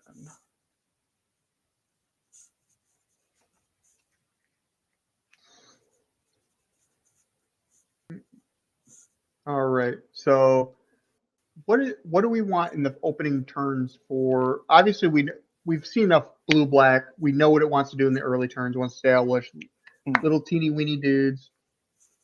Turn 1 siren, turn 2 bat, turn 3 press the advantage a little turn bit. 3 duress, another bat, plus hold up counter spell. Yeah, you know, maybe a mastermind. What does Aiden want to be doing? What's the goal here? I think Aiden's looking to probably. He brought in the Nissa. Yeah, I would assume Aiden's probably just looking to play a slower game, get some beans going, play some overlords. Just not on my watch. Get lost in double bean. That is brutal. Yeah, there's nothing touching him, and he's got a card advantage wrapped up. You take the what do you take? You take the stalk, the beans? I'd probably take the first bean. Yeah, I think you do too. Yeah, that card's gonna run away with the game if they allow. Yeah, if you let them get, sticking 1 bean's already pretty brutal, but if you let them stick 2, I think any overlord just draws 2 cards. Oh, he disagrees. That might signal a negate. Actually, this might signal to me a shouldered later down the line because shoulder just doesn't have to attack. It could be 2. It could be 2. Not my watch. We'll see. It plays a deep cavern bat. Yeah, just going for the removal spell. Yeah, I kind of like your read on that. I definitely like your read on that. So we're saying to our opponent, you can draw cards. I'm gonna do my best to punish you for it. We draw a caretaker's talent. That was a good draw.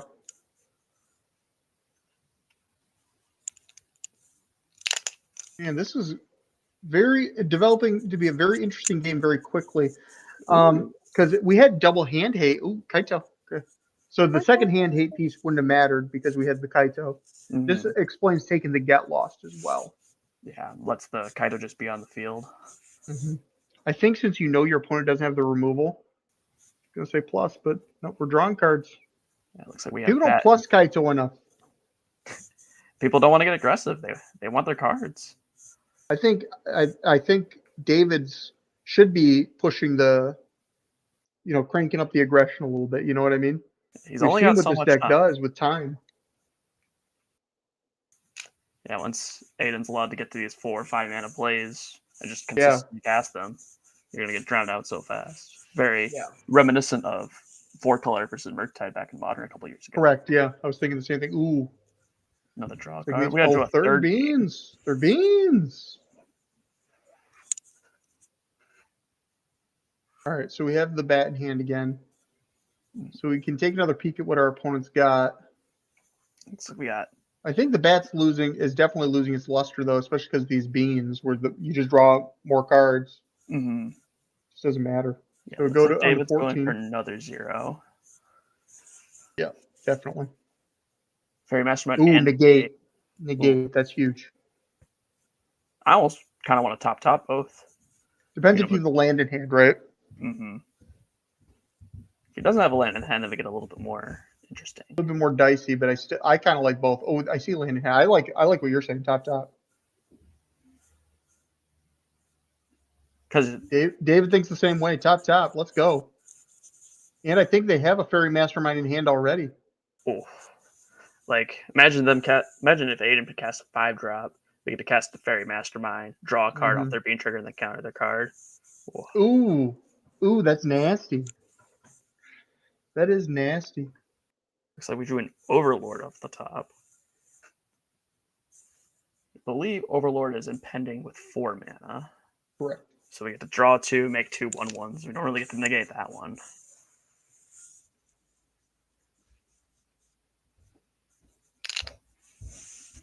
Yep.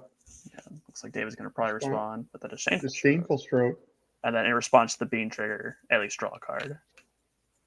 So that's the one Disdainful There Stroke we go. Okay. I like David's position here. Yeah, we were talking how game 1, Aiden was firing all cylinders. He's stumbling a little bit, and David's taking advantage of it. Yeah, I think this is where you probably have to plus this Kaito when we got double negate. Double negate in hand. Like, if I was Dave, I'd feel pretty confident about this game. I just want to close the grasp. He doesn't like your take. Go to 9. Draw more cards. Yeah, I think if we got a little bit more aggressive with the Kaito, because if we emblem here, right, that puts Aiden down to 8. Correct. Kaito is then we have 6 damage on board. I guess it doesn't matter. If we were a little bit more aggressive with the Kaito earlier, it would have mattered. If our read's right though, and we have a Yuta Takahashi in our hand, I believe, or what, just 1 short. 3, But if we 5, have 7. if we have the other Fairy Mastermind already in hand, yeah. Oh, I see what you're saying. Yeah, no, but if we have the other Fairy Mastermind in hand, we can plus on the next turn and present lethal. Mm-hmm. So I like this. Just filling your hand up a little bit. Yeah, cast Sunfall. Sunfall. Really, it's going to get negated. This is going to trigger some beans. I think this is going to be very telling. I mean, I don't think he has the Fairy Mastermind because he would have slammed it already. You know what I mean? Mm-hmm. He might be just considering taking it anyway. Like, it's only 1 creature. Save your negates for other spells. So we're drawing our cards first. Now we're going to tank a little bit more. Yeah, just think on it just for a moment. Nothing wrong with just thinking on it for a second. Yeah, if he has another Fairy Mastermind or a Drowner, it's lethal. So, or he has. Yeah, I think he's just. No, excuse me. It's not lethal. It's not lethal. Excuse me. It's not lethal. It's gonna be 1 short. Mm-hmm. Yeah, he just lets it resolve. Yeah, this is fine. He has an Enduring Curiosity in hand, so we'll just pressure it that way. Ooh. Yeah, 4, 5, 6, 7, and then plus we go to 8. Yeah. I don't even think you need a plus. I think if you just hit him for 7, all your instant speed threats are 2 power. Mm-hmm. So I think you're okay with that. Yeah, if we plus the turn before, we'd be having lethal now. But Correct. Yep. I don't know. Maybe David didn't feel comfortable enough with only the 1 negate. Which I don't blame him for. Double get loss is pretty brutal. Yeah, you might as well just find more answers just in case. Yeah, I'm not sure what. Yeah.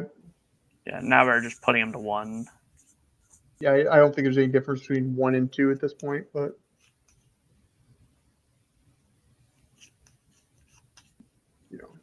Also going to be having way too many cards in hand, so what are you going to do? So we have, as far as I remember, we have 1 negate still in hand. We have a bat in hand. I think we had 2 bats at one point. 2 bats? So we have 2 negates. Goodness. I know there's at least 2 negates. At least that's a Phantom Interference. Phantom Interference. Yeah, there should be 2 negates. There should be 2 negates because we use Disdainful Stroke instead of a negate. Correct. He's keeping a tight grip. Yeah, I think David's got this one locked up. I would agree. We have an accumulation of many. Aiden does have another Sunfall in hand though, but it doesn't answer the Kaito. We need to find an answer for Kaito. Yeah, so a binding. Ideally, from Aiden's perspective, Get Lost. He definitely needs the. Well, is there even a 1-mana removal spell?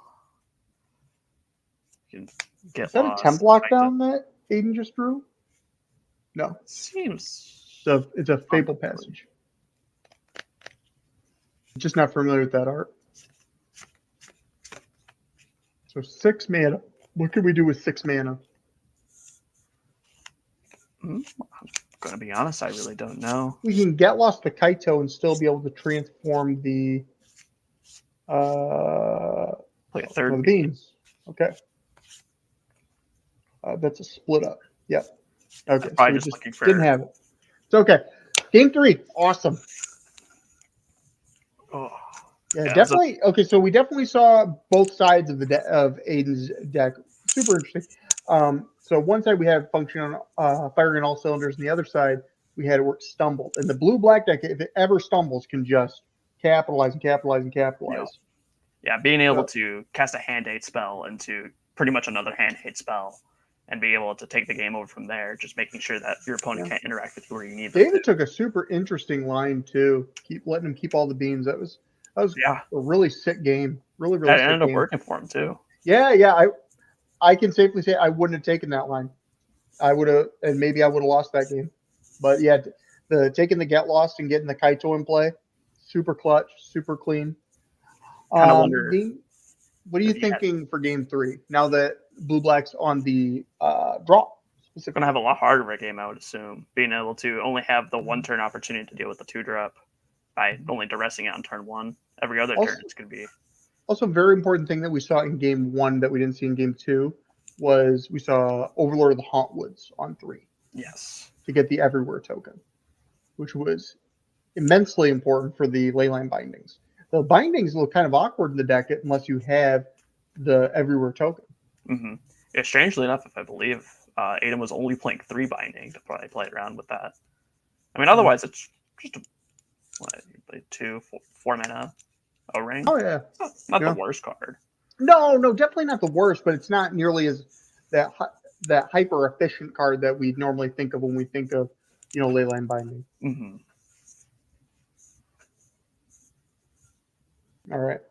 Got a player shuffling up. Yep.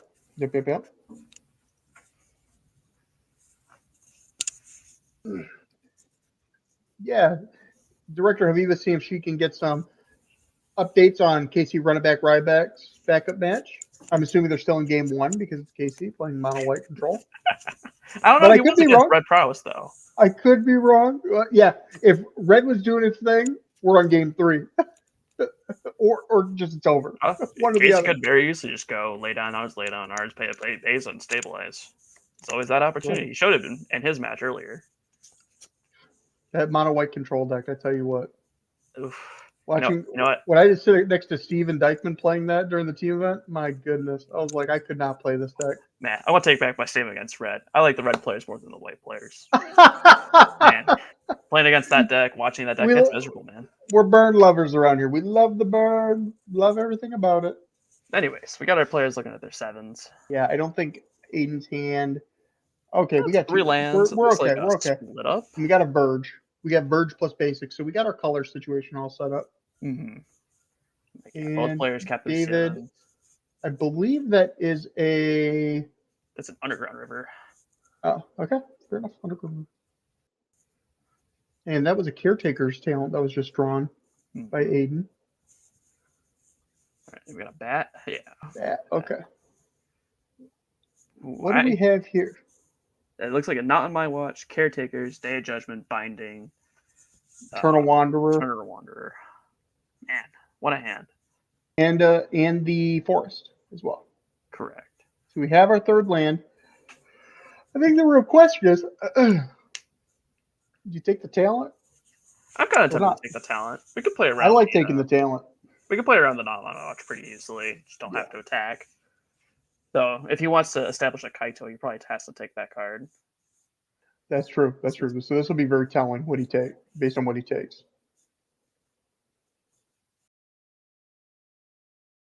Taking the Leyline binding.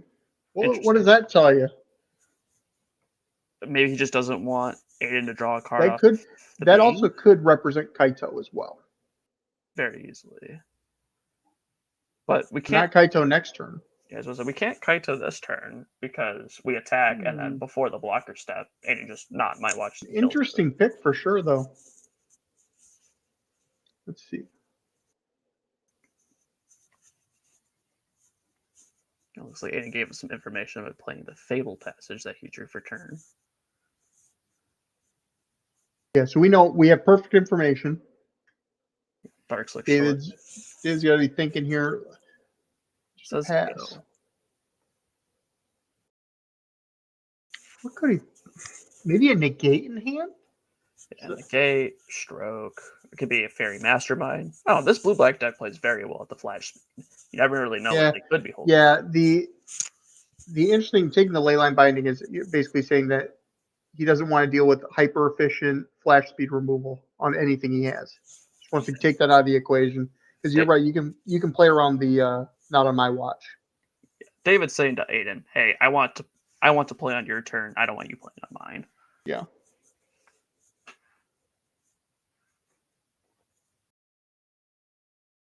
What do you think about just playing playing the Day of Judgment sort of thing? Just obviously it's hyper inefficient, but it gets rid of it forces out a counterspell if your opponent's got a counterspell. Depends on how much they value that leyline binding being held up. You know what I mean? Yeah, I think Aiden's probably just trying to play around with Kaito as much as he can. Play Day of Judgment. Sure. You get a fairy mastermind out in the field. Just a whole bunch of things. I think he was trying to play around the fact that David's probably more than likely holding up negate or stroke and just wants to. Correct. And I think he just got to. Thing. He's just in a situation where he needs to fight through them all. Mm-hmm. Also playing around the mana leak or the mana leak effect. Looks like not on my watch, not on David's mind. I might read it. Even though we saw it earlier. Mm-hmm. Or maybe he's just trying to get it out of his hand. Tell him if you want to Kaito, you can Kaito me. Nope. That's pretty telling. Just a fountain port. Just making a fish next turn, I guess. If we don't need to do anything anyway. So it looks like Aiden's hand's pretty slow. You just have a character. Yeah, also a big problem with Aiden's deck is it does not play well around Phantom Interference. No. I'll be honest, if it was me from David, yeah, I agree. Just letting this resolve. Just you like letting that resolve? It just doesn't do anything right now. There's no tokens in play. I have a feeling that and you don't have any of your generators. There's no fountain port either. Yeah, and he just wants to commit this draw to and then take over the game.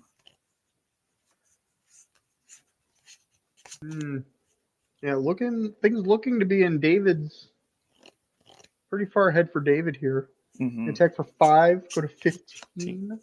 Gain a life, draw 2 cards. Yeah, we're looking like we're in a pretty good commanding position from David's side. Yeah, absolutely. Ooh, another negate. Or a negate, I should say. We don't know if there's another one. If I'm David, I'm just sitting pretty. I'll play my land and pass turn. I would agree. You just don't have to care about anything. You're gonna play board wipe me. I'd rather you not. You're gonna play. You know a majority of your opponent's hand. Mm-hmm. So just passing the turn with all that, like all his stuff is high cost cards. Mm-hmm. So you can counter anything that really matters.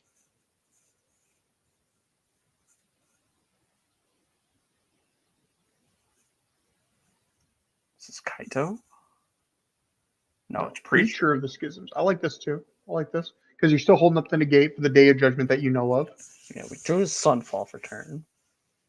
So now I assume from Aiden's side we're just going to cast. I think you play the Day of Judgment to play around the Phantom Interference. I'll play around Phantom Interference. You play around most likely the negate that you think you know about. Mm-hmm. Aiden not looking happy over there. Mm-mm. Okay, so now we're looking to, since we're also going to be drawing cards off the Preacher as well. So we'll be attacking for 7 damage. Put Aiden to 8. Yeah, and we can then play a land, pass turn, hold up, activating to make a fish.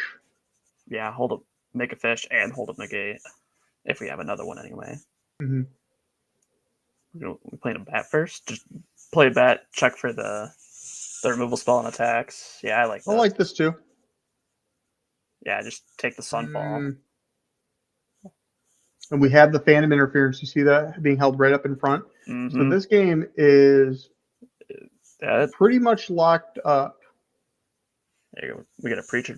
We get 1 draw from the Preacher, 3 draws from the Curiosity. We just draw 4. Yeah, I think Davin's got this one pretty clinched up. Yep. Take the 7, go to 8, draw 3, Shouldered. drew the land. Wow. Yeah. Wow. Yeah, definitely can tell the difference in the deck when it's not without the Overlord, the green Overlord of the Hauntwood. Man, especially that was such a sweet interaction between the Overlord and the Caretaker's Talent. That was crazy impressive. Yeah, I didn't know the land came in untapped. That was something new for me too. Yeah, because you're making a really copy sweet. of it. That's sweet. Yeah. Yeah, drew a Fabled Passage. We're gonna play this Eternal Wanderer. We're gonna Wanderer. It's gonna get. We're gonna Phantom Interference it, and the game should be wrapped up. Because I believe what we get to do is we get to attack for 7, and then just play this shouldered, and then they draw on their. Then Aiden loses in the draw step. Yep. Well, congratulations to Aiden for making top 8. Hopefully they get some good prizing. Had a healthy turnout, so I'm sure it's good prizing. I guess technically you drew a card off the bean. We could draw something. But yeah, I guess you could draw a Leyline Binding for the Shieldred. You got to pay full price. Yeah, you'd have the top deck. Get lost into Sunfall with no counter magic. That'd be the hope. Yep. Oh, we just have no, it's lethal because you have the bat. It's lethal because you have the bat too. Yeah. Never mind. The other bat. Yeah. Congratulations to Aiden for making top 8. That's a really sweet deck, and I think in games 2 and 3, it definitely we saw it stumble, versus having just the absolute nut draw in game 1, which was super impressive, super cool. I'm definitely going to be sleeving. I'm going to ask for that deck list more. I'm going to be sleeving that up. I'm going to be having a good time. The deck seems super sweet. Yeah, have Dykeman play that on stream, and get salty when it doesn't work. But we're going to be going to our backup match, hopefully, if it's still going. Ooh, no way! Mono White Control won? It was shorter for Mono White to win a whole match than it was for Green White and Blue Black. This is outrageous. Outrageous. Casey's making me look like a fool for putting it on backup. Yeah. Sounds good. So, all right, everybody. We will be. Did they hear you, Haviva or Jugget? Okay, awesome. So, Director Haviva just told me we're going to go on a quick ad break, and then we're going to show you a video. I forget what it was again. I'm sorry. A little late. We're going to be back with semifinals. We're going to be having a good time, and we'll watch some Mono White Control at some point versus some other sweet decks before that.「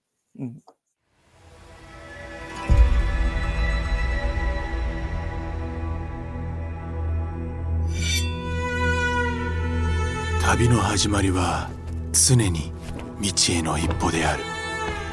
それは闇へと続く。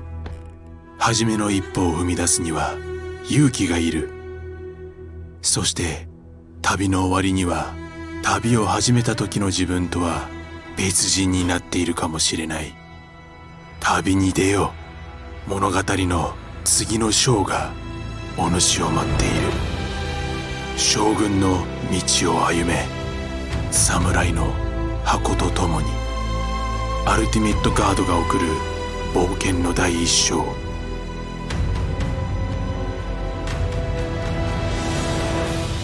刀将軍の道近日発売。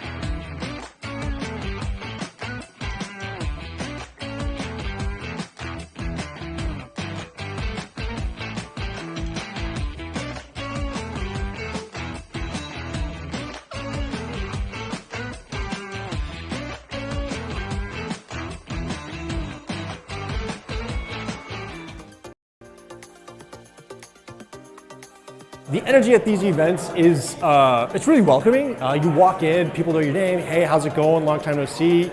Vendors, artists, a big tournament, side events. The Energy Series events are free to enter. You can just walk through the door. The round starts. It's game time. You know, you're friends, but you're competitors. The pressure's on basically from round one. You know you're going to be running into quality players. They're friendly, but they're fierce. It's a great circuit. It's a lot of fun to play. I noticed the Witch King was here this time, which was a little bit scary because I put the one ring in my deck. Really had to sort of glance behind my shoulder every time I cast the card to make sure he wasn't about to snatch it, or me. The vendors here are great. Everyone behind the booth is always really welcoming. They always have a smile on their face. The events are taking place all over the Midwest. You've got the prize wall now, you've got the command zone. Every single energy is both a RCQ and a qualifier for their championship series at the end of the year, which is, I have to say, hands down, my favorite experience I've ever had playing Magic. It's really just a great experience. The NRG series is coming to a Midwest city near you.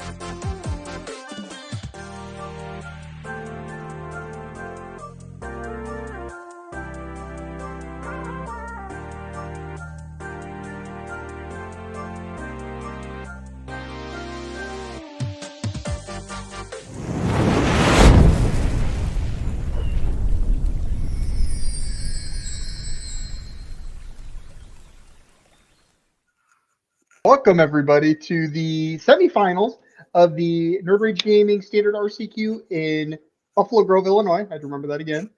I'm Andrew Waltice, the Jujubru, and that way is Dan Stopp. He's unstoppable. And we're going to be watching Mono White Control versus Dimir Midrange. I had to remember that, too. It's going to be some exciting magic. There was a poll going around for who would win. Did we get the results for that, Director Haviva?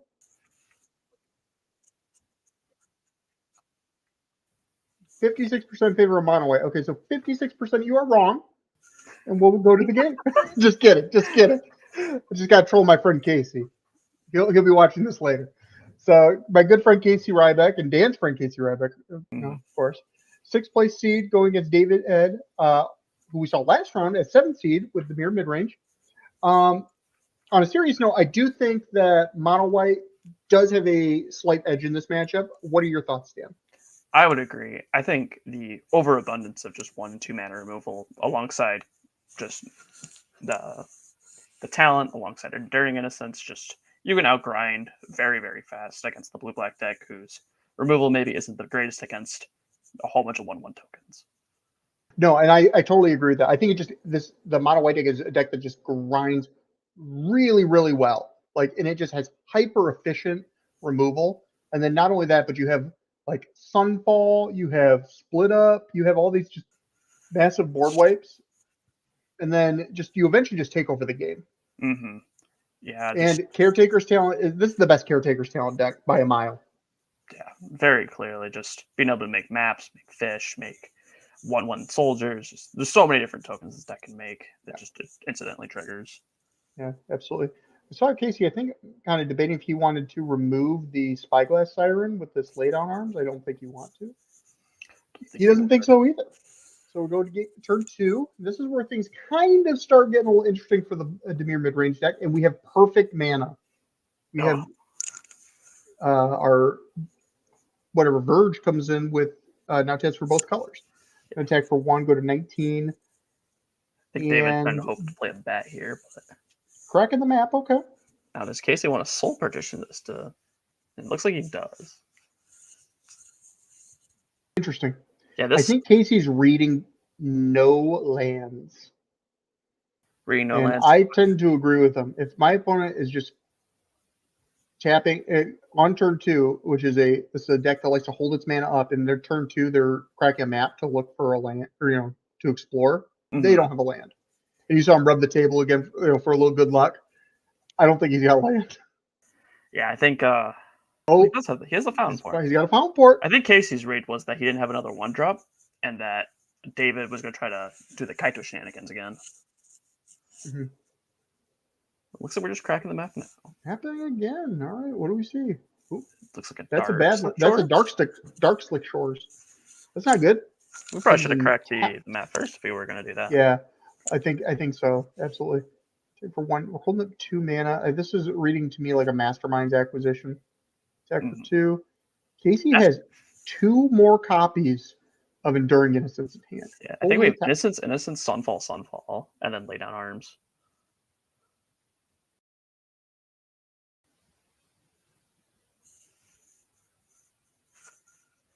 Okay. But so no land drop.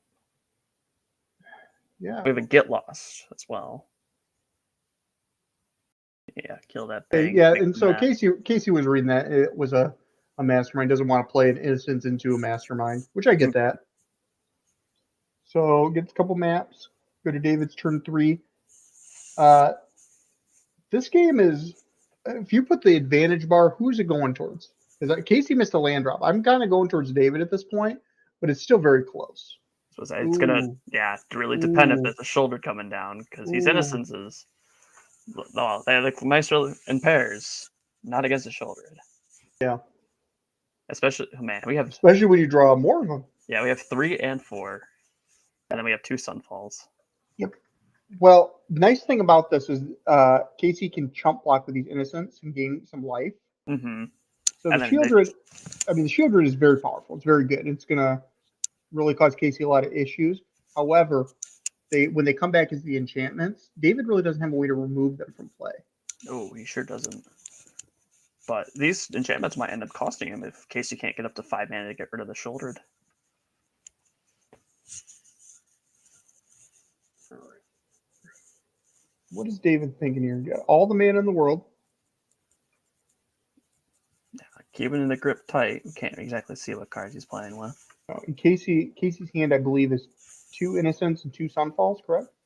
Yeah, 2 Innocents, 2 Sunfall. The perfect poker hand. Yeah, if he had 1 more, he'd have a full boat.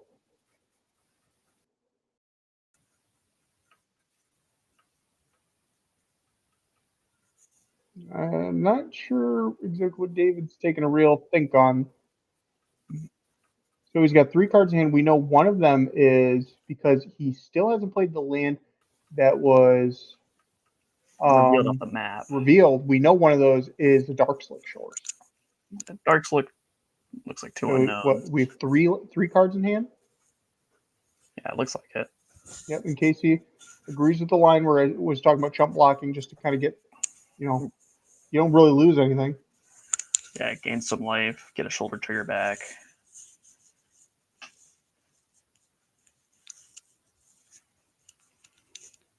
What is David thinking? Getting 3 mana set aside? Is that a Preacher of the Schisms? Nope. No. Playing the Siren that was on Soul Partition. Mm-hmm.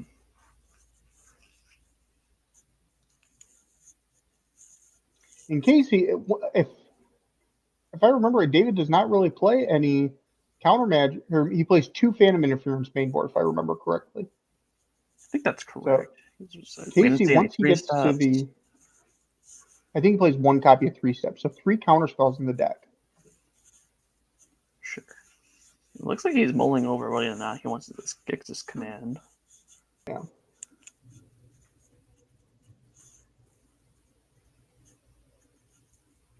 He pass on it, but he might leave it there just for the map purposes and just map again and then bin it. He'd also be trying to keep it on top just to kill Casey, just get the Innocence off the board, make my shoulder huge, and then punch you. But it looks like we're holding up, presumably a cut down. It's the only 1 mana spell I can. That's an Overlord. right, so we're going to draw 2. Did we hit land? We did. Okay, so we got a game. We also hit an Elspeth. So we still need to draw yet another land off the top.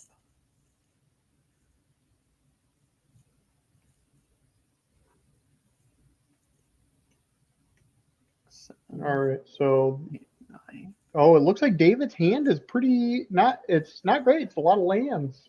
And then the Gix's command that we left on top. Quite flooded out. So Casey, while full of action in his hand, can't cast spells because he doesn't have land. David doesn't have any action, just all lands.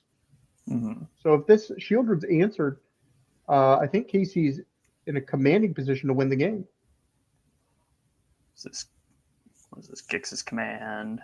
Mm-hmm. We're at modes. We're gonna. Yeah, I think I'll put some counters in my thing. Destroy your 2 guys. Hit you for 4, 8. Yep. 9, 10. We're gonna make them go to 10. 10. The extra 2 off the draw step. 3 steps ahead. Okay. So that's Casey's gonna effectively go to 1 9. after this. Casey's gonna go to 1. I think Casey should have attacked last turn with the Innocence, knowing that the Gix's command was on top. Mm-hmm. So we need to draw a land here, and we did not. Nope, did not. Unfortunate. If there was one on top, you could tell by the scowl off of Casey. Anyway, what do these players have in their sideboards for each other? Yeah, let's take a look at that. So we went and saw Davis. Let's take a look at Casey's to start. And this is just typical mono white control. Mono white good stuff. What do we like? What do we don't like? We like I kind of like Elspeth's Might. Yeah, I don't like that. They have a lot of just small flash creatures that are pretty easily dealt with. You can kill them in attack step, so Kaito doesn't come down. You could play. Yeah, I think that's a big upgrade for the deck, having some instant speed removal, especially Exercise kills Shieldred, kills Enduring, kills. Good enough. Not much else. Whether or not that's good enough. So, what don't we like? I should say. Oh. The virtue of loyalty is okay. It's not great. So there's not many ground creatures, isn't it? Yeah, I think it's kind of mid. Yeah, I would probably go. Is kind of mid. Soul Partition is kind of mid, but I think it's probably unnecessary. Just instant speed. Just make sure the Enduring doesn't hit you. It doesn't make the Shieldred on the field.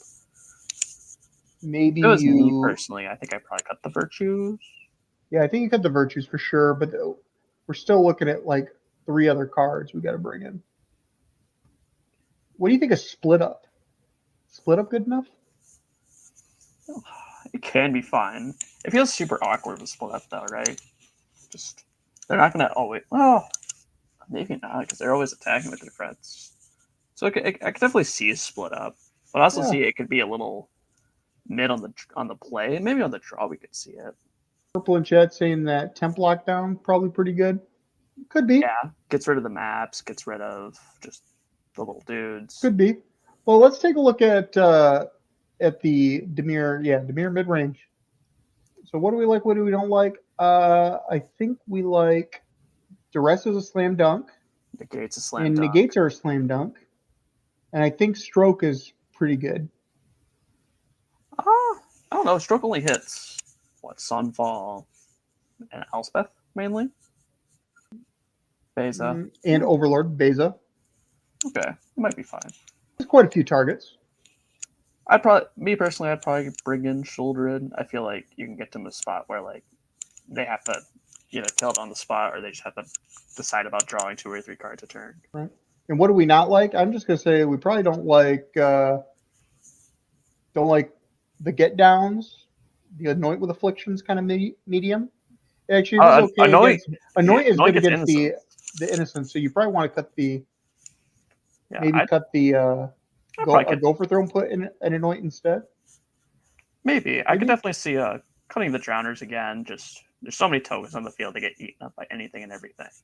X's command while it looked pretty good in that last game, it's kind of medium in general.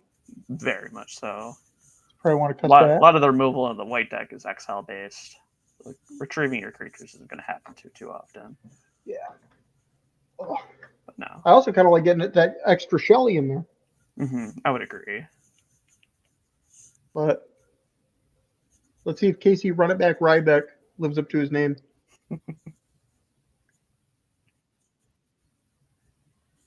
Casey looking like the most excited player on the planet. Can't wait to play this next Hey, game. he's thrilled to be there. Whenever you sit next to Casey when he's playing Magic, he looks miserable, but he's thrilled. He lives for this. He does. He likes to chat about all his games all the time. He really enjoys the game. Just very serious when it comes to playing. Very much like somebody I know in this call. It's true. That's me. Pleasure to be around, but I get focused.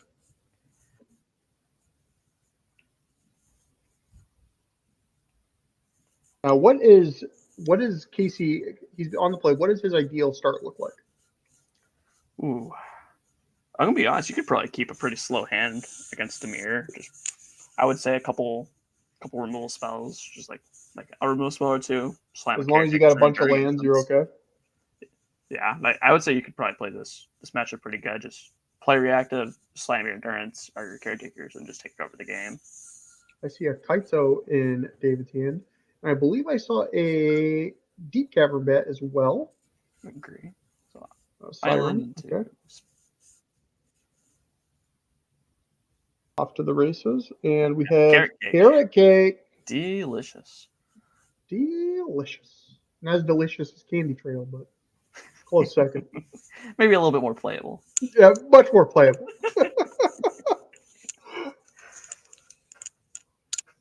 Cracking the map. We find land? We do. Believe that's an underground river. Yeah. Play a reef, hit you for 1. Okay. This is the turn to play Innocence or Caretaker's Count. What does Casey have? The Innocence. Okay. And we have a card draw already wrapped up with the Carrot Cake too. We have a Beza in hand. Yeah, I think Casey's hand looks much more functional this game than it did last game. Yeah, we have 2 Bezas. Looks like we got other planes, a couple other cards. And David taking a quick think here. If he has the Unknowing, he probably wants to get that done and over with before the Carrot Cake. Yeah, I agree. Ooh. No, it's Kaito! Saying the line. The call of the ninja. Kaito! And probably gonna, at this point, going to... I'm going to assume you 0 here. Yeah, I think he's 0.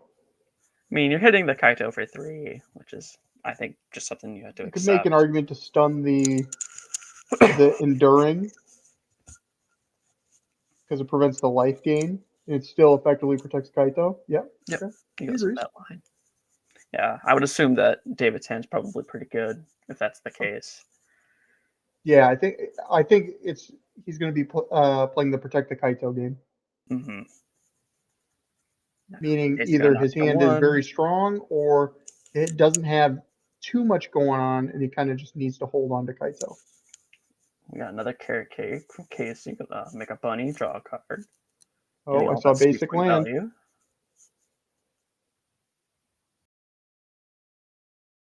Bottom of planes, get a planes. And I assume we're just going to crack a Carrot Cake in David's turn to draw another card. Yeah, Casey not really having much going on, but at the same time, his deck is playing for this kind of game. And it's looking like David might have the opposite of what Casey's got. I saw a negate in hand. Maybe we have 2 negates in hand. We plus Kaito. I think he should have blocked the Kaito in case there was another Kaito, because then we could have a Kaito chain, yeah. Which that's a dangerous game to get involved in. Yeah, he'd also be very easily thinking that David's not going to deploy another creature, or Casey has the answer to another creature, so he just wants to be able to tack down the Kaito, get it off the field. Yeah, and I really like David's line here, tapping down the Enduring Innocence, just like starting to beat down, really threaten the life total. because that Enduring Innocence, while just being a 2/1 lifelinker, that just to get the Dimir deck doesn't want you to get too much of a life buff. For sure, for sure. Preacher We have an Schisms. Enduring Curiosity in hand and a Preacher. Preach, David, preach. Play Siren. All right, so we get a Siren. All right, so Okay, we know so we we're gonna have crack a carrot Curiosity, cake here. 3 steps, negate from David. Game 3. Go back Make to a rabbit. 15. Draw a Make card. a bun. That's Scry. Bun. I think it was a land again. Okay. Do we All draw right, so we got a bunch of lands in hand. Yeah, we have and some Beza, Fountain Port, and 2 Plains by the looks. So we could all attack Kaito, and we just block. Jump chop, put it to 1. Yep.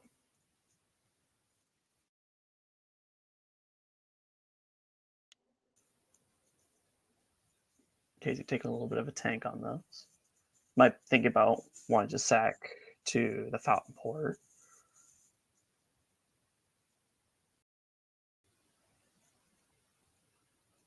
Yeah, that's interesting.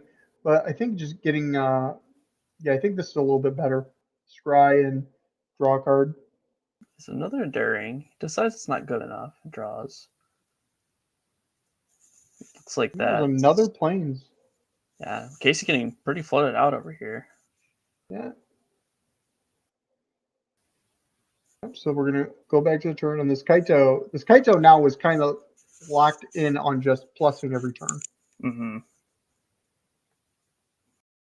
If Casey's not careful, that attack on a lot of damage real fast.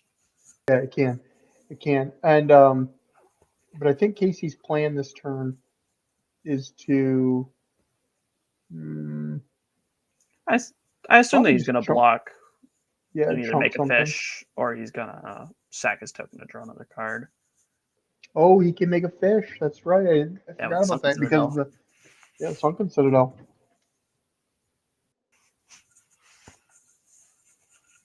Casey taking a think here. Kaito did not plus right away. That's interesting. Yeah, I think that's signifying that we're trying to maybe, draw a card. Yeah, probably just accepting that Casey was going to be able to make enough creatures to attack through the Kaito anyway. But if he makes enough creatures to overwhelm the Kaito. Yeah, because yep, I assume that David doesn't exactly want to chump block the Curiosity and make an enchantment, so you can look for an Annoyant instead.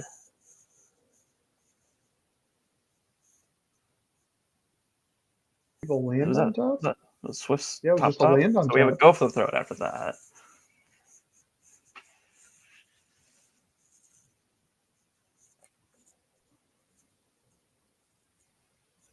We can animate the. So we could animate the lane for blocks, but now we're going for a second Preacher. So don't mind this. Get a fish, draw a card. All right, put another Preacher. So we have a go for clearly have a go for throw in hand. Oh, but we have a lay down arms for one of these. And I think David was kind of thinking that the Kaito might be able to live another turn. Mm-hmm.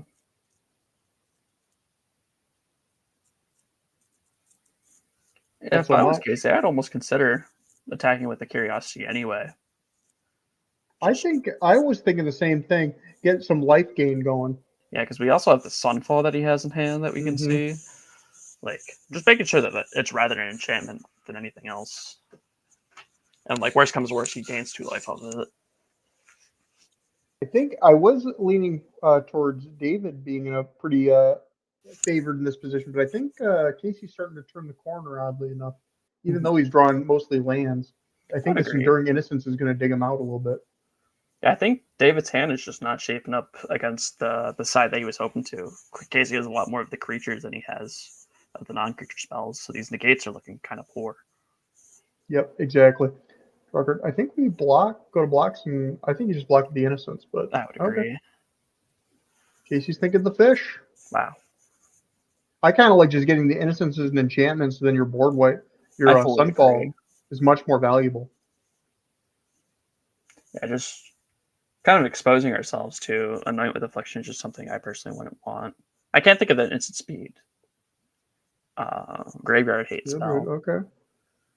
Shieldred we lose to. This Because now we definitely would like the Sunfall, but with the gate, we know that's not going to work. Yeah, and I mean you could be walking into a Phantom Interference as well. Mm-hmm. Oh, we have the mana to pay, right? We have 7 lands. Oh, sure, yeah.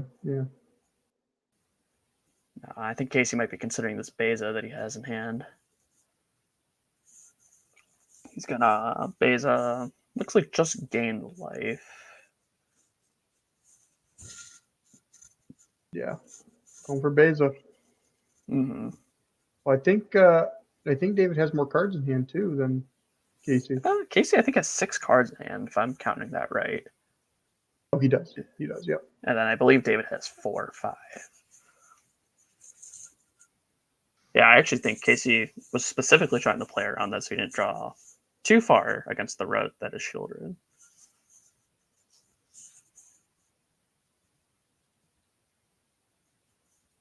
Hmm. A very interesting game developing. Yeah, absolutely. So go for throw on the Beza. Okay. Mm-hmm.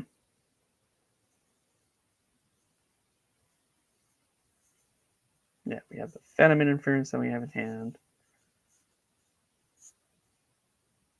I don't know, if we have the land, I almost wonder if David would fire up this Restless Reef and just try to push his advantage. Yeah. I mean, I think David's trying to play that tightrope game where he doesn't want to tap too much mana down. Mm-hmm. Yeah, we have 3 steps, Enduring Innocence, we have a Fairy Mastermind.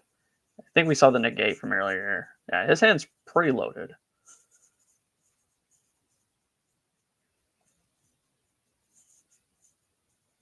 Peach, no. Whole top 8, no Gruul, no Golgari. Just mono red, white. And then there was a red white mice deck. Yeah. And blue black. Oh, there was a blue white Oculus. Mm-hmm. Yeah, jump. Double blocking. Or jumping each one. Yeah. Yeah, I agree with this. Now we get to put the Curiosity in the good zone.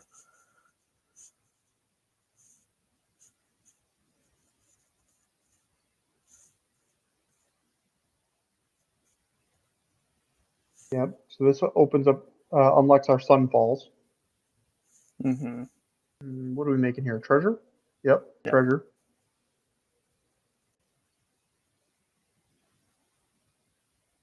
We drew a Caretaker's Talent. Sister Recall looking not the finest at the moment. No. I think you just have to deploy the Sunfall, though. Don't Beza. He might be trying to bait the Beza and thinks that his opponent has the 3 steps and only the 3 steps. Which he does. We know he does. Mm-hmm. Yep. Because now we get to follow up with another Beza if he really wants to. Looks like we would do another one. The purple, the Oculus deck when it was shown today, Jin didn't show up too many times. It's mostly just Oculus. Mm-hmm. Another Beza. Phantom Interference. Okay. Pays for it. I wonder if David forgot about the treasure.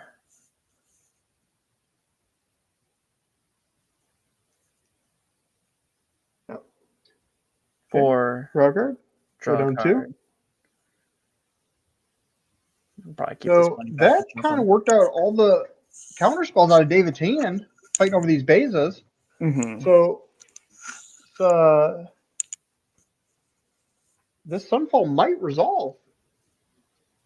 It's looking like it has a good chance to. Yeah. If my read was wrong and the negate's not there, then it'll definitely resolve. Thank you. Yeah, block there. Just take the damage off the Preacher. We have a Tidebinder.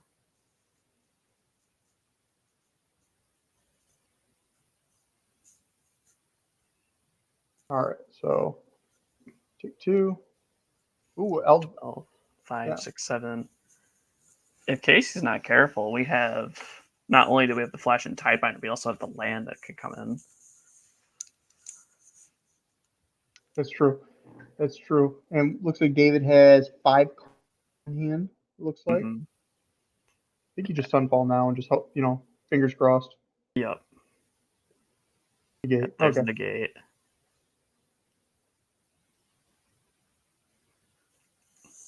But at this point, we could play. We have an Elspeth. Is that an Elspeth Smite that I'm seeing in hand? Yeah, it is. Could hit the Shieldred before blocks and then block it with Beza. Our opponent doesn't have a removal spell. Or what you could do is block, let the Beza do the damage, and then in damage step, then do it. I like this too. Carrot Cake. Look for another spell. Yeah. Oh, he drew another Sunfall. That's pretty good. He's got to survive one more turn. What do we got, David? What are we doing?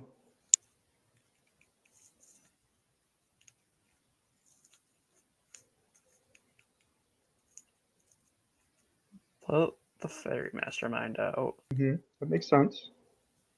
Wait, do we have 2 Fairy Masterminds? Okay. Do we have lethal? Going big. That's close. The Elspeth Smite will probably say otherwise, but yeah, but it's still going to be close either way. The Reef is going to take most of David's mana. Mm-hmm. So it's going to limit his ability to play counter magic. Casey can go to 11. I think Casey's kind of at the point where he just can't play around counter magic anymore. I would agree. Yeah. Looks like David's checking out the math.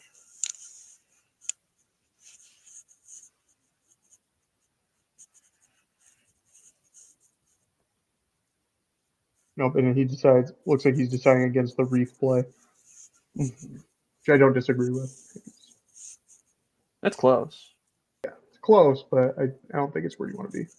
Because David would have to know that at least at the turn before, at least Casey didn't have 2 Sunfalls because he had enough mana to do both twice.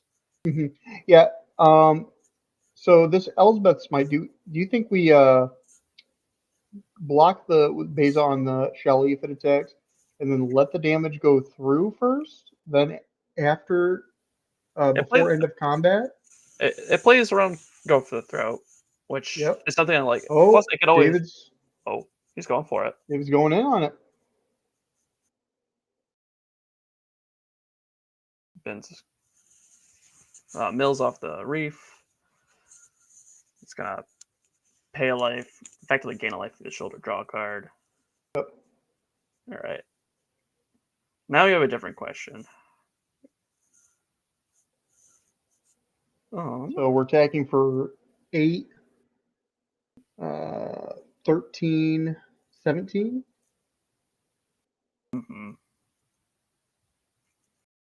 I like this block from Casey. Removing the land seems pretty good. And then if we kill one of these Fairy Masterminds. Yeah, I like getting out of another land range, because if we go from 6 to 4, then we could be dead to a land drop of just another Reef. So I suppose we could flick it if the the Sunfall result, we get the incubate token to block. Yeah, we can't. We just can't have to play it. We can't. Delicious. Delicious. Jeez, taking a long think on that one. Decides to draw it. Okay, going to 5. And all right, just play the Sunfall. Do you have it? Nope. No, he does not. So we've got a game. We got a game. All right. Game's not incubate token. That's 4. This plays around another land. Yeah, so we know that David has Enduring Curiosity. We have another Sunfall in hand too. Oof. The Caretaker's Talent. Yeah, do you just play the No, you don't play the Caretaker's Talent this turn. The Beza was killed in combat for the to get rid of the land. Yeah, he plays it. All right. Oh, we still have enough to make a fish. Yeah, I agree with that.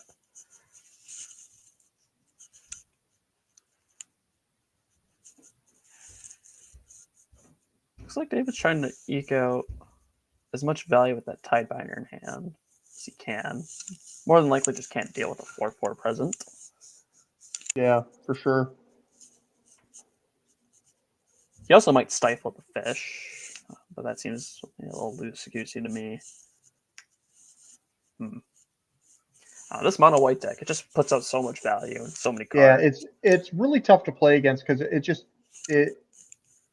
it's tough because like when you're playing against like traditional like blue white control and modern, like you gotta you gotta play around. You gotta play around the board wipes. Yeah. And the counter magic. And this deck just draws so many cards and just has all the board wipes. Doesn't have any counter magic. It's just the removal so efficient. It can just flood the board so quickly if you just aren't careful. Well, you made a fish. We drew 2 cards. Yep. 8 on arms. I like this. Casey might be able to turn the corner here. Just yep. Slowly eke out 33. Caretaker's talent. We're going to level one of them up. Yep. Yeah, level target. Copy the fish. Trigger. Trigger. My apologies. We got 2 caretakers in Enduring Innocence. Okay. We're recalling people. Wait. We can ancestral recall on both turns. Right. Here comes Enduring Curiosity. I think that's a little too late. Yeah, it looks like we're going to slow partition it. Partition, yeah. All right.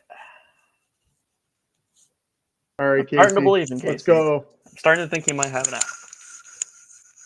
It was not looking good. It was not looking good. Yeah, that shoulder, it beat his face in. Yeah, I don't think he's confident yet. I think we've gone through, what, 3 bases so far? So we only have one more base treasure, in his life. We're going to Tidebinder to make a treasure. I agree. Right. I agree. We got another fountain port. Yeah, make another fish, draw 3 cards. Going through the motions. 2. We have another Get Lost. 3. We've got another Caretakers. I mean, soon enough, Casey's just going to make these Caretakers, like, make his tokens large. Yeah, look at that. He might not be attacking this turn, but he's certainly going to put the clock on. Yep, 6. Clock is very quick. When the mono white deck turns the corner, it's very, very fast. It does go from doing nothing to just outright one-hitting you. Yeah. We have a negate and a Tidebinder. We have another Tidebinder. Drew an island. But I think the problem is that Casey can activate 2 fountain ports. Casey's life being at 4, he might have to think a little bit harder about it, but he's just going to make a treasure. Yeah. That looks like what he's going to do. Treasure. Trigger. Good, my turn. I think I did see him draw a Beza as well, so he has some way of gaining life back. Yeah, I suppose he has. If that's the 4th Beza, he's looking pretty good. Level up. Tree.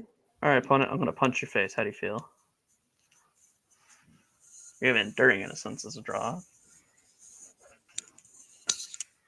All right, so we have 3 5/5 fishes coming in. Oh, yeah. Getting all the way down to 12. Man. Whew. Like we were saying, when this deck turns the corner, it's fast. Man, we went from, what, 32 life to 12 life in 2 turns? And it looks like Casey has a couple copies of Get Lost in there, signed by Energy local legend Justin Brickman. Yeah, they're one of a kind. Yep. And David's calling it. Yeah. That was That was a close game. Well piloted by Casey really there. I don't think I would have been able to navigate my way out of that. Yeah, no. He's been playing this deck for the last few weeks pretty consistently, really enjoying the deck. I'm not too surprised by his mastery of it. No. It was more of the fact that we valued the Beza, or we played the Beza to get countered and stuff intentionally. and just so we could eventually resolve the second copy of Sunfall. Yeah. And I think David had played that. I think I would have countered the same stuff. It couldn't play around second copy of Sunfall and the 3 copies of Beza? Yeah, 3 copies of Beza, like for the first 12-ish turns. Yeah, crazy. Through. Very well piloted by both players. Very well piloted. That Shieldred was looking fantastic. I thought that was going to take the game for sure. Yeah, I did as well. Let's take a look at the sideboards one more time. So the mono white, is there anything that you think we need to be going for in game 3 that was different than game 1? Since we're on the draw, we're a little bit slower of a deck. Do you think we need the split ups? I think it's interesting. Split ups are definitely something that we talked about last time. Or like it could be good, but it also could be very just mediocre. I think split up might be fine to bring in because the shoulder most likely is not going to be attacking. If the opponent knows there is the tag. Also, it's a great spell that to bait into a removal spell to resolve your better spells later. Correct. So, and as far as the blue deck is concerned, I really don't think, we talked about the other Shieldred, the Tidebind. He brought the Tidebinders in, which I thought was interesting, but I don't think they are that high of impact. I mean, sure, they stopped Beza. See, they can stop Enduring Innocence, and from there, it doesn't have to die trigger. Sure. So if you kill it, it just goes to the graveyard. Sure. So it has some utility, but I don't know.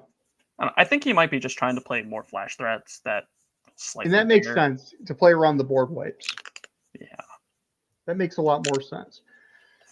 Okay, well, let's go back to the table. They should be finishing up their shuffling. Casey's got to shuffle his deck quite a bit. He sees every card every game, all of them, I'm getting confirmation from Director Haviva that Casey changed nothing. Perfect 60 going into the sideboard games. Perfect. He likes the no changes. Plan. You can tell he's a happy man now compared to before. Peach, I do think I would say that blue-black is the deck to be in standard. Excuse me. I think the Enduring Curiosity is incredibly broken, and I think that the 4-mana Kaito does give the deck a lot of extra reach.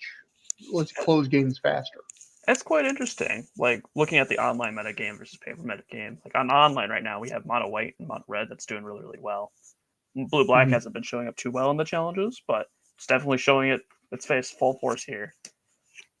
I think if you were going to, and that's an interesting point you bring up, Dan. If you're going to be playing in a paper event, I would expect to be playing a ton of Dimir midrange and mono red or red white. There's just very popular decks. Curiosity is the blue Enduring, yes. I would expect to be playing Dimir in like some red aggressive decks almost exclusively. So maybe some green black, but I think those 3 decks are the ones I would prepare for. Or if I was to play online, I'd be preparing for a lot of mono white. I know the aggressive strategies are doing well online as well. But the mid-range decks, they kind of get they've been getting shut out quite a bit. Yeah, for sure. All right, looks like Casey is mulling over whether or not he wants a 7, and we have David going down to a 6. I don't know. Casey's kept it. I know Casey's body language. He put the cards on the table. Snap, keep. He's happy. Snap, keep. Never look back. Look at that smile on him. He's ready. I think he's got like 4 lands. I think he's good.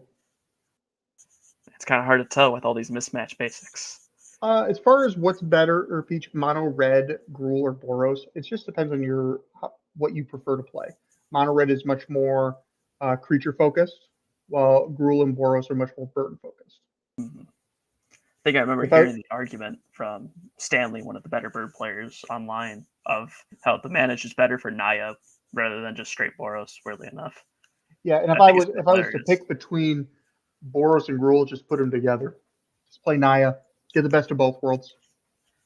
Get your Questing Druid. I think Questing Druid, Questing Druid is just, it's too good to say no. The instant speed impulse. All right.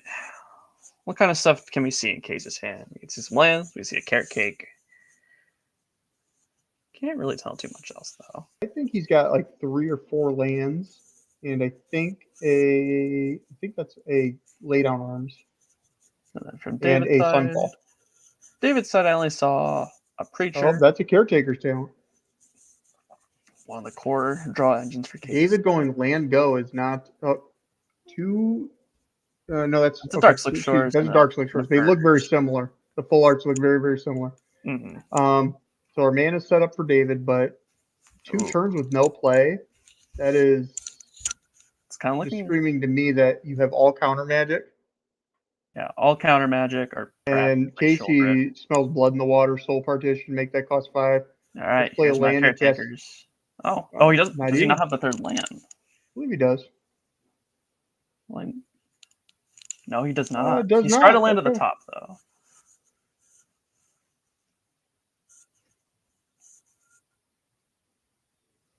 Now David's smelling blood in the water. No, Mr. Landrop, you say? All right, so we have a Sunken Citadel. Okay, and that's not bad because you can crack the carrot cake to scry. Mm-hmm. In case he's like, "Yep, you got it, champ." That's an Elsbeth Smite. It looks like in hand. Mm-hmm.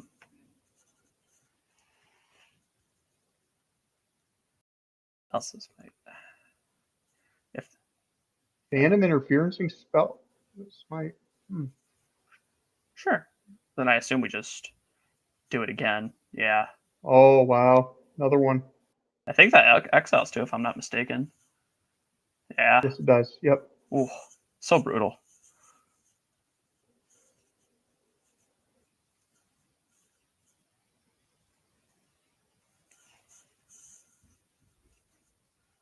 And I think Casey is pretty excited that resolve. Not only does it show that his opponent doesn't have another land, it or not, excuse me, not another land, another counterspell. It shows a definite sign of weakness to David's just hand in general. Mm-hmm. I kind of wonder if David was kind of hedging on that 4-3, just making sure he the curiosity hits. I think he was. Because now he just doesn't have a threat to stand behind. No Sholdred. No I'm guessing if I was sitting in KCC, I would expect my opponent has removal spells and land and nothing else. Yeah, I think I would agree with that statement. Yep. Recasting the Preacher off the Soul Partition tax. Yep. And do we draw planes? No. Another bun. Yeah, he's looking to play a plane so he can lay down his arms. Yeah, it's not. Yeah, he's not too upset about this. He can crack the carrot cake pre-combat to gain enough life. So then, he's gonna let him get both. Yeah, no. Oh, he's okay. Do it with the trigger on the side. Okay, yeah. Yeah, he's gonna do it. So then, all David gets is a 1/1 lifelinking vampire. And Casey didn't see a land. It's a get lost. Kills it. It's not bad. I think you just take the damage. Take 2. I would agree. It's just 2. Yeah, just take 2. I mean, we just gained 3, so we're already above our starting life total. Yeah. Place there in Storm Tamer. Yeah, and David's smelling blood in the water. And is it Shouldered? It is. Shouldered. All Okay. right. And Casey's hand is well equipped to handle this. Yeah, if I was Casey, I'd be like, in my upkeep, let's get rid of that Shouldered.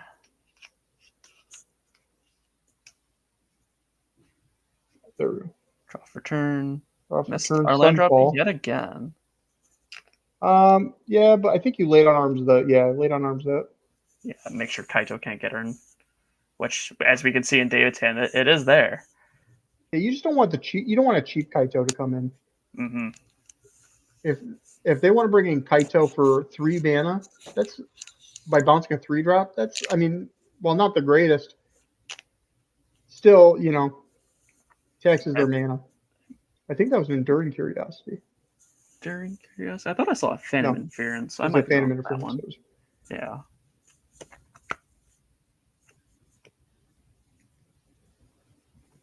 You can see Casey is not happy right now. Deck just not functioning the way he needs it to. It may not be functioning the way he needs it to, but he also just has a grip full of heater cards that just... If he draws his 4th land, he's just set up like this Beza. He's gonna make a treasure. Yeah. Yeah, make a treasure. But if he finds the 4th plains or a 3rd plains, he can actually lay down arms the preacher, and then he's in much better shape. Mm-hmm. Right now, that preacher's just getting free value on the vampire. Let's show it. Duress. Leave that right on top. Mm-hmm. If we really wanted to, we could sack a map to draw it immediately, and then Duress. Like, if our hand's like just weak, that might be the play. Yeah, I think David's thinking about that. We have Kaito. I think that's a disdainful stroke that I can see in his hand in a land. It is, yeah. That's definitely a disdainful stroke. I think David wants to see what's up.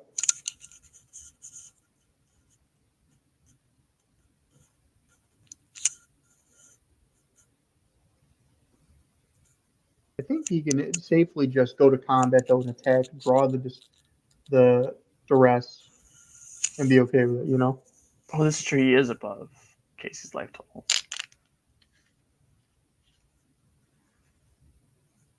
Yeah, 1 block on each. Preserve your life total. The life totals were mixed up the other way around. Yeah. I think Casey just wants to set up a position where he can triple Beza. Yeah.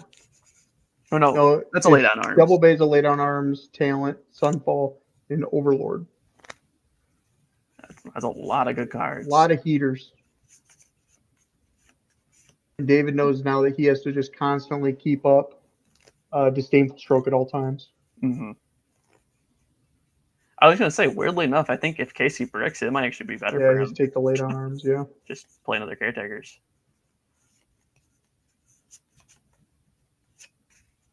I think just playing our caretakers is totally fine. Are we going to bank on bricking? No, you definitely want to hit the land. Oh, I'm talking from David just slamming this Kaito. No. That's a little too much. That's not enough. Well, there's third Beza. Play my caretakers. Probably going to make a fish from David's side, I would assume.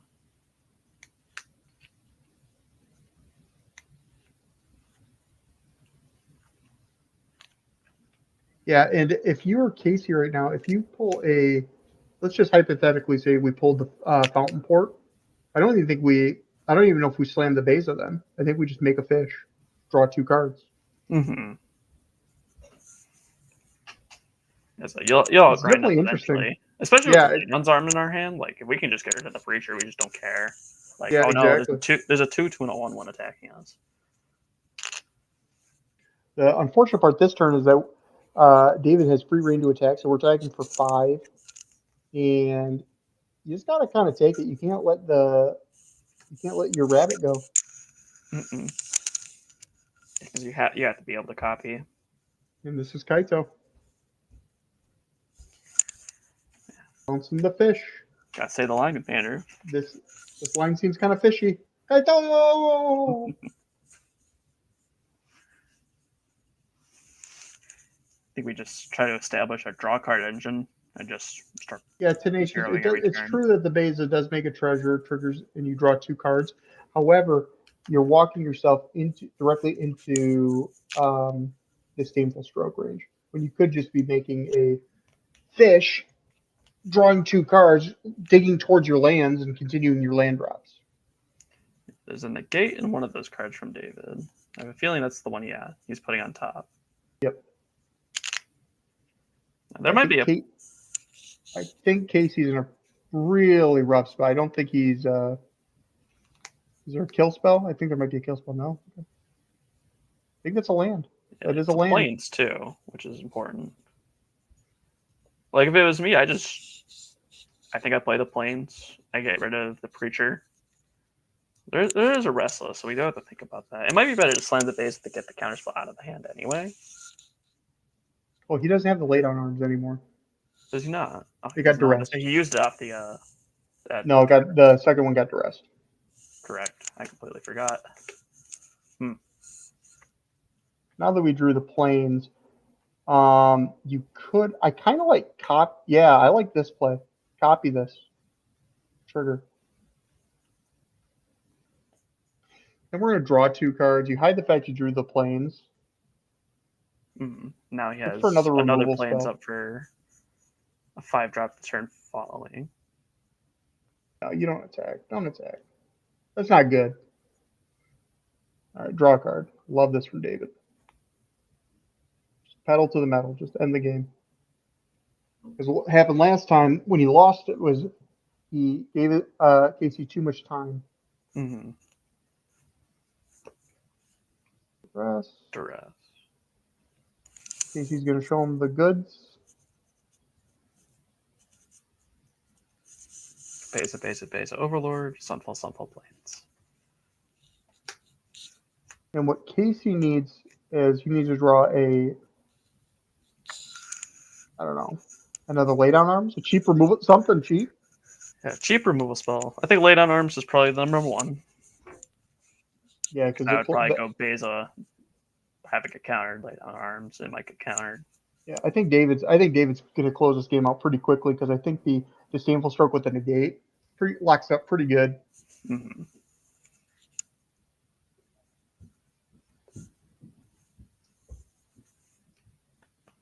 why you need you need to have a Cavern of Souls name Elemental for the stupid Beza. Yeah, you got to have your planes count still pretty high though. Exactly. Taking the 4, go to 10. Interesting. I like that because you're not really doing much else. Did we draw a second Disdainful Stroke? I thought we only had the one in the sideboard. No, it was I think it's a Curiosity. Tanisha, I think he's playing the 1. It's kind of hard to tell.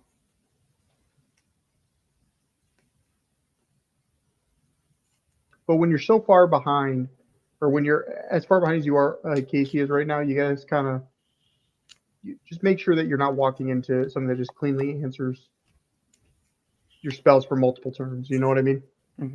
If we don't have the removal spell, I kind of wonder if you're supposed to stun the rabbit. I like that. I really like that. Yeah, because then Casey was able holding it back, land, and then from there, I think we're just attacking for lethal. We might be able to attack for lethal anyway, but yeah, I think this game's going to be over very quickly. That's the fourth Beza. Well, this is when you just put your land down, put your Beza out, hope it resolves. Cross your fingers.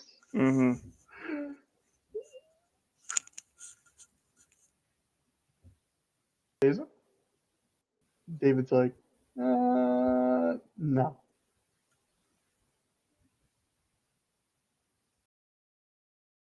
He might be considering let it resolve.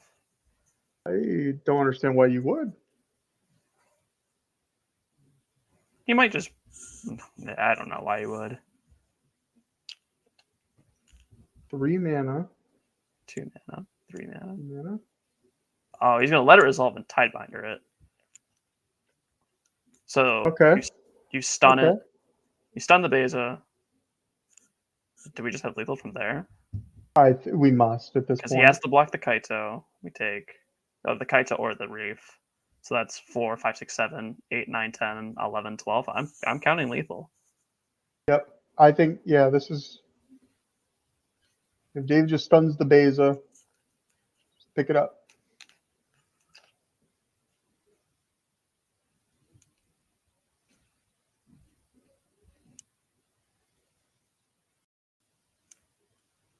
Activate the Reef. Put it up front. Let's just count it out just to make sure. We got 2, 4, 7, 8, 11, 17 damage coming through. You can block 4. Yep. Triggers. And then draw 1.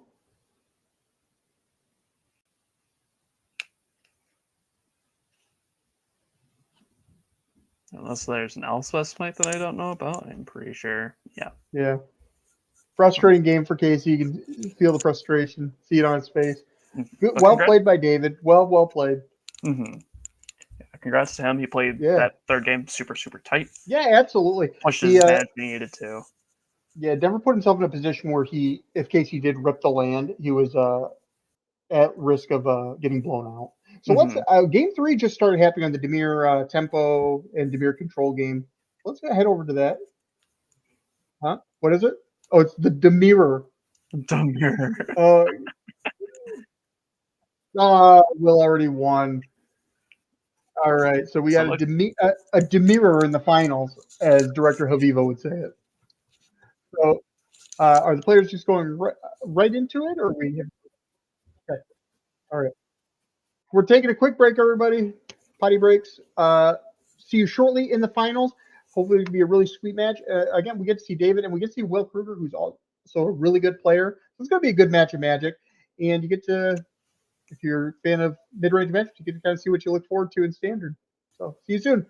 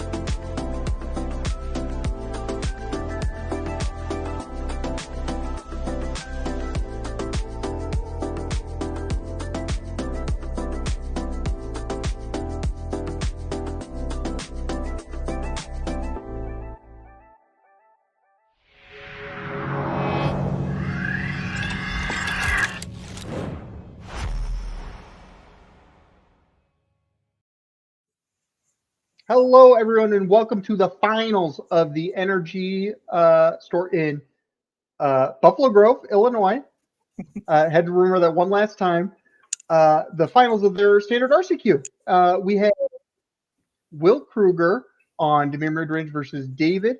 I'm going to apologize. I'm not going to say the last name. Tien. So I said it right the first time. I'm proud of myself on Demir Midrange.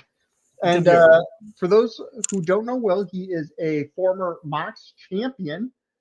So he very skilled player, very good. I haven't played against David before, but I've been very impressed with his gameplay over the past these 2 elimination rounds. And starting out with Will on the Spyglass Siren. Yeah, David starting out on Tapland. Where do you think the edges are going to come in this matchup, Dan? Oh, it could be I'm going to be honest. I think it might be the first person that gets a resolved Enduring Curiosity. I was thinking the same thing. Will might have a little bit of an upper edge. If I remember right, he's playing 4 Spell Stutter in his main. Worthy of mention, that colored source is an underground river. It is. It's a very painful hand. It's very painful, and it's going to definitely be hurting him as the match goes on. This is a very fragile hand from David. If we take this Gopher Throat, he has no removal. No. We just don't need to, like, we could attack and he'd flash in a Fairy Mastermind to block, I suppose. He's probably just going to play a bat next turn. Even then, I wonder if Will's hand just doesn't have, because his hand looks pretty small, and no, it's 4 cards. Because I was thinking that the match might just become 2 creatures fighting off against each other. Whereas possibly. Counter spells are traditionally a little bit weaker in the counter mid-range mirrors. And I believe Will should be at 18. I think they have it as 19 on their life totals, but it should be 18 because that Underground River's been tapped twice for color. And they caught it. Excellent. Life total's good. Got all the cards written down. We're in good shape. Go to David's turn 2, and I suspect we're going to see the bat. Through a cut down. That's good. Yeah, but I do expect the bat, as you said. Yeah, I think you just lead with the bat. See what you're working with.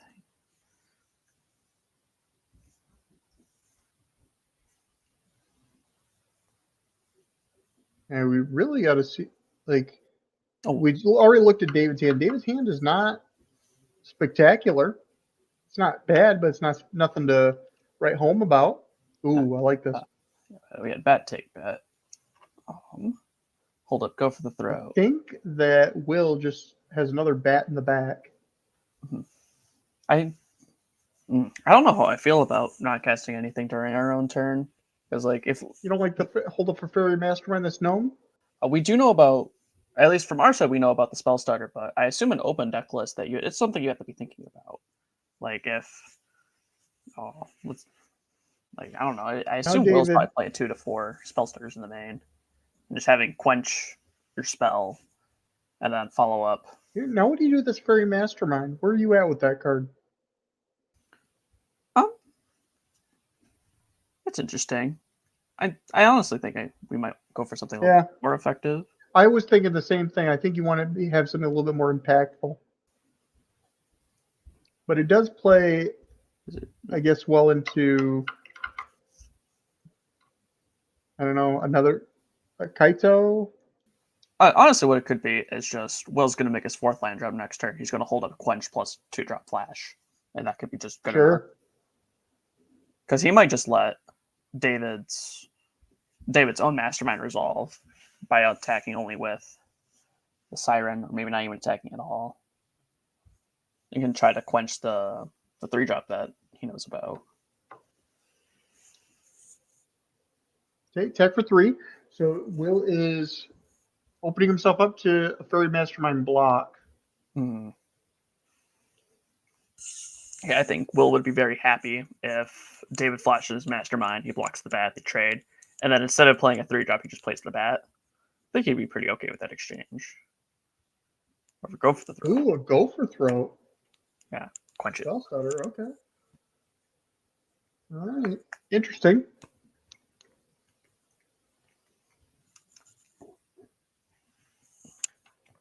So what does David draw? I didn't see.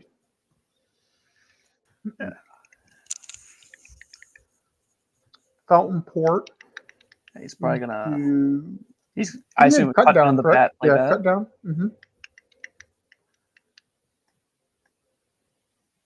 Actually, is that a Verge? He won't be able to. That is a Verge. Yep. So he only has blue mana right now. So we have a mana for Mastermind. Mm-hmm. When he plays his land, he has another. Will has another bat in hand, so we can just bat the bat again if we really want to. All right, what is Will thinking here? In fact, I think he has land, spell. So he could probably bat. He might take bat. Take 2. And then. Okay. David going to 14. Will's hand not that impressive. Lead with the bat. See what's up. Take another damage. Mm-hmm. Fairy Mastermind. Take a look. What do we take? Preacher. I kind of like taking the. I don't know. You could take the Curiosity.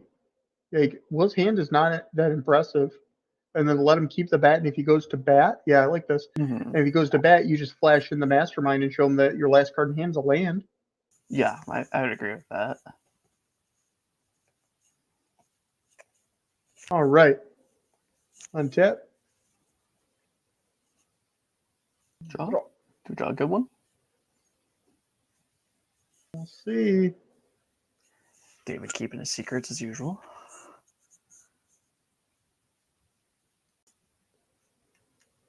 Yeah, and David knows about the Mastermind as well. So it's Mastermind plus 1 unknown. So this bat's really, I mean, the value's on 1 mystery card. I kind of like just playing a Preacher. He agrees. Mm-hmm. Actually, I don't know if David knows that the Mastermind was there. He mapped it. He showed it. You're right. Correct.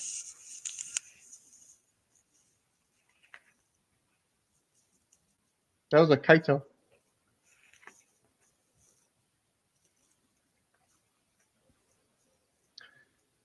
So we could.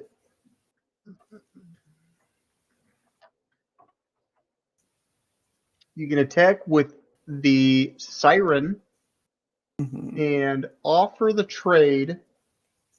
If David doesn't take the trade, you can ninjutsu in Kaito and play the Siren again. Mm-hmm. If you do that, you could attack with Fairy Mastermind Siren and guarantee the Kaito. Yeah, I kind of like that because then you're incentivizing a trade because you just don't want your opponent to just keep drawing cards off this Fairy Mastermind. You know their hand is kind of weak. You just can't offer the bat.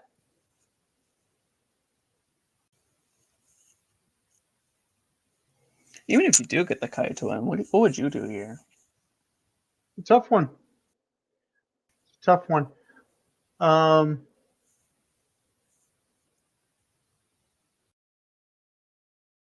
Okay. And we're just hardcasting Kaito? Maybe? Yeah, just hardcast Kaito. At this point, you draw a card. Mm-hmm. You can search for something impactful.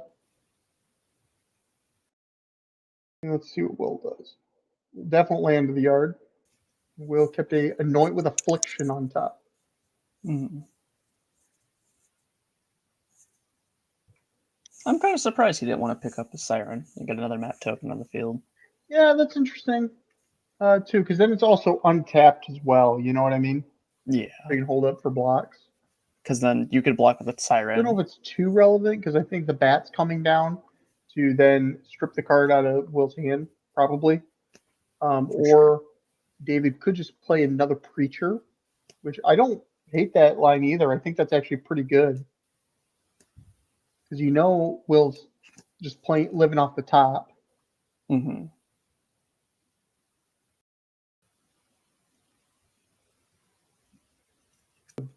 And then if you're play the bat, then you're being mana inefficient. You're not really getting much out of it. Yeah, Kaito down to 2. And we're going to get should be getting a 1/1 lifelink vampire. Oh, it looks like it might be a miss trigger. Looks like it.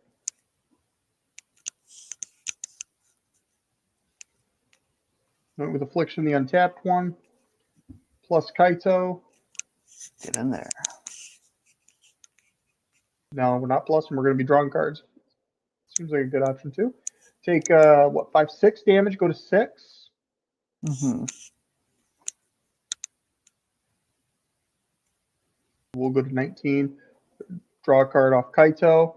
Then land, draw. And I think that was a go for throat. It is. Map. Go Kill for throat that. And no cards in hand, pass turn. Yeah, I like killing it on our turn too. Yeah, I do too. Phantom Interference. Oh, Pub Daddy, that's a good point. Yeah, pretty sure it doesn't trigger when attacking planeswalkers. It's only players. I forgot about that. Oh, good call. Good call. If it was the old rules where you got to attack a player then redirect, then it would work. For those who remember how planeswalkers used to work. Deep Cavern Bat. No cards in hand.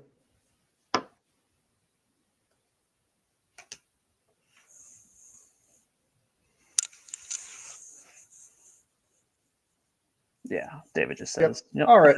Yeah, David. Yeah, David missed on lands for too long and couldn't really couldn't get anything going. And that Kaito off the top was just perfect. Perfect. Also, how Will played it were to bait out the block from the Mastermind, because the Kaito wouldn't have done nearly anything if the Mastermind was in play. All right. So, sideboard. What do we like? What do we don't like? Like the Anoint with a no, Anoint with a Fiction's kind of mid. This figure's pretty okay, I think. Kills the majority of creatures. Yeah, it's not bad.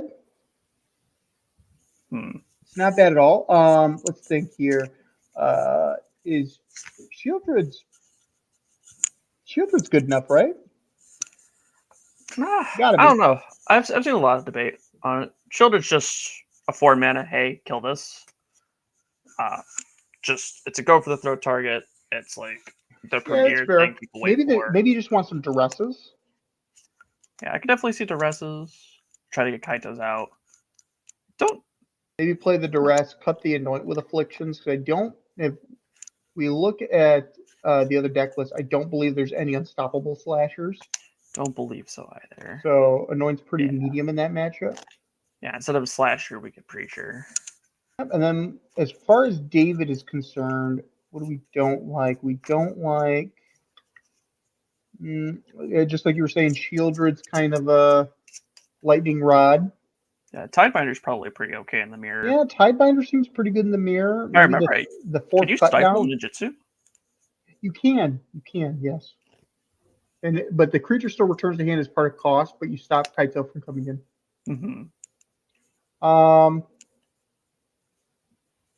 And against Will's list, you're going to want the Anoint with Afflictions. So, I don't know. Maybe you want to cut the really expensive cards and like maybe cut a Gix command. The Gix command is pretty good in general. I could see Ghost Vacuum coming in. I don't know how likely, but I could see it as a plausibility, being able to make sure. I can see it, but I can see it, but I'm not. I don't think so. Yeah, cut the Shieldred, bring in the copy of Cut Down, maybe some Tidebinders. Yeah. That's all I got. Yeah. Some expert commentary right there. Yeah, maybe this, maybe that. Yeah, no, I think there's a lot of players that really like cutting down on the 2-mana counters. Just Yeah, I'm not play crazy more about the creature counter spells game. in this matchup. I think the creatures are what matter. So I would be playing a more heavy removal based game. Creature removal. Make sure your creatures stay longer. Pretty much. Pretty much. It's expert commentary right there, Mr. Shaw. Yeah. All right, and we got our players thinking it over, mulling it over. Definitely two very, while they're the same, going for the same strategy, two very different styles. I'm not crazy about the unstoppable slashers myself, but seem to be doing Will a lot of good. And they do play very well around just removal in general. I know with Affliction, obviously, they don't play well into, but not going to play well into everything. Being able to be killed and just come back 2 turns later, 3 turns later, due to the 2 stun counters is very powerful. Yeah, for sure. For sure. Yeah. But I really and this do like matchup's David's all take. about just, you want to evenly trade 1-for-1 on everything in this matchup. When your opponent starts gaining card advantage, that's when you really lose. Start losing the game, I should say. And that's exactly what happened in game 1, is that Will just start gaining the card advantage. Because Kaito, too strong. Too strong. Kaito, too good. Too good. I really wanted to see, was hoping we get to see that other Demir Tempo deck. I don't know if you saw that in coverage earlier, everyone, but I heard some rumors. The other 3-mana Kaito. Yeah. Cunning Infiltrator. I'm not too knowledgeable about that card myself from what I've heard and what I've seen. It just looks very medium. Not sure if I like it personally. I think it's good if you're playing a lot of the typical just little weenie strategy these decks typically play. It can ultimate very, very quickly. All right, here we go. David on the play. Darkslick Shores into Siren. Get a map. Will his follow-up. Looks like both our players kept 7s too. Yes, they did. And I think I saw a Siren in Will's hand, but I think he's holding it up for cut down. Yeah, holding up so that way if a bat comes down, just you get to kill it. You only get to check the hand. Yep. Makes a lot of sense. Very heads up play by Will. Draw. Very Mastermind comes to hand. And I think we're just going to pass it off again. Yep. Dave following up with his Mastermind. I see a Disfigure as well. Oh. All right. I think this is a good time to Disfigure. Yeah. Disfigure. We want to play around it. Oh, we're going to cut down instead. We're going to hold the Disfigure. Yeah. If we want to play around Kaito, we'll kill the Siren as well.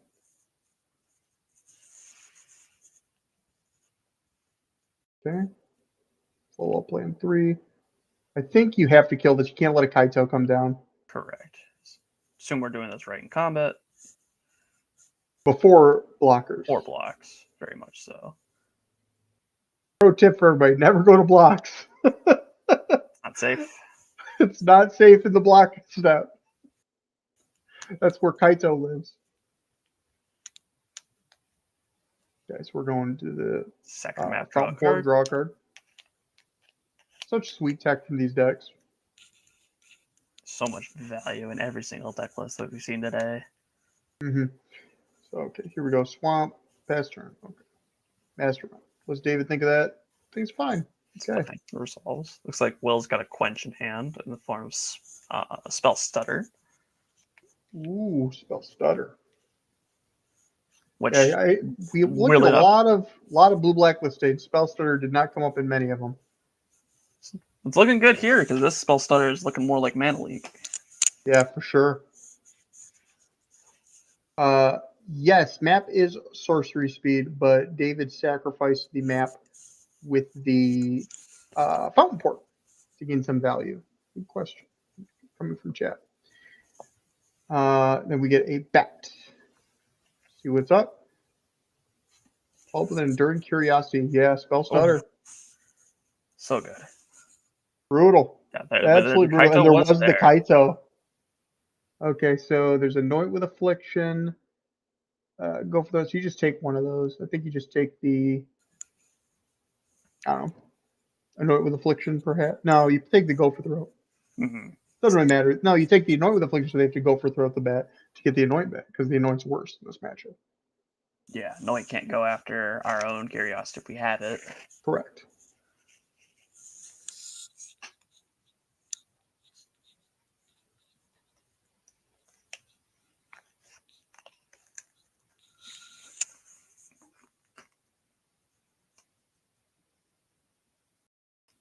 Yep, looks like Will agrees. Yep, Will agrees. There is a argument to taking the Gopher Throat instead of the Anoint for Affliction, because the Anoint for Affliction is much better against the Unstoppable Slashers. But maybe Will has taken them out in this matchup, perhaps? There's a chance. It does just die to cut down. It doesn't really come back until a lot later. Yeah, it does. Yeah, I mean, it matches well into the Preacher because it has Death Touch. They both have Death Touch, so they trade, but Unstoppable Slasher just comes back. But I think it's just not where you really want to be. Mm-hmm. Yeah, I think we're very much about this flying mid-range mirror. Oh, yeah. Okay, where are we at, Will? What are we thinking, sir? We can tag for 3. It looks like we have a Gopher Throat in hand.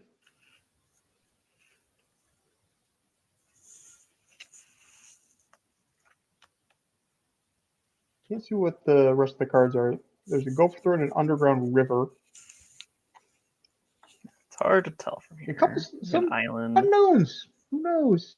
We'll find out. A whole bunch of good cards. Oh, it looks like just an island. Was debating on. I mean, he might be trying to decide whether or not he wants to animate his land and have. That's exactly. That's where I was at. I don't think you want to. I would agree.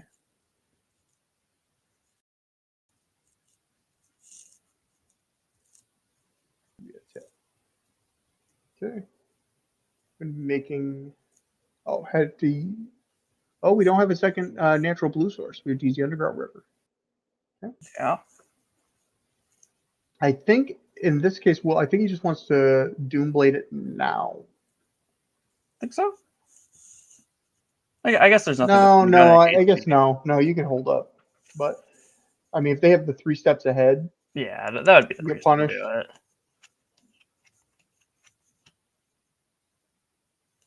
Kill it, comes back. He can't attack. Actually, if David really wanted to go for it, he could animate his land and swing. Yeah, he could. He could. The awkward thing is that Will would draw a card too, though, because of the Fairy Mastermind. Oh, he would. Mm-hmm. So he would be gaining a card, but so would Will. So it's kind of breaks even. Mm-hmm. I think if I'm Will, I'm more than happy with that exchange.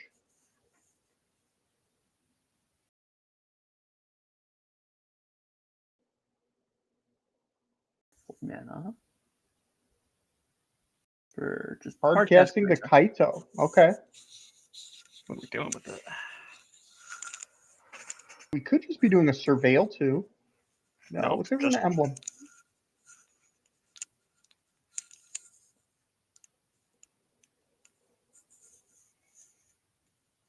I sort of like David's position now in this game. Will needs to find some action very quickly because this Kaito is going to take over the game. Tell you what would hit the spot is an Enduring Curiosity. Oh yeah, that'd be so good. Would make this game probably a lot faster. The favor meter would definitely it would be sliding over to Will's side of the table. Mm-hmm. Yeah, it's kind of hard to tell how many cards David exactly has. It could be 1, it could be 2. I believe it is 2. And we still know about the Go for the Throat. Yeah, so animating this land isn't very good. And we don't. All we know is that Will's got an Underground River in hand. We don't know what the other card is as of yet. Mm-hmm. Taking a think on it. The question is, do you pressure the Kaito or do you go right for David? And I don't think going for Kaito at this point would be all that good. I don't think he'll be able unless... to get near killing it. Okay, just so animating. I think we're just attacking Forcing the Kaito. Yeah, if we attack Kaito player? this way, we can guarantee the back keeps its removal spell. Yeah. All right, that was David's last card. Okay, so 4+4. Kaito takes 2. I really like this play from Will to force out the. That looked like an unstoppable slasher in hand. I like this play from Will to force out the Gopher Throat onto the land itself instead of going to the bat. Limit the card advantage. Yeah. Yeah, David does get to Ancestral Recall this turn if he wants to. He's okay. I was like, is he hitting with the Kaito ability? Yeah, the Sun ability be a little more than strange. Yeah, a little bit. Okay, so we draw. Kaito's probably going to 0. Yeah. Land Tidebinder. Did we forget a trigger from the Fairy Mastermind? It looks like it. Looks like we did.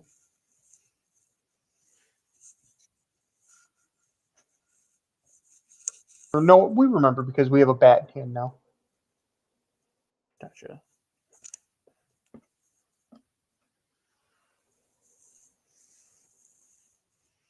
So now Will can bat to make sure the coast is clear before attacking the Kaito.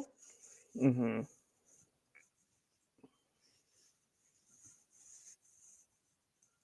Okay, what do we got, Will? Will, I was hiding your hand.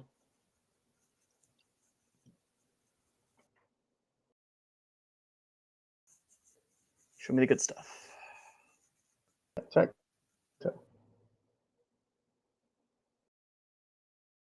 Flash on a master. Okay. Do we have a kill spell for the Fairy Mastermind?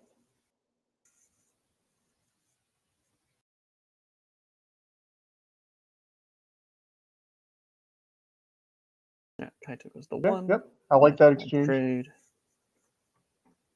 There's a Fountain Port, so that can make a blocker.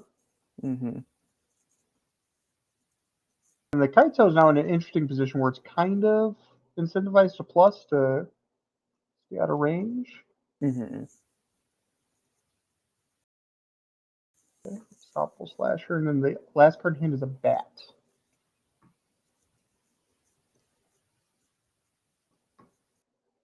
Ooh, Phantom Interference. 3 steps. No, that's 3 steps. 3 steps, correct. That's this counter loop. 1. Yeah, that's a very, very good. Because now we get to plus this Kaito. Hit for 5. Draw a card. That's another reason to Looks like we drew a ghost. Maybe we should have batted before combat. So then if he does want to counter that with 3 steps, he draws cards, it triggers the Fairy Mastermind. The Unstoppable Slasher. The Unstoppable Slasher. Yeah. The Kyle one for you. Yeah, Kyle Gonzalez wants me to sign his playset. Okay, so we're plusing the Kaito. This is going to be an attack for 8. Mm-hmm. Or excuse me, this is going to be an attack for 9. 9, draw 2. Seems pretty good to me. Yeah, and then draw 2. I think we're going to be going to a game 3 really quickly here. I think David's. This is very similar to game 1 with where Will took it down because of the Kaito with too much card advantage. Kaito's running away with the game. Which is a very difficult card to answer. Yeah, hexproof during their turn. Yeah, absolutely. There's the Ghost Vacuum. I did think that card would come in.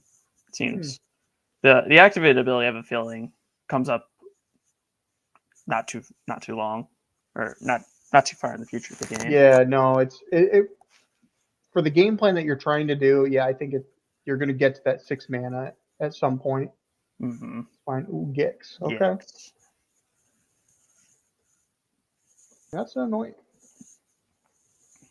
Anointing the Gix. No, Will's picking it up. Yeah, picking it. All right, cool. Okay. Moving to game. All right, yeah. Interesting. Seems like a very familiar thing with Yeah, I mean, the game 1 and 2 were very similar to each other. It was literally just whoever got the card advantage engines rolling first. Mm-hmm. And in that case, David saw way more cards than Will and was able to capitalize on the game. And Will just really didn't see anything. But we did get some key information, David did, that Will's using the Unstoppable Slasher still. Yeah. So the Anoint with Affliction does get a lot more value. So that'll be worth noting when he's playing in game 3. Mm-hmm. But who do you think is going to be taking this one? I really think it's the play. Whoever gets the, you were saying whoever gets the draw engine going first, and when we're talking game 1.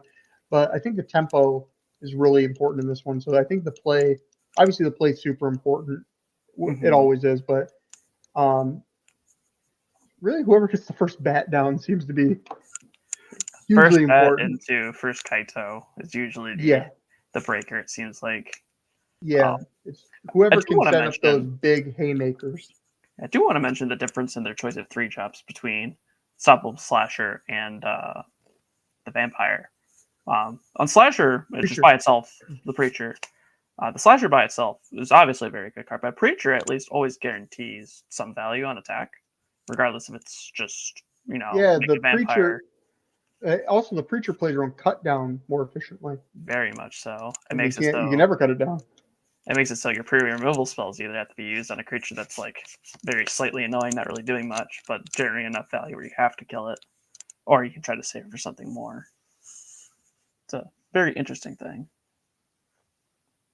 Yeah, no, for sure. Okay, and then we're going. It looks like David's swapping out a few cards. Mm-hmm.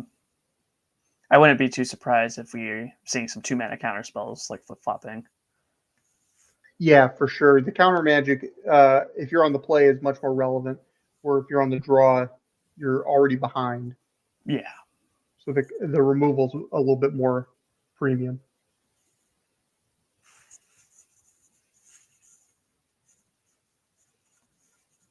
All right. And everyone who's watching, thank you so much for joining us here at the Energy Store in Buffalo Grove, Illinois. If you are a fan of the Energy content, please make sure to like, subscribe, share on wherever you're at on Twitch, YouTube, whatever the case may be. Make sure you do all the social stuff. And if you want to come down to these events, the Energy Store is super awesome. Runs events all day, every day, all throughout the week. Even they have Legacy Fridays, which is crazy to me. I'm sure to you, Dan. Legacy does not fire where we're from, so. But also, the Energy Store hosts the Energy series, which are held around the Midwest. And if you like competitive Magic, please come out to one of those events. The next ones are going to be starting in February of 2025. And early next month, the 14th, they will be having the Energy Championships to close out this year with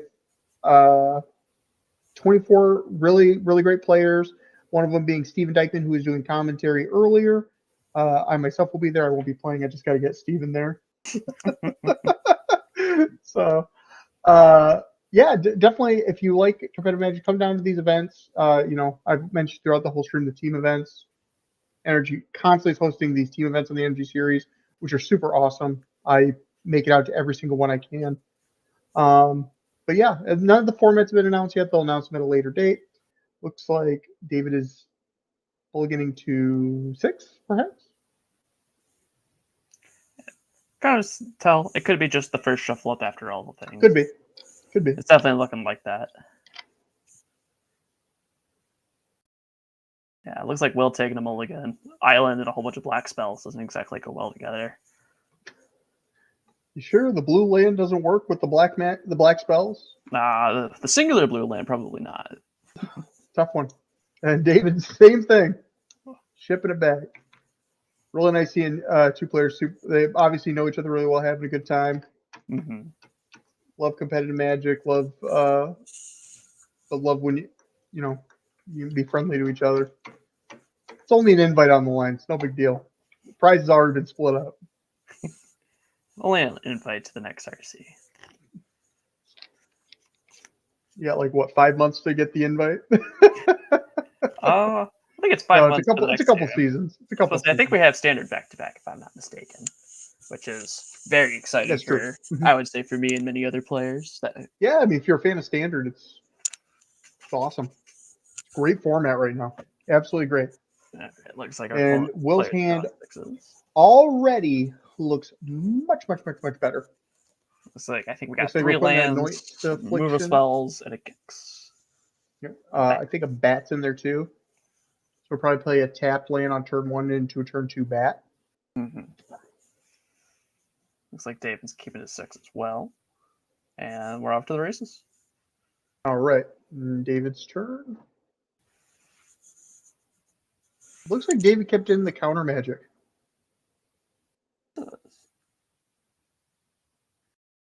Starting off with a Spyglass Siren. Making a map. All right. Ooh, Curiosity off the top. It's pretty good. All right. Bats. Show me your secrets. Probably take the Gopher Throat. Probably. Seems like the easy choice. Or you take the... Yeah, you take the Gopher Throat. You can play around Phantom Interference. You just play your cards during your turn. You don't ever have to worry about it.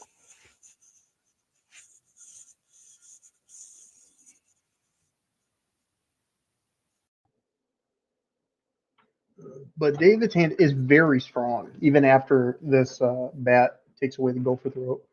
Between the Fairy Mastermind and the Phantom Interference. Mm-hmm. Yeah. David does just get to hold up his counter magic for... Yeah, no, exactly. Drops. So, yeah. Yeah, it really slows down Will's game plan. He can't drop the Gix right away. He can't start drawing cards right away. So, really slowing everything down to a crawl. And this Spyglass Siren can kind of just attack freely. Oh, he's going to just hold up for blocks. Drew a Spyglass. Oh.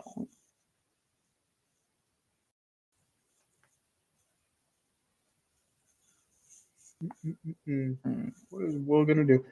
Tricky turn. Oh, absolutely. Can't really attack because you know that there's not only the Spyglass Siren, but there's also a Fairy Mastermind hand that can kill it, and then he gets back to Gopher Throat. Mm-hmm.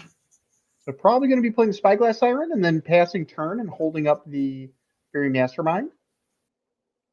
So you got dueling Fairy Masterminds. Mm-hmm. I almost kind of wonder if you play the Spyglass Siren without playing your land first, to see if David wants to bait out the Phantom Interference. I like that. I like that play quite a bit. Because if you do, then if we draw another land, we obviously get to slam this Daring Curiosity and probably take over a good chunk of the game from there. Maybe Will's playing some mind games here, being a little bit of a showman, just really taking a hard think. Man, I don't know. I would do that. I don't know. Play Spyglass Siren, play the land. Hopefully they counter it, and you're like, oh, man, you got me. Anyways. Classic Andrew talking his opponents into plays. Ooh, I don't know. What's that really thing card do again? Trick is you got to ham it up. Anyways. David here really just thinking on the Mastermind. Yep. Mastermind. I think Will's probably going to play his... Oh, he's just going to Gopher Throat now. Okay. Hope his Mastermind for later. Makes sense. Yeah, he might be trying to set up a turn where he just either goes like Gix into Curiosity. You can get more value from your man. I think David here just drew a second Phantom Interference too. Ooh.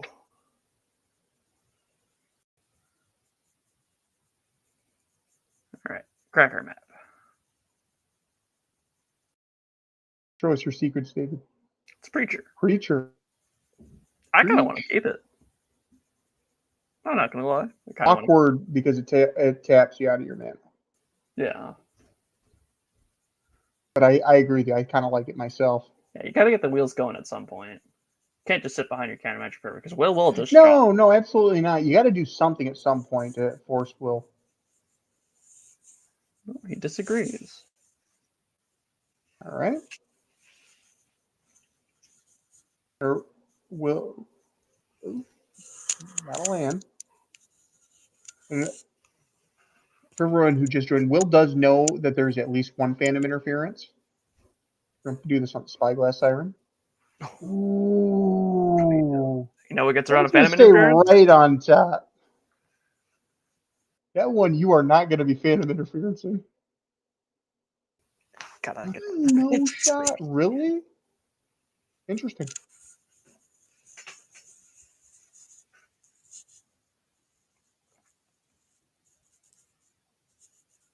It's very, very interesting. Why do you think that Will would bend the Kaito there, Dan? I'll be honest. Maybe he really just wants his fourth land. I personally disagree with it. I think I would like the Kaito.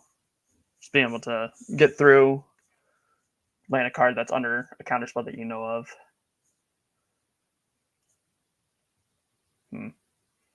Yeah, it could very well just him just trying to draw out of a rut. Just try to play around his phantom interference. Maybe he's just like, I just gotta find that fourth land. You know what I mean? That's and I mean he's going to be rewarded for it because he been the Kaito for because I mean he didn't know about the the Anoint with Affliction, but now that the Anoint with Affliction is there, he looks like a genius because now there's a kill spell, so that Siren was never going to be even get to combat. Yeah. Yeah, now David looks like he's taking over a commanding position, just being able to hold up his two phantom interferences. And Will knows about the first phantom.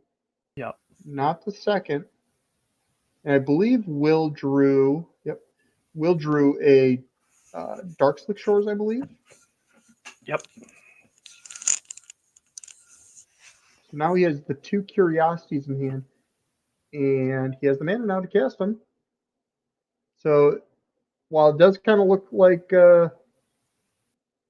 David's a little bit ahead on board, I think Will's in a pretty good shape.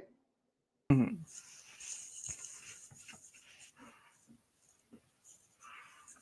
Draw another Siren.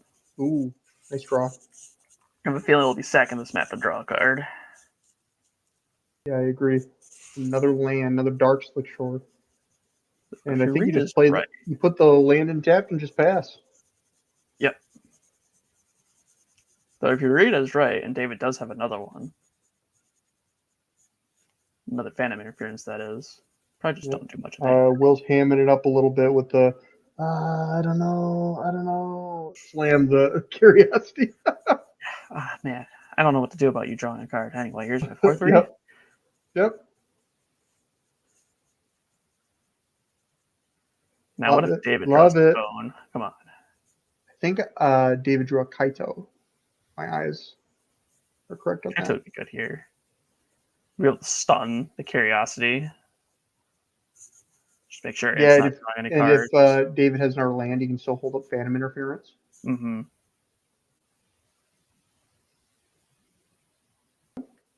Oh, I was right. Okay, there's the Kaito. Having a Pale Life.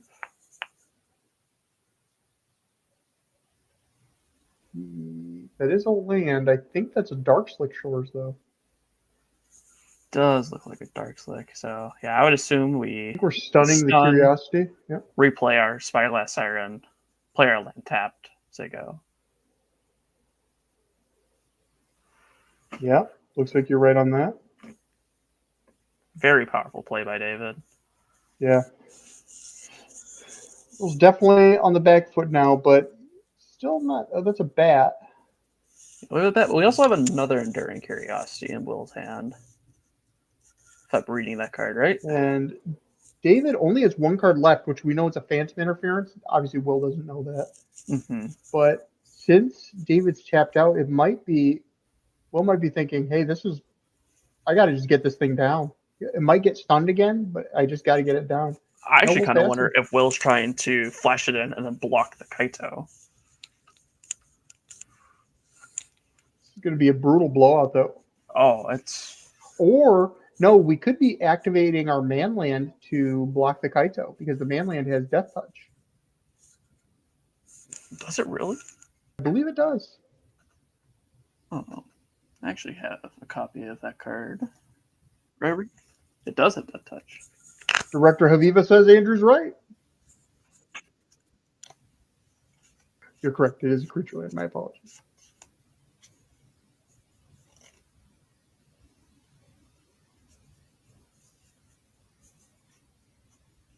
And just going to get caught with the Phantom Interference.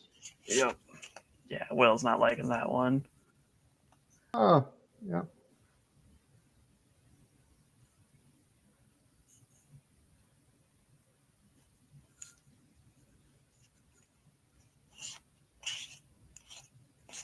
Scry 2 up the Kaito. At this point, I think you're just looking for a counter spell or a removal spell at this point. You're so far ahead when it comes to the board. Mm-hmm. I think you're okay with those. I don't think you were looking for a creature. Maybe a Fairy Mastermind might be really nice at this point. Yeah, it's pretty much anything I think would be pretty good at this point. A flyer would be good. Flyer would be great. Good. Removal spell would be good. Especially if you set it up so that you put a card on top, draw like a Fairy Mastermind, then use the cast Fairy Mastermind and use the map token on the other Siren. Mm-hmm.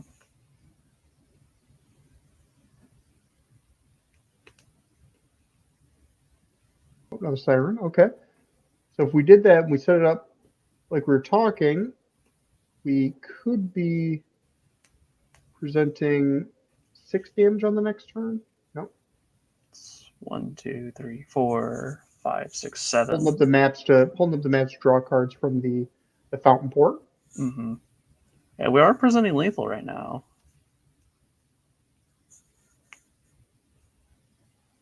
Yeah, but the Kaito can't attack because of the reef. This is true.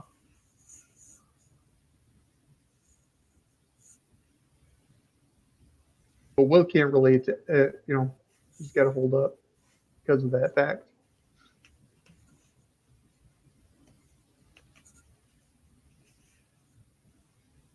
At this point, for David, I think you just attack for 4 and put, see what Will does.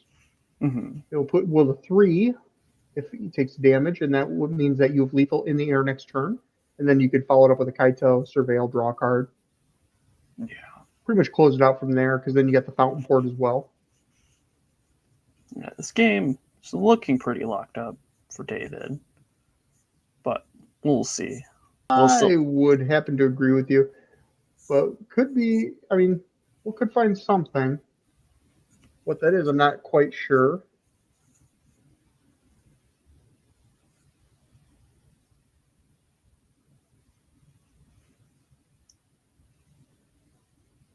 It's an island.